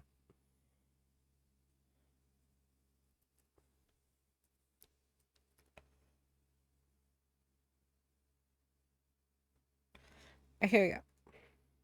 free to continue their journey to the west. So our heroes are trekking westward, and after the thrilling culmination of the Bull Demon King's family dynamic of doom, the journey has fallen back into a rather predictable formula. Demons threaten innocent kingdoms with untold injustices and pointless suffering. Our heroes smack them around until they stop. Tripitaka gets a little bit kidnapped. Sun Wukong swoops in to save the day. Mountains are full of problems. Punching them is a solution. With the entire army of heaven on speed dial and the tacit support of every bodhisattva that's ever lived, there are only so many ways the universe can complicate our heroes' simple westward journey, and it's starting to feel like it might be running out of ideas. Still, the universe gives it the old college try, and one last mountain towers in the road, peaks scraping the heavens themselves. But Sun is clearly all out of patience with mountains because he doesn't even dignify it with punching. He doesn't want to die. The entire resident menagerie of apex predators recognize the sound of a problem well outside their weight class and collectively book it out of the way. Then a single strike of the Monkey King's staff splits the mountain down the middle and opens a nice, easy route free and clear. And our heroes are stunned to see, shining beyond the mountain, an absolutely beautiful Buddhist monastery. In fact, it's none other than the Oh my Buddhist god! monastery,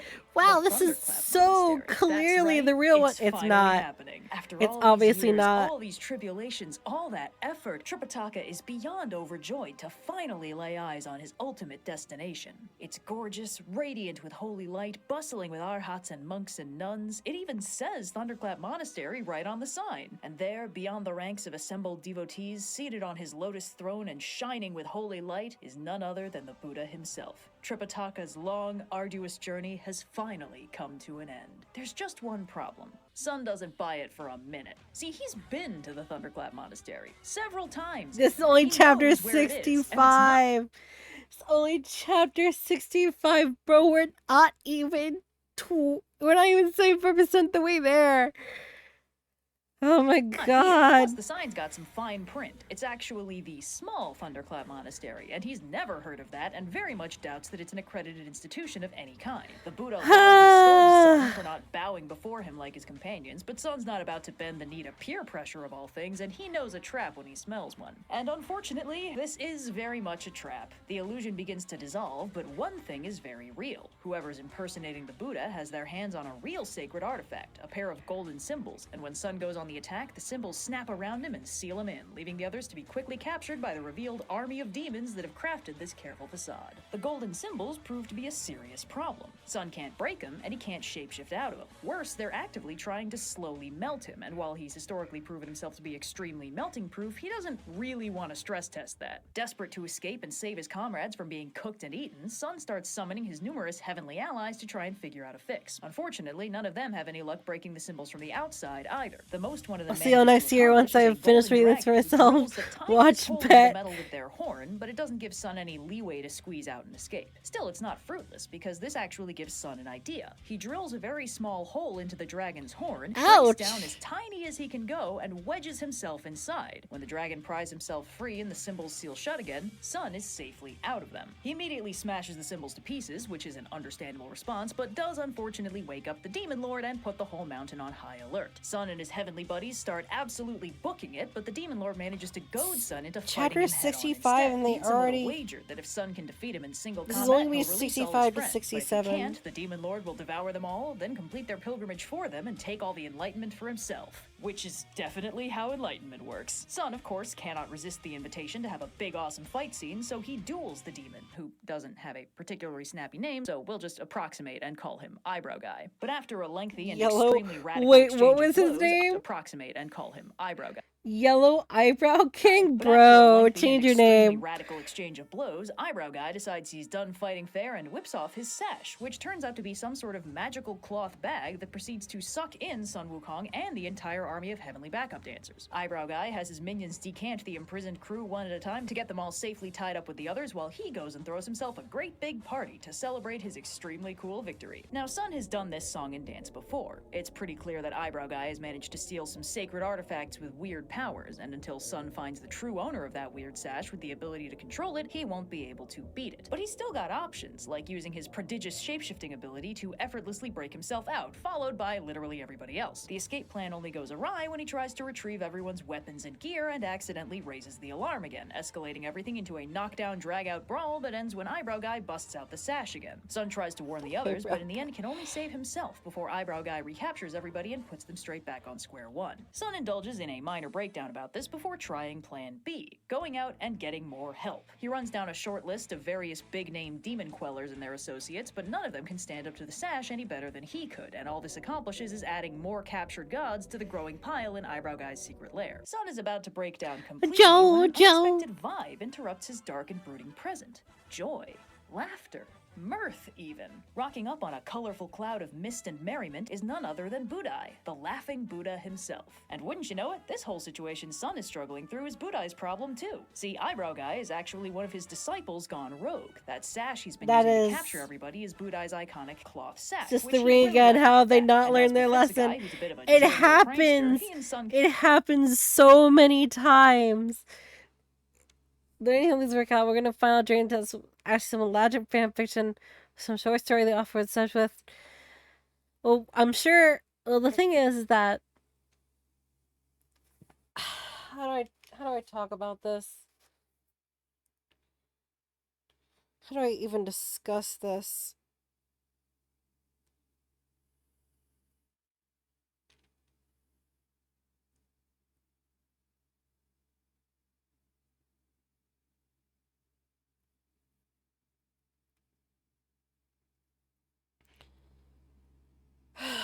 So,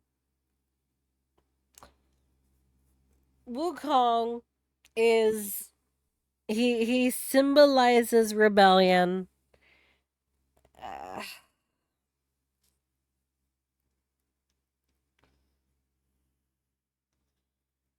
And then he was changed to symbolize perseverance, wisdom, and growth.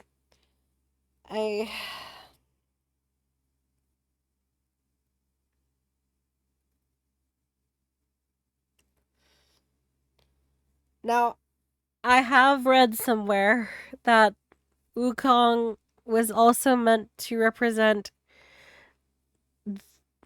a rebellious class of people for a while there.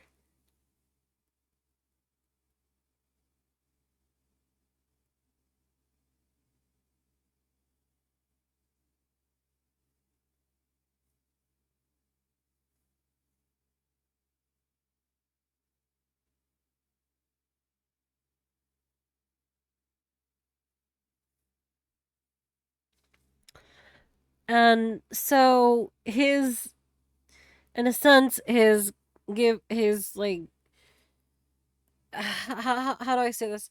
It is in a way, at the time, obviously not now, I'm talking about at the time this was written, it is in a sense a kind of propaganda to say, oh hey, this rebellious figure sure does love Buddhism. You know, it's super cool, kids. You should do it instead, sort of thing. And I'm pretty sure that was for the first few chapters, and then he was kind of like stuck as a character. Now, I don't have all the information to, like, confirm that sort of thing. But that is something I read about before. I really wish I had a source for that. But, I don't.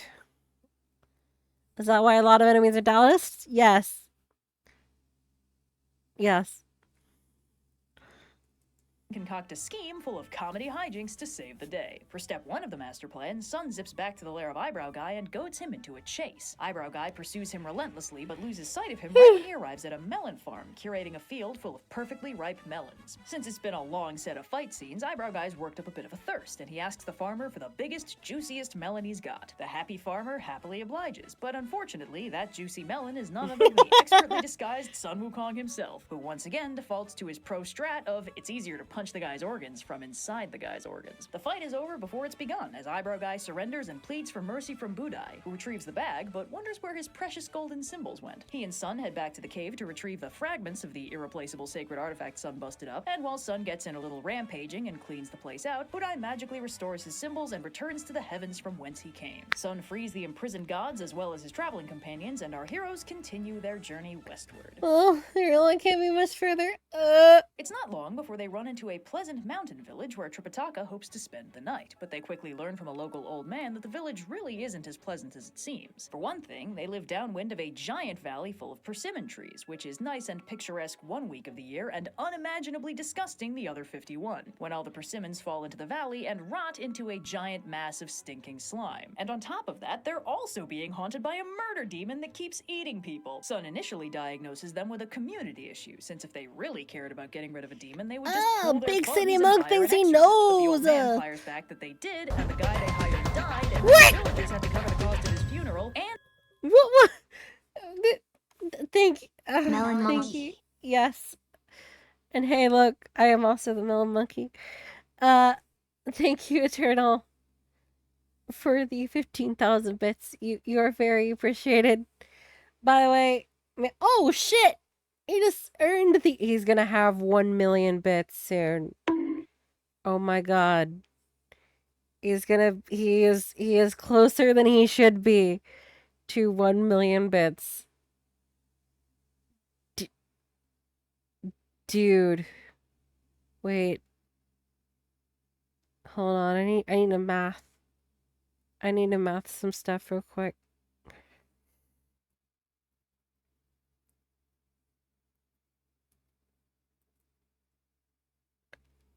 Oh, don't math it. Okay. I won't. I'll spare. Oh.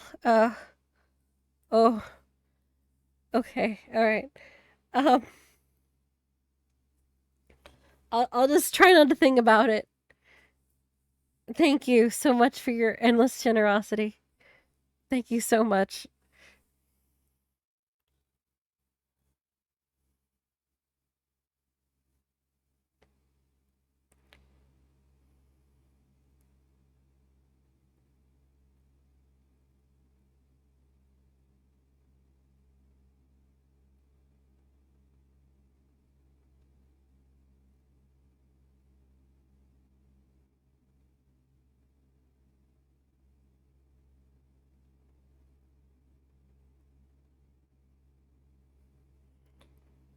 Well, so thank you.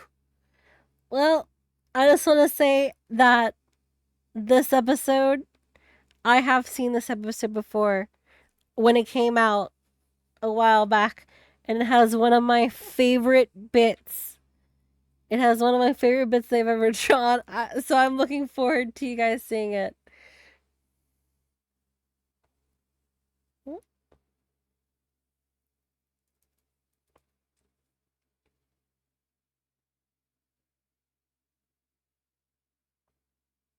to pay off the exorcist's apprentice who threatened to sue them. And then they hired another exorcist, and that guy died too. Sun, of course, volunteers himself and Pigsy to be take 3, and insists on being paid only in snacks, which is a tremendous relief to the village's faltering GDP. It's not long before an ominous wind kicks up and the demon arrives, shrouded in darkness and eerily silent. Pigsy finds this very intimidating, but Sun points out during the battle that since the demon can't seem to talk, that implies it's still fairly underpowered and will need to flee at sunrise. Sure enough, it bolts, and our heroes chase it past the giant disgusting valley of rotting persimmons and straight to its lair, which is pretty low property value as demon lairs go, since it's really just a hole in the ground. The demon reveals its true form, which turns out to be a giant red Big snake that has snake! accumulated just enough demonic mojo to become big and shadowy and extra carnivorous, but has not yet leveled up enough to take on a humanoid form. It takes a little maneuvering to get it out of its hidey hole again, but it eventually makes the rookie mistake of eating Sun Wukong whole, which, unfortunately, just gives him access to all its most punchable organs. Yeah, it's your The favorite demon is balloon defeated, animal. and the boys return in triumph with the dead snake in tow. Now they just need to deal with the big stinky mountain in the way. Fortunately, Sun has an idea.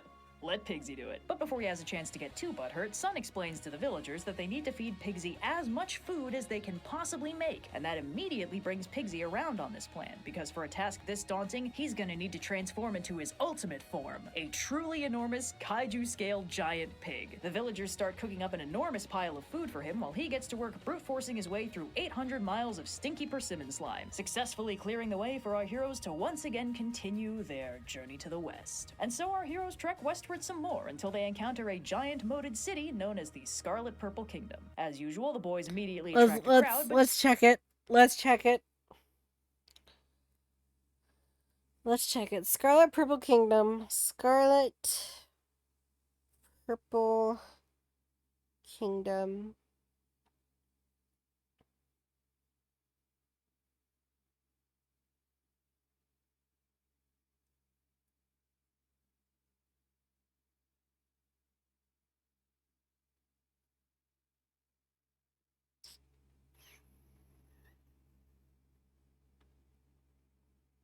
Let's see. That's only chapter 68.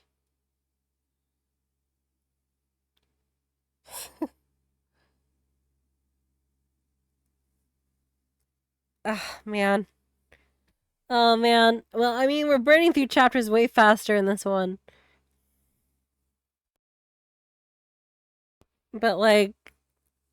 Tripitaka successfully keeps Man. them behaving themselves until they reach a college of interpreters they can stay at. This place is well outside the Tang Empire's sphere of influence, so they don't have any diplomatic ground to stand on here. And Tripitaka heads off to talk to the local king about getting his travel rescript thingy stamped. But he quickly finds that the king has some other priorities he'd like to discuss first. See, he's heard tell that the Tang Emperor once came back to life after an illness, and he wanted to know exactly how that happened. Tripitaka explains that the way he heard it, the Emperor once had a dream in which he killed the Dragon King of the Jing River, and apparently that was real enough that the Dragon King filed suit about it from the underworld, causing the Emperor to waste away by heavenly decree. When he was on his deathbed, his chancellor wrote a letter for him to take that's with really him when weird. he died to show the judges of the underworld, and it was apparently so convincing that the judges sent the Emperor back to the land of the living with 20 more years in him. The king is very impressed and admits that his curiosity is less academic and more personal. See, he himself has been incurably sick for 3 whole years. At this very moment, what Sun Wukong rolls chapters? up on the palace with an enormous entourage of citizens to elaborately declare that he is going to be the one to cure the king. See, he and Pigsy were out Nope. shopping when he spotted a publicly know posted quite royal yet. decree promising a handsome reward for anyone who could heal the king's lasting illness, and he just knew he had to be the one to take a crack at it. Tripitaka is very confused, since as far as he knows, none of his disciples have any medical training, least of all Sun. But that's fine, Sun is good at everything. How hard could this possibly be? Sun takes the king's pulse, rattles off a diagnosis of lonely bird disease, and when asked for a prescription, he tells the court doctors to just deliver him 2 pounds of every kind of medicine they have, and he'll figure it out from there. They tell Tripitaka that if Sun is successful, they'll happily recertify his travel rescript and send him on his way. But Tripitaka realizes that this implies if Sun fails, they won't do that, and he tells Sun he better know what he's doing because he just got socially finagled into a very annoying hostage situation. Sun is unbothered and heads off with his enormous stock of medicines to get to work. Pigsy assumes Sun's cunning plan is to abandon the quest and open up a local pharmacy, but Sun explains he only had them give him this truly ridiculous supply of medicine, so they couldn't reverse engineer his proprietary medicine recipe from the ingredients. Then he picks out 2 laxatives, mixes in a dose of soot for color, and then sets out to acquire the secret, most important ingredient of them all, a rare and potent elixir known as horse piss. No, hear him out. Remember, Oh, their no, horse this is is actually a fascination. magical dragon horse whose piss therefore has innumerable magical qualities and is capable of curing all There we mortal go. diseases. However, when they go out to collect this precious liquid gold, the horse is very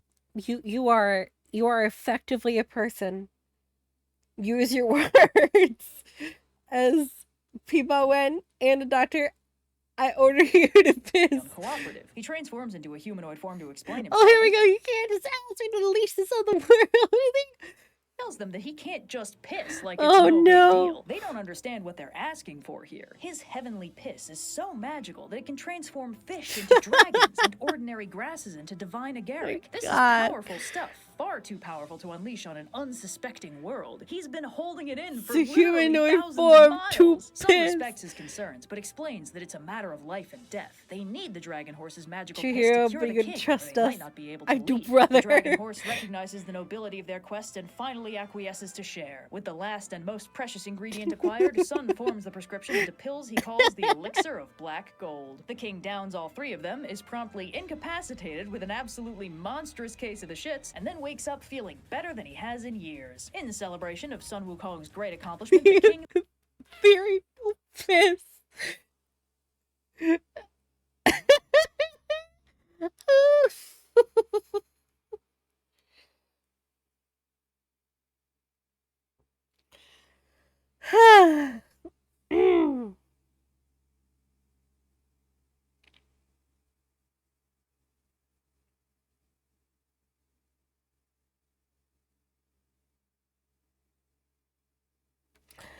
Look at my horse. Her horse is amazing. Oh, it tastes like raisins. You wouldn't you wouldn't like to know where the medicine is made, the sweet medicine. Oh yes, sweet medicine. Makes lemonade, makes medicine when you tug on his winky.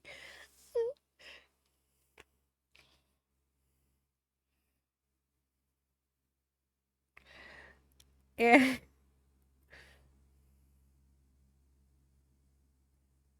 He shot the illness out. He exploded.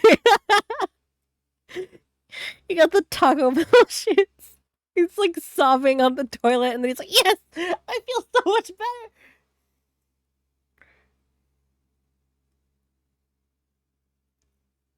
Throws a massive banquet for everyone. Yay! As they're all celebrating, the king confides in Sun that his illness wasn't quite as mysterious as he framed it. He's known all along that it was actually caused by anxiety. Sun says that of course he already knew that, but what he didn't know was the cause of that anxiety. And the king explains that he's been morose and stressed ever since the abduction of his queen 3 years ago by a terrifying 3 demon who years? calls himself Bro. Jupiter's rival. On top of that initial tragedy, ever since that day, the demon has regularly sent minions to abduct servant girls from the palace, keeping the king's grief and anxiety at a nice slow boil. As if on cue, one such demonic minion appears in a massive gust of wind, demanding 2 fresh servants, which Sun Wukong is not about and naturally starts throwing hands. He manages to snap the demon's lance in half, causing it to flee in terror, and Sun flies off after it to do what he does best. As he approaches the demon's mountain lair, he sees it briefly crowned by a massive explosion of smoke, fire, and sand, and he also notices a little courier demon sprinting down the road away from the mountain and towards the kingdom he just left. He decides to eavesdrop a little and hears the demon courier explaining to himself that the demon king is not going to stand for his minion being attacked like that, and the courier's been sent on his way right now to deliver a declaration of war in the Scarlet Purple Kingdom. And he also notes that even though the demon abducted the queen 3 years ago, he hasn't been able to do anything to her, which is a real bummer. Sun gets curious about that and drops down in disguise to ask a couple follow-up questions. Pedestrian. Was that about a queen? Darndest thing! Non-suspicious pedestrian! Anyone likes thinking on us suffers imaginable torments! And the courier helpfully explains that right after the queen got abducted, some immortal gave her a magical robe, and ever since she put it on, anyone who touches her feels like they're being stabbed by 10,000 on-fire needles. So Jupiter's rival may call her his queen, but he can't even lay a hand on her, which is why he keeps abducting all these servant girls instead. Sun makes a note of this, kills the courier, and zips back from his scouting mission to tell the king he's gonna need some kind of proof that he's actually on the king's side, because if he can't convince the queen that he's actually there to rescue her, he's not going to be able to bring her back. He may be like quintuply immortal, but he's not immune to pain. The king loans him one of her favorite golden bracelets, and Sun heads back to the mountain for the demon fight portion of the ride. Having conveniently killed a bad guy, Here it is! Sun opts to take it. Here it is. Hold on, let me disappear for a moment. Let me go poof. Poof. Immortal, but he's not immune to pain. The king loans him one of her favorite golden bracelets, and Sun heads back to the mountain for the demon fight portion of the ride. Having conveniently killed I got my ass beat so big! Transforms into a copy of the courier, marches up to the lair of Jupiter's rival, and complains very loudly that when he brought that declaration of war, he absolutely got his ass beat by the very well-armed and extremely buff forces of the Scarlet Purple Kingdom. Jupiter's rival is unconcerned, since while they may have an army of powerful warriors with 8-packs and back abs, he has on his side the sacred treasures that caused that big explosion earlier. But he tells the courier to let the queen know her husband is coming for her, since even though his efforts are doomed, it might be fun to cheer her up a little before crushing her hopes entirely. Sun obligingly heads to the great husband. Very unhappy to be there, and thus very uninterested in being presentable or personable. He cheerfully explains to the queen that her husband is about to go to war, but he also had a special message just for her that he can't share with the other servants around. She dismisses them, and he immediately wipes off his disguise and tells her not to be scared. He's here to save her. Do not He shows her hug the me. bracelet the king loaned him, and the two of them promptly get to work on planning her rescue. Fortunately, she knows a lot about Jupiter's rival and his weapons. She tells Sun that his most dangerous tool is a set of 3 golden bells that conjure fire, smoke, and toxic sand. He never takes them off, but Sun tells the queen that she is going to need to help him with that. She'll need to persuade the demon to give the bells to her. Sun heads back to Jupiter's rival and tells him he told the queen the king didn't want her anymore, and now that she's realized there's no hope of rescue, she's ready to make herself his consort once and for all. Jupiter's rival goes all cartoon wolf whistle about it, but of course, still can't actually touch the queen, so when she tells him she'd really believe he liked her if he showed her some real treasures, he's so desperate for the positive attention that he immediately strips off the golden bells and leaves them in her capable hands. Unfortunately, when Sun tries to sneak out with them, he gives them just a little bit of a jangle, causing causing a massive explosion and an immediate failure of the stealth mission. Sun manages to transform into a fly and hide while the demon's forces go. He turns into a fly a lot, doesn't he? Him inside. He finds the queen in despair since she assumes her rescue has failed, but he very These quietly setbacks explains happen to her that all he's the not time. dead, We've got just a little like stuck, and he's gonna need her to learn the demon 30 one more plus time so they can get the adventures bells back and where then this go to exact sleep. And thing just to be sure it happens all works all out the smoothly, time. He'll take the form of one of her servants and stay with her the whole time. The queen once again calls in Jupiter's rival, this time to share a pleasant evening of consuming enormous amounts of alcohol. The queen plays a consummate host and a perfect consort, and once again Jupiter's rival is torn between getting exactly what he always wanted and the whole 10,000 horrible stabbing pains thing. You know, I think that might be the point. Or I think that might be the point because he is small, he is annoying, and he is hard to kill. While the demon is flustered, Sun decides to make his situation much worse by unleashing a sneaky horde of vicious stinging insects that crawl into the demon's clothes and make him look and feel like a very unhygienic boy. He's of course profoundly embarrassed to look like a slob in front of his queen, and in the process of disrobing, he hands the bells off to the nearest servant without even thinking about it. Sun immediately does the old duplicate and replace trick and returns the false bells to the queen's care no problem. With the situation defused and everyone ready to turn in for the night in chaste separate beds, Sun quietly excuses himself out the front door, then immediately turns around and smashes the door down to challenge the Demon King. A brawl, of course, follows. He and Jupiter's rival have a rad but inconclusive battle, but then the demon asks to be excused so he can go have some breakfast and definitely not retrieve his sacred OP treasure. Of course, we're not Sun lets him go, animals, and he's the demon animal. retrieves the bells from the queen and heads back out for the true final battle. But when he busts out the bells, he's shocked to see that Sun is sporting a set just like his. Sun says they were probably forged at the same time as a matching set, and Jupiter's rival must have the male version, while Sun has the female ones. The demon says it's ridiculous to gender inanimate objects, shakes the bells, finds that they do absolutely nothing, and concludes they must be having performance anxiety due to the presence of the girl bells. Sun, in turn, busts out his own actually functional bells and whips up a massive firestorm with them. You know, for the life of me, I cannot figure out what this metaphor could possibly be. So the demon is trapped in a maelstrom of fire, but just when it looks like he's about to be Jupiter's barbecue, who should appear in a burst of divine radiance but Kuan Yin? She sprinkles dew on the flames to put them out, and Sun bows and asks what she's doing here. Oh, she explains that, he's one of her unfortunately, this pets. demon is another one of her escaped sacred animal friends. This one, her golden wolf that she rides around on special occasions. And what he was doing here wasn't just some sort of self-serving ego trip like it might have appeared. It was, in fact, a perversion of heavenly law. See, many years ago... All right, hold up.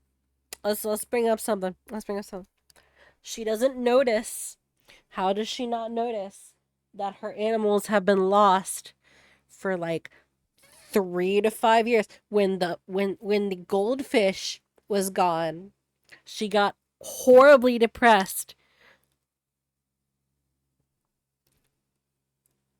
Why? How did it take you that long? Because plot, I know, but like, come on. 3 years. 3 years not looking at your dog. I mean, it's basically not your dog at that point. It might have appeared, it was, in fact, a perversion of heavenly law. See, many years ago, when the king of the Scarlet Purple Kingdom was just the crown prince, he was an avid hunter, and one day while he was out and about, he wounded 2 birds that turned out to be the offspring of Mahamayori, the great peacock king. She was outraged at the harming of her followers, and in retribution she decreed that the king would spend 3 years in yearning and heartache by being separated from his partner. Kuan Yin was in attendance when this decree was made, and so was the wolf, so clearly when he went rogue, he decided to take matters into his own hands and inflict the punishment himself. Sun points out that while he may have technically doled out a heaven-approved punishment, he was also absolutely awful to the completely innocent queen, not to mention countless other innocent women. So can he please just kill him a little bit, just this once? He promises not to make a habit of it. Kuan Yin tells Sun to just be content that he defeated him and can reunite the king and queen once and for all. Kuan Yin bit and the of wolf leave, and Sun vigilante clears out the hire demon as a cave, rescuing tree. the queen. The question of transport is a little bit dicey since Sun can't exactly carry her, but he weaves a straw dragon for her to ride on and uses magic to fly them straight to the Scarlet Purple Kingdom. She's reunited with her king and they share a tearful embrace and oopsies, the magical 10,000 on fire needles. Whoops. Whoops. At this point, the immortal Zhang Baoduan appears to take credit for giving the queen the magical Don't Touch Me aura to ensure she'd be safe during Well, there you go. There's his separation comeuppance. from the king. There's Now his that the magic punishment. has served its purpose, he retrieves the cloak and vanishes, leaving the happy couple truly reunited once and She couldn't ride the cloud because that would require being in any contactable space with Wukong, and she has a magical cloak that if you graze it or hurt it for any amount of time, it is like thousands upon thousands of burning on fire needles are poking into your skin at the same time. And for all. With justice finally served and all right with the world, or at least with this part of it, our heroes are at last reunited and can finally continue their journey to the West. They've conquered the false promise of an early end to their story, but how many more adventures remain before our heroes finally reach the true Thunderclap Monastery? Creative problems require innovative solutions, but our pilgrims Like are getting piss. more practice every day. New challenges wait to be conquered next time on Journey to the West. Last time on... Alright.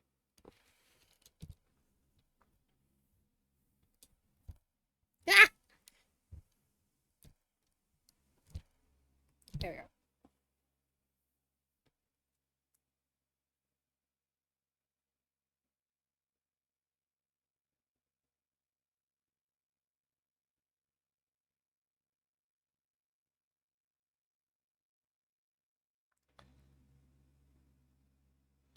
Onion wolf.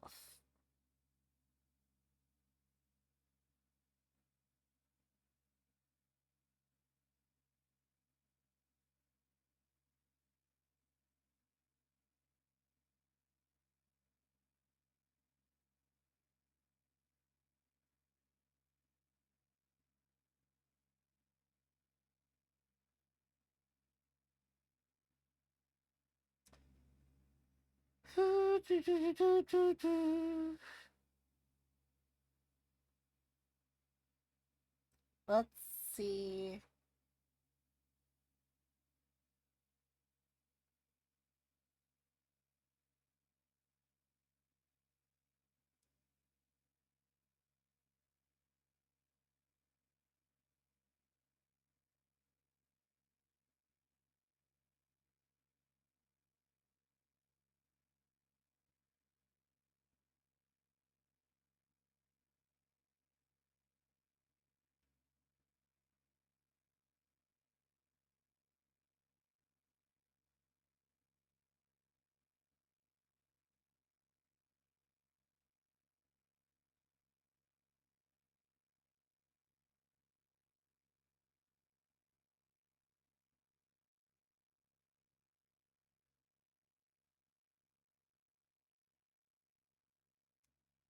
Apparently there is some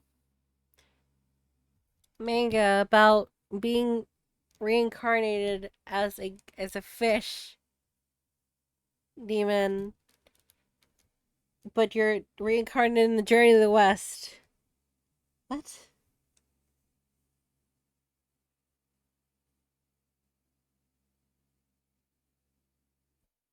What?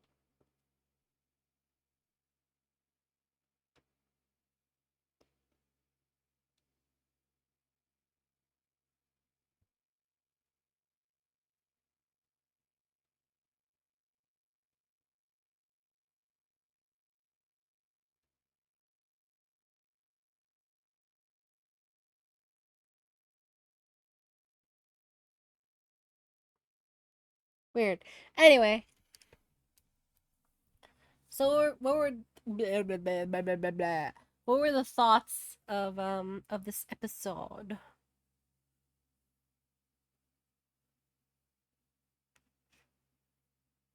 Piss. Other than pee.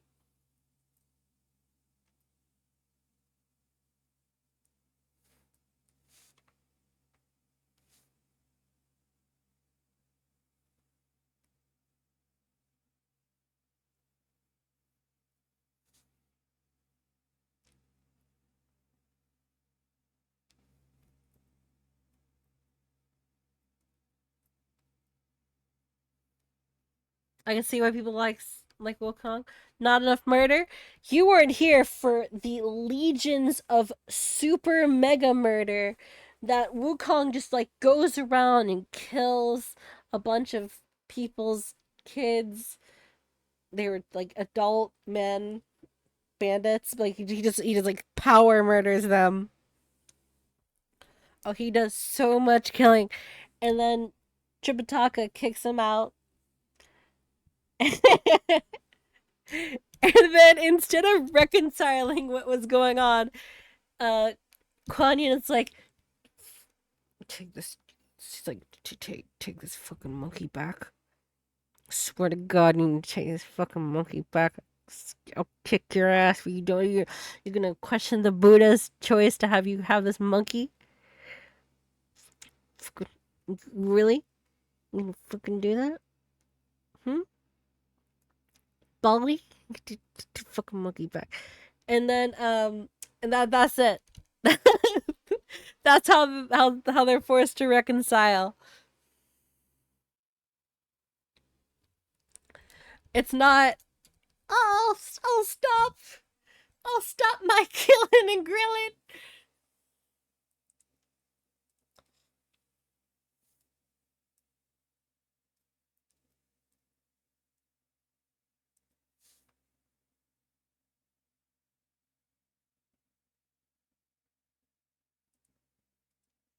The golden-haired beast.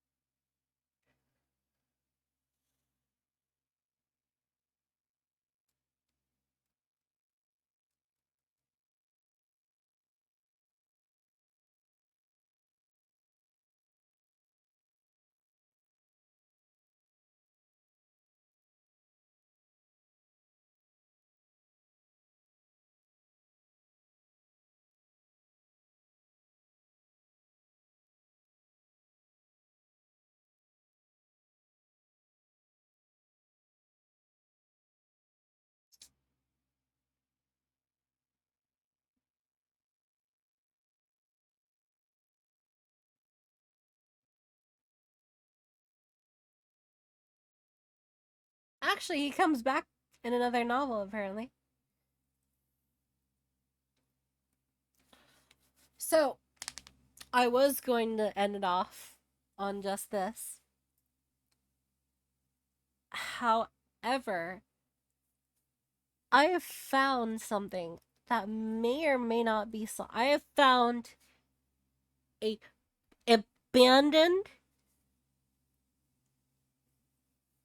pretty ahead of its time horror series.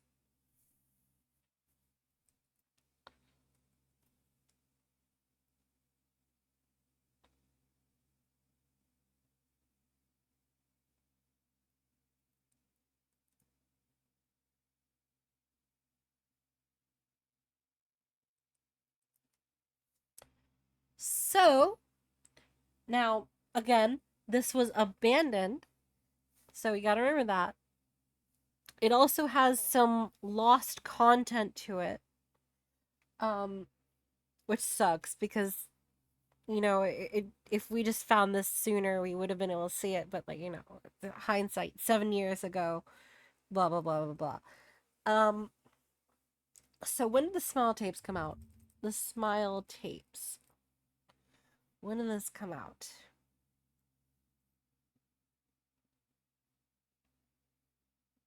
This came out in 2021. Smile tapes came out in 2021. No, hear me out. And what I found came out in 2018. I found something from 2018. It is also no, I'm not done because you're gonna hear like it sharing a bunch of stuff. It is a non-linearly released post events found footage SFM related series.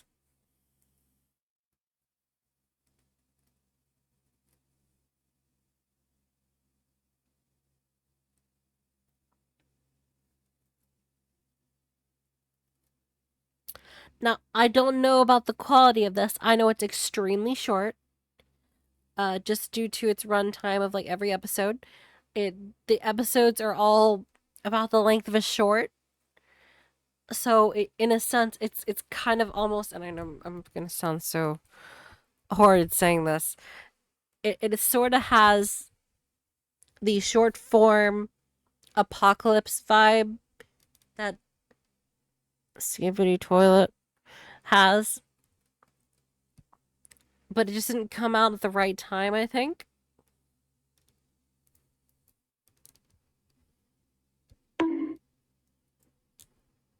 Don't bonk me. Also, correction, this actually started, yeah, it started 2018.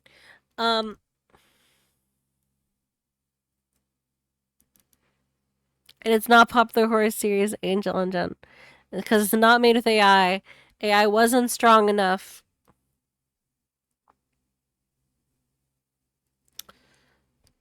Let's begin with the Smile series, also known as Day Zero.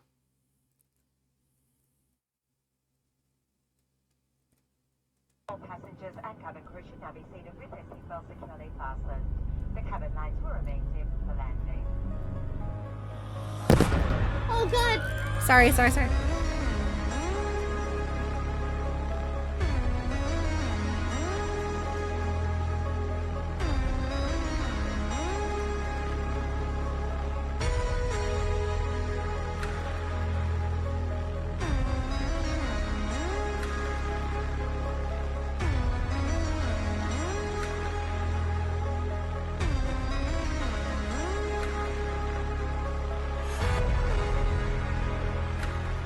So I don't know if this is good. I don't know if this is cheeks. But I have found it. It's like a relic of this sort of stuff.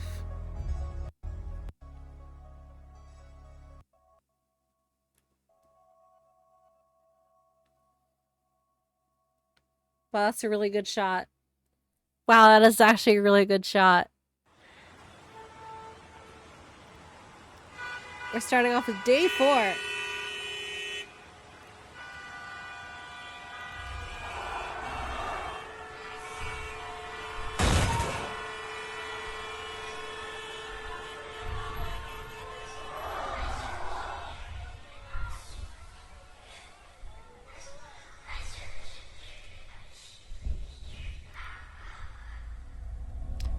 Oh, that's nice and creepy. And now day 7 is next.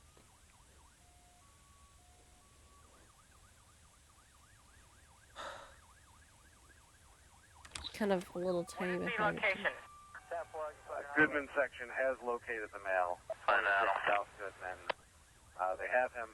We should be all set.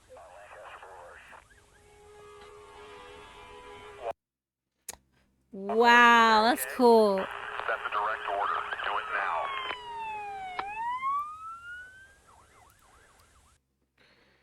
now. Day 20. Weird that day 20 is our next episode.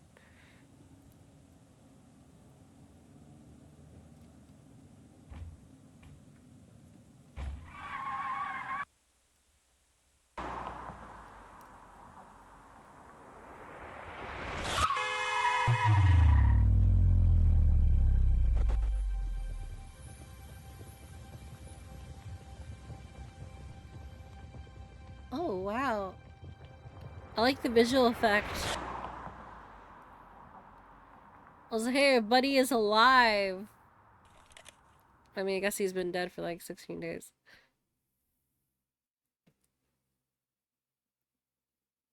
Why does the channel look like SFM Morbius? Day 19.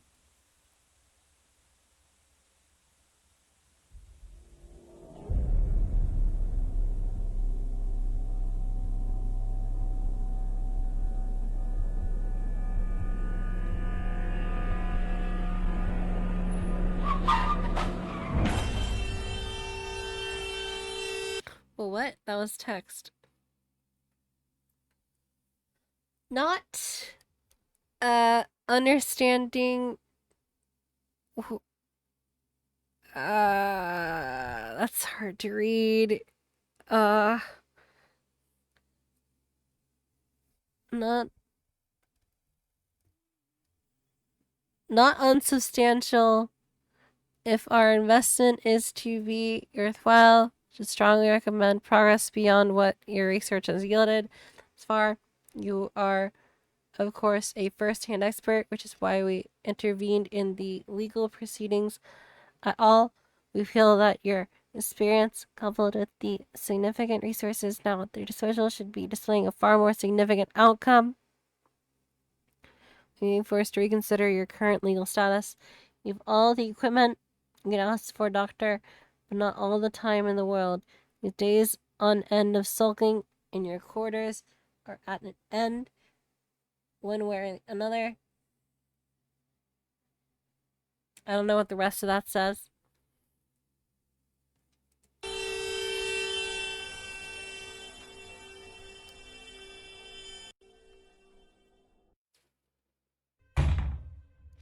Now we're back at day 8. This is after he got shot. I think. Yeah, it is. It is.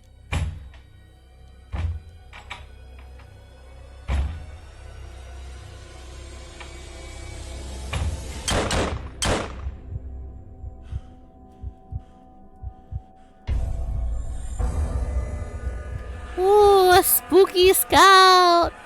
Ooh.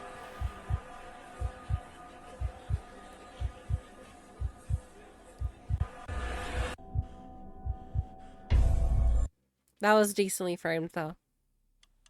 Like, that was pretty decently framed. Now we're at day 1. Why is bro tripping on day 1 like this?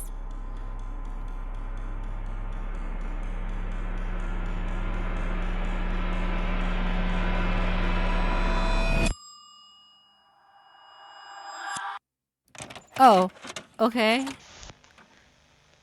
He didn't grow a face until day 2, clearly. This is day 2.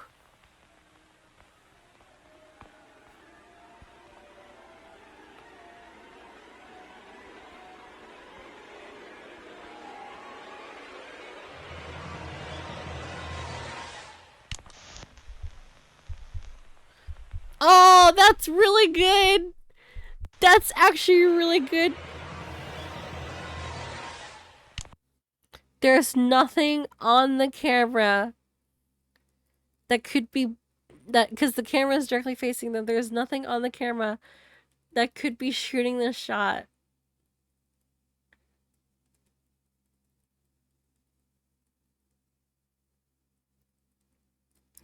That's actually really good. That's actually really good.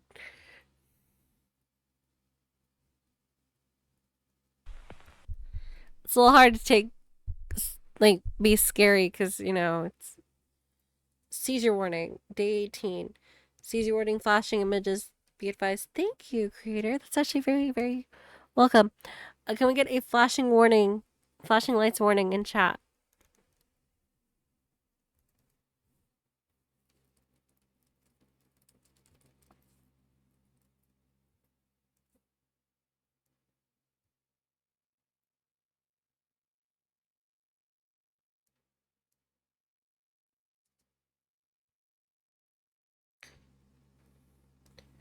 When you see Gritty Goose, in chat, the flashing lights warning is over.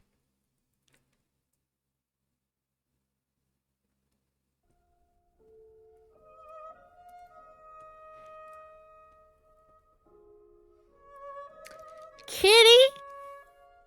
It's day 18.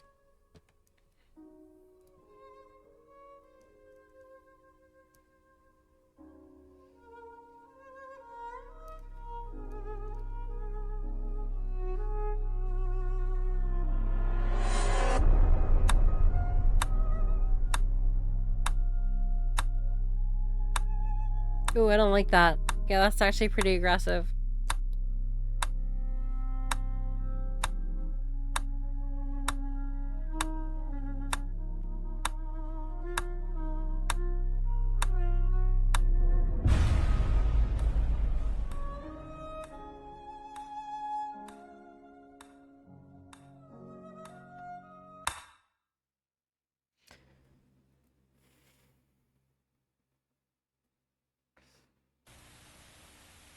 Alright, we are good. We are good. The flashing light warning is over. Greedy Goose goes out. the Greedy Goose of safety. What am I become? No, day 9.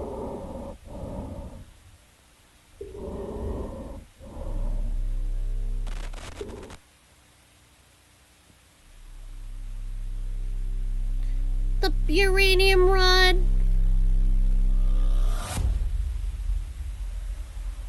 Yeah, we got it, bro. Hug it out. Hug it out.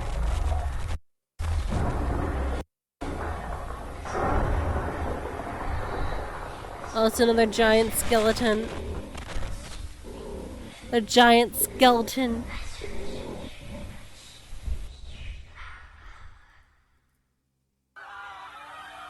And this is day 3.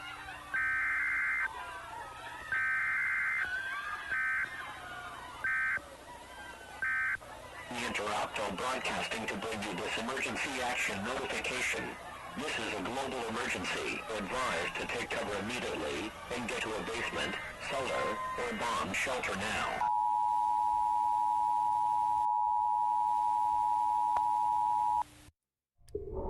Alright, now I got day 6. With the homie. Oh, that was actually a really aggressive sound. I apologize, that was horrible.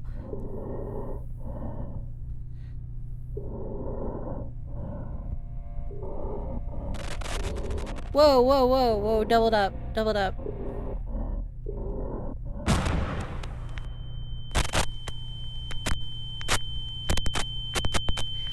Oh, hey!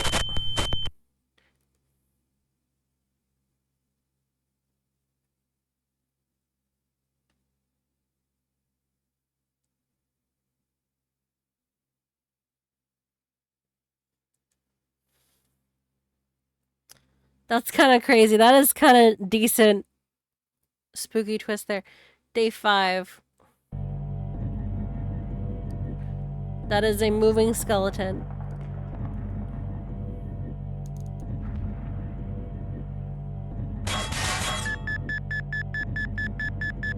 Oh, it's a pilot.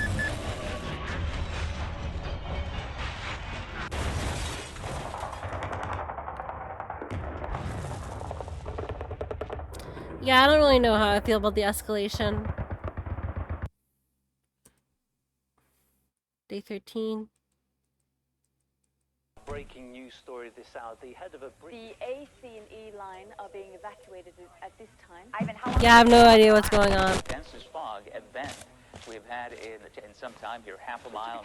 You're not able to say where it is from. That is so loud. A state of emergency declared as nearly 90,000 people, an entire city, evacuate. Oh, hi, skeleton.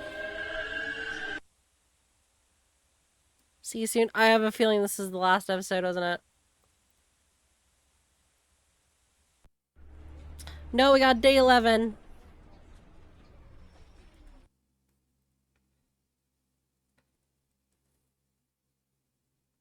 Day 11. I think this might be it. It's called Smile.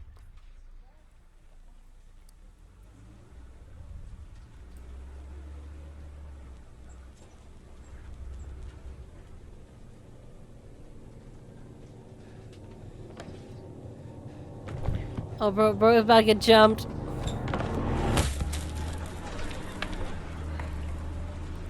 Oh, they threw him off the bus.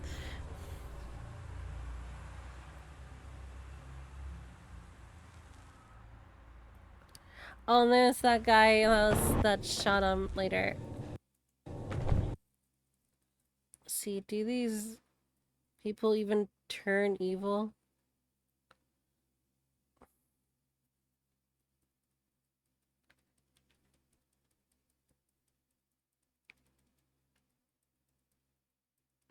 Oh, they do. They do turn evil. They do eventually turn evil. Okay.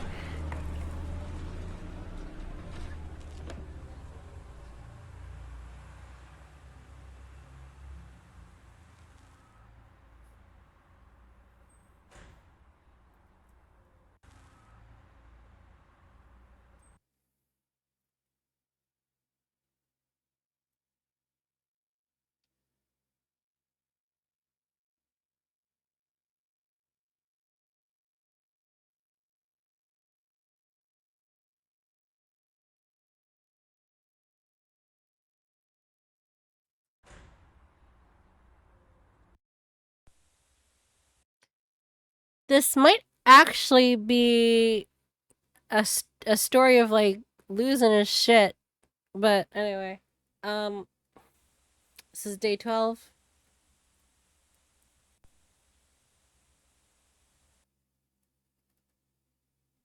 Nice try.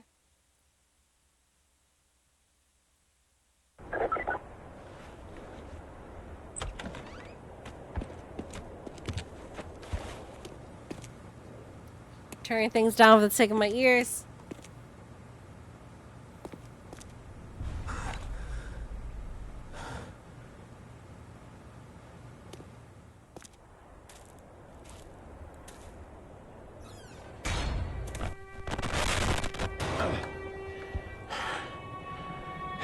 Oh, bro is dead. He's about to get feared.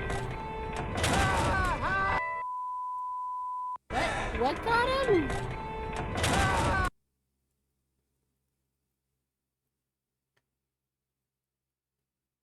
A hand made out of a car.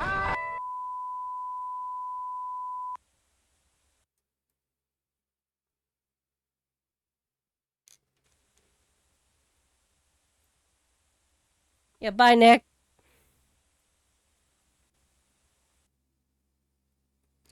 Day 14. Smile. Oh, wait, what? Oh, we got subtitles? We really got subtitles?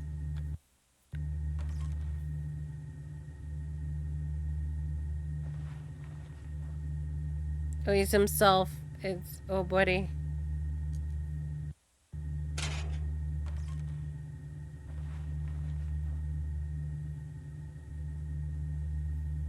Ooh. Mr. Sweden.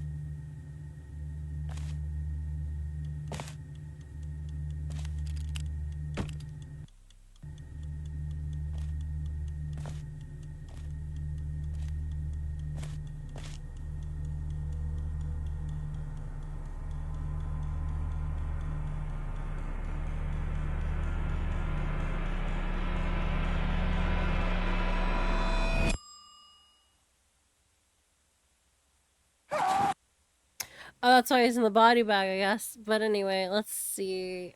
Is that it? This is day 15. Alright, Sweden, give it a break. Look, they want to use that hybrid now.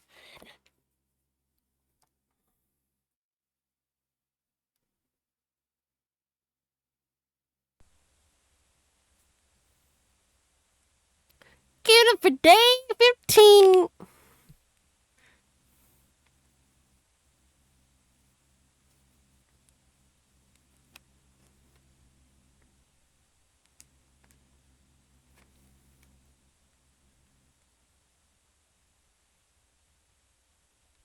The tape is another spooky live feed, basically.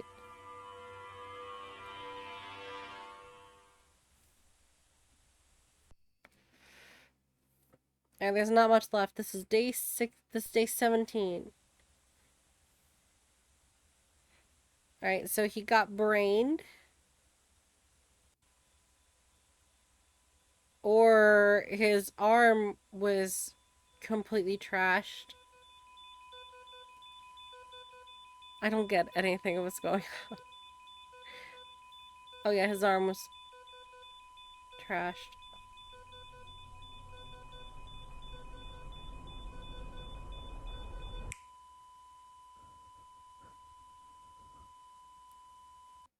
I couldn't read that. Are you crazy? Alright, day 16.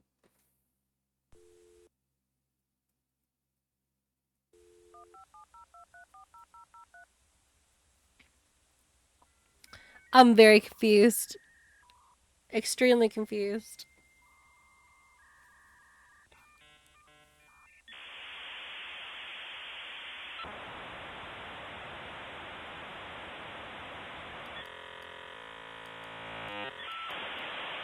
Yeah, I'm turning that down.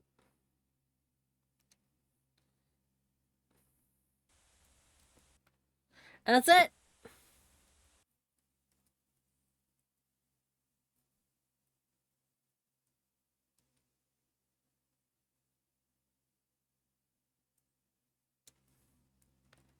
That is it. That is the entire unfinished series. Very confusing.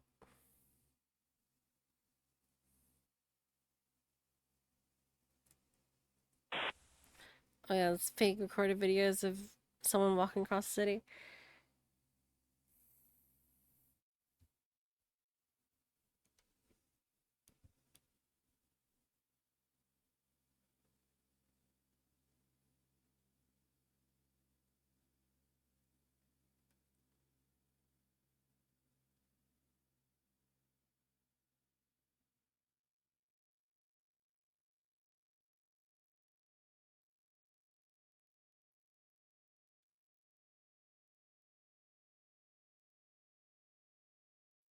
And looks like here day 10 was unavailable.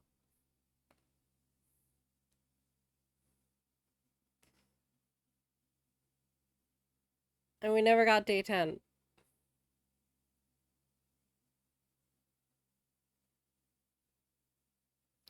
See if we got any for... Is anybody claiming feature? I believe sexy video. We actually got an update from him 1 year ago.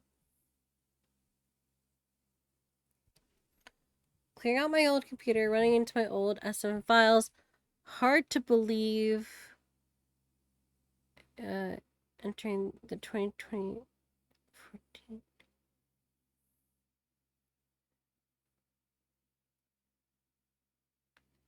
And yet there was nothing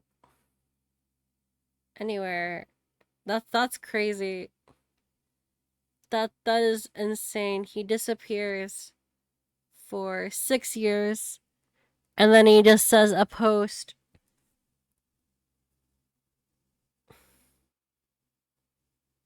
Could also do a post-mortem on the Days Zero project for those curious.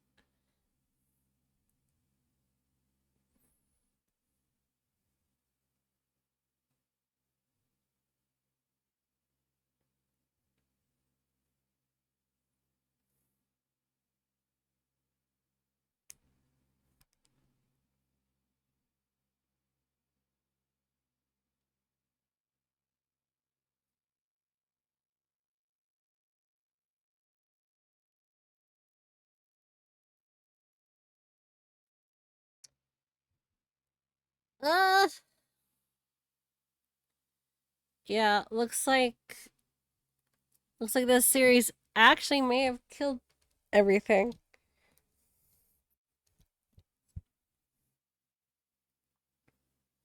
Is what it is. Gracie, do you have a name with some guy on a boat and the engineer tears sword? Yeah. Or the one where like something giants walking around and there's like a recording of a guy going ho ho ho ho ho ho wow wow.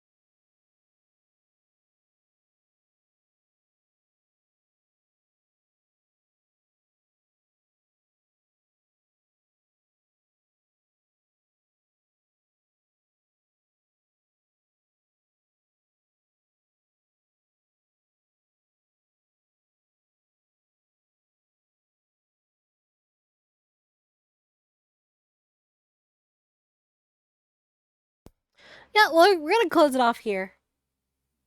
So we're gonna go ahead and get some rest. I have no idea what was going on. I'm going to get some soup and some medicine because mine is worn off. Here I thought that today's stream was going to be too short.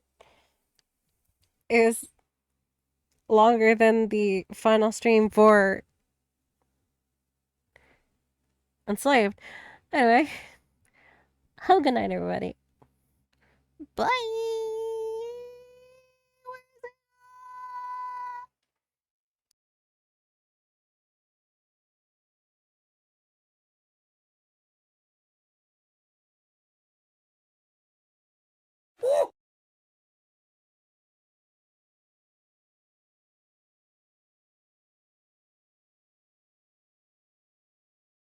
Oh, banana.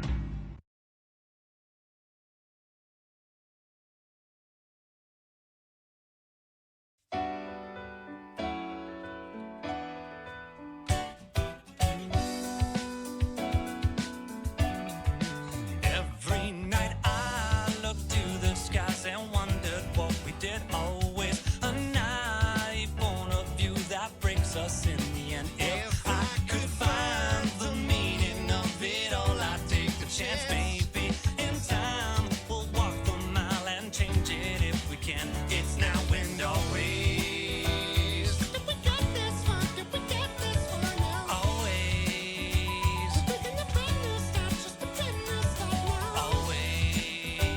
Nothing will hold me down, never hold me down now. Always. Here we go. Wave goodbye to me around the world. Hatarashi koto ni around the world. Fumidasu chikara de around the world. Sekai wa kawaru sa, but don't run away. 'Cause if it's not okay, I'll change the world. Into some better. Honey, ho.「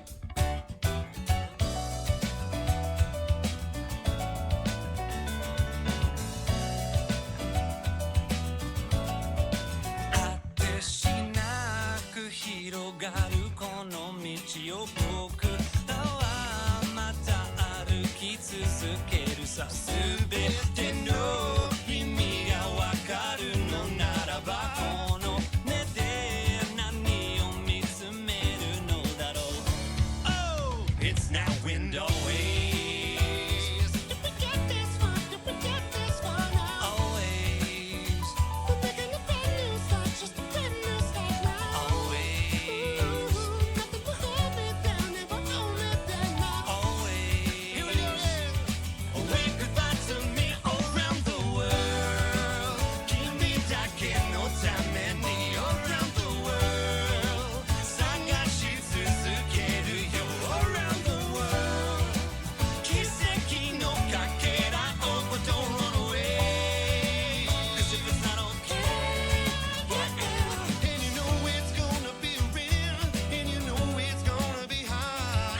As long as we trust each other, Nothing's gonna break up our no, no. If you wanna be somebody, get up on your feet and go. Whoa, I know we're gonna meet each other somewhere around the globe. around the world. いつでも自分に around the world. 負けている人は around the world. 何もつかめない but don't run away. 'Cause if it's not okay, but don't run away. 'Cause if it's not okay, I'll change the world. Into some better. Honey, bunny, ho.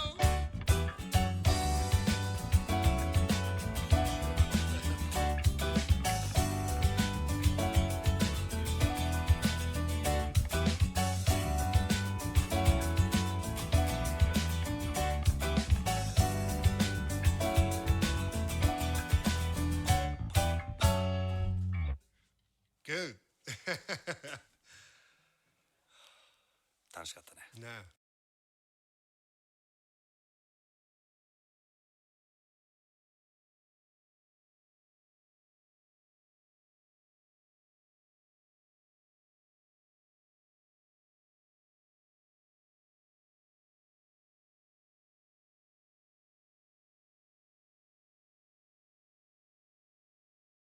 It's Godzilla! It looks like Godzilla, but due to international copyright laws, it's not. Still, we should run like it is Godzilla! Though it isn't.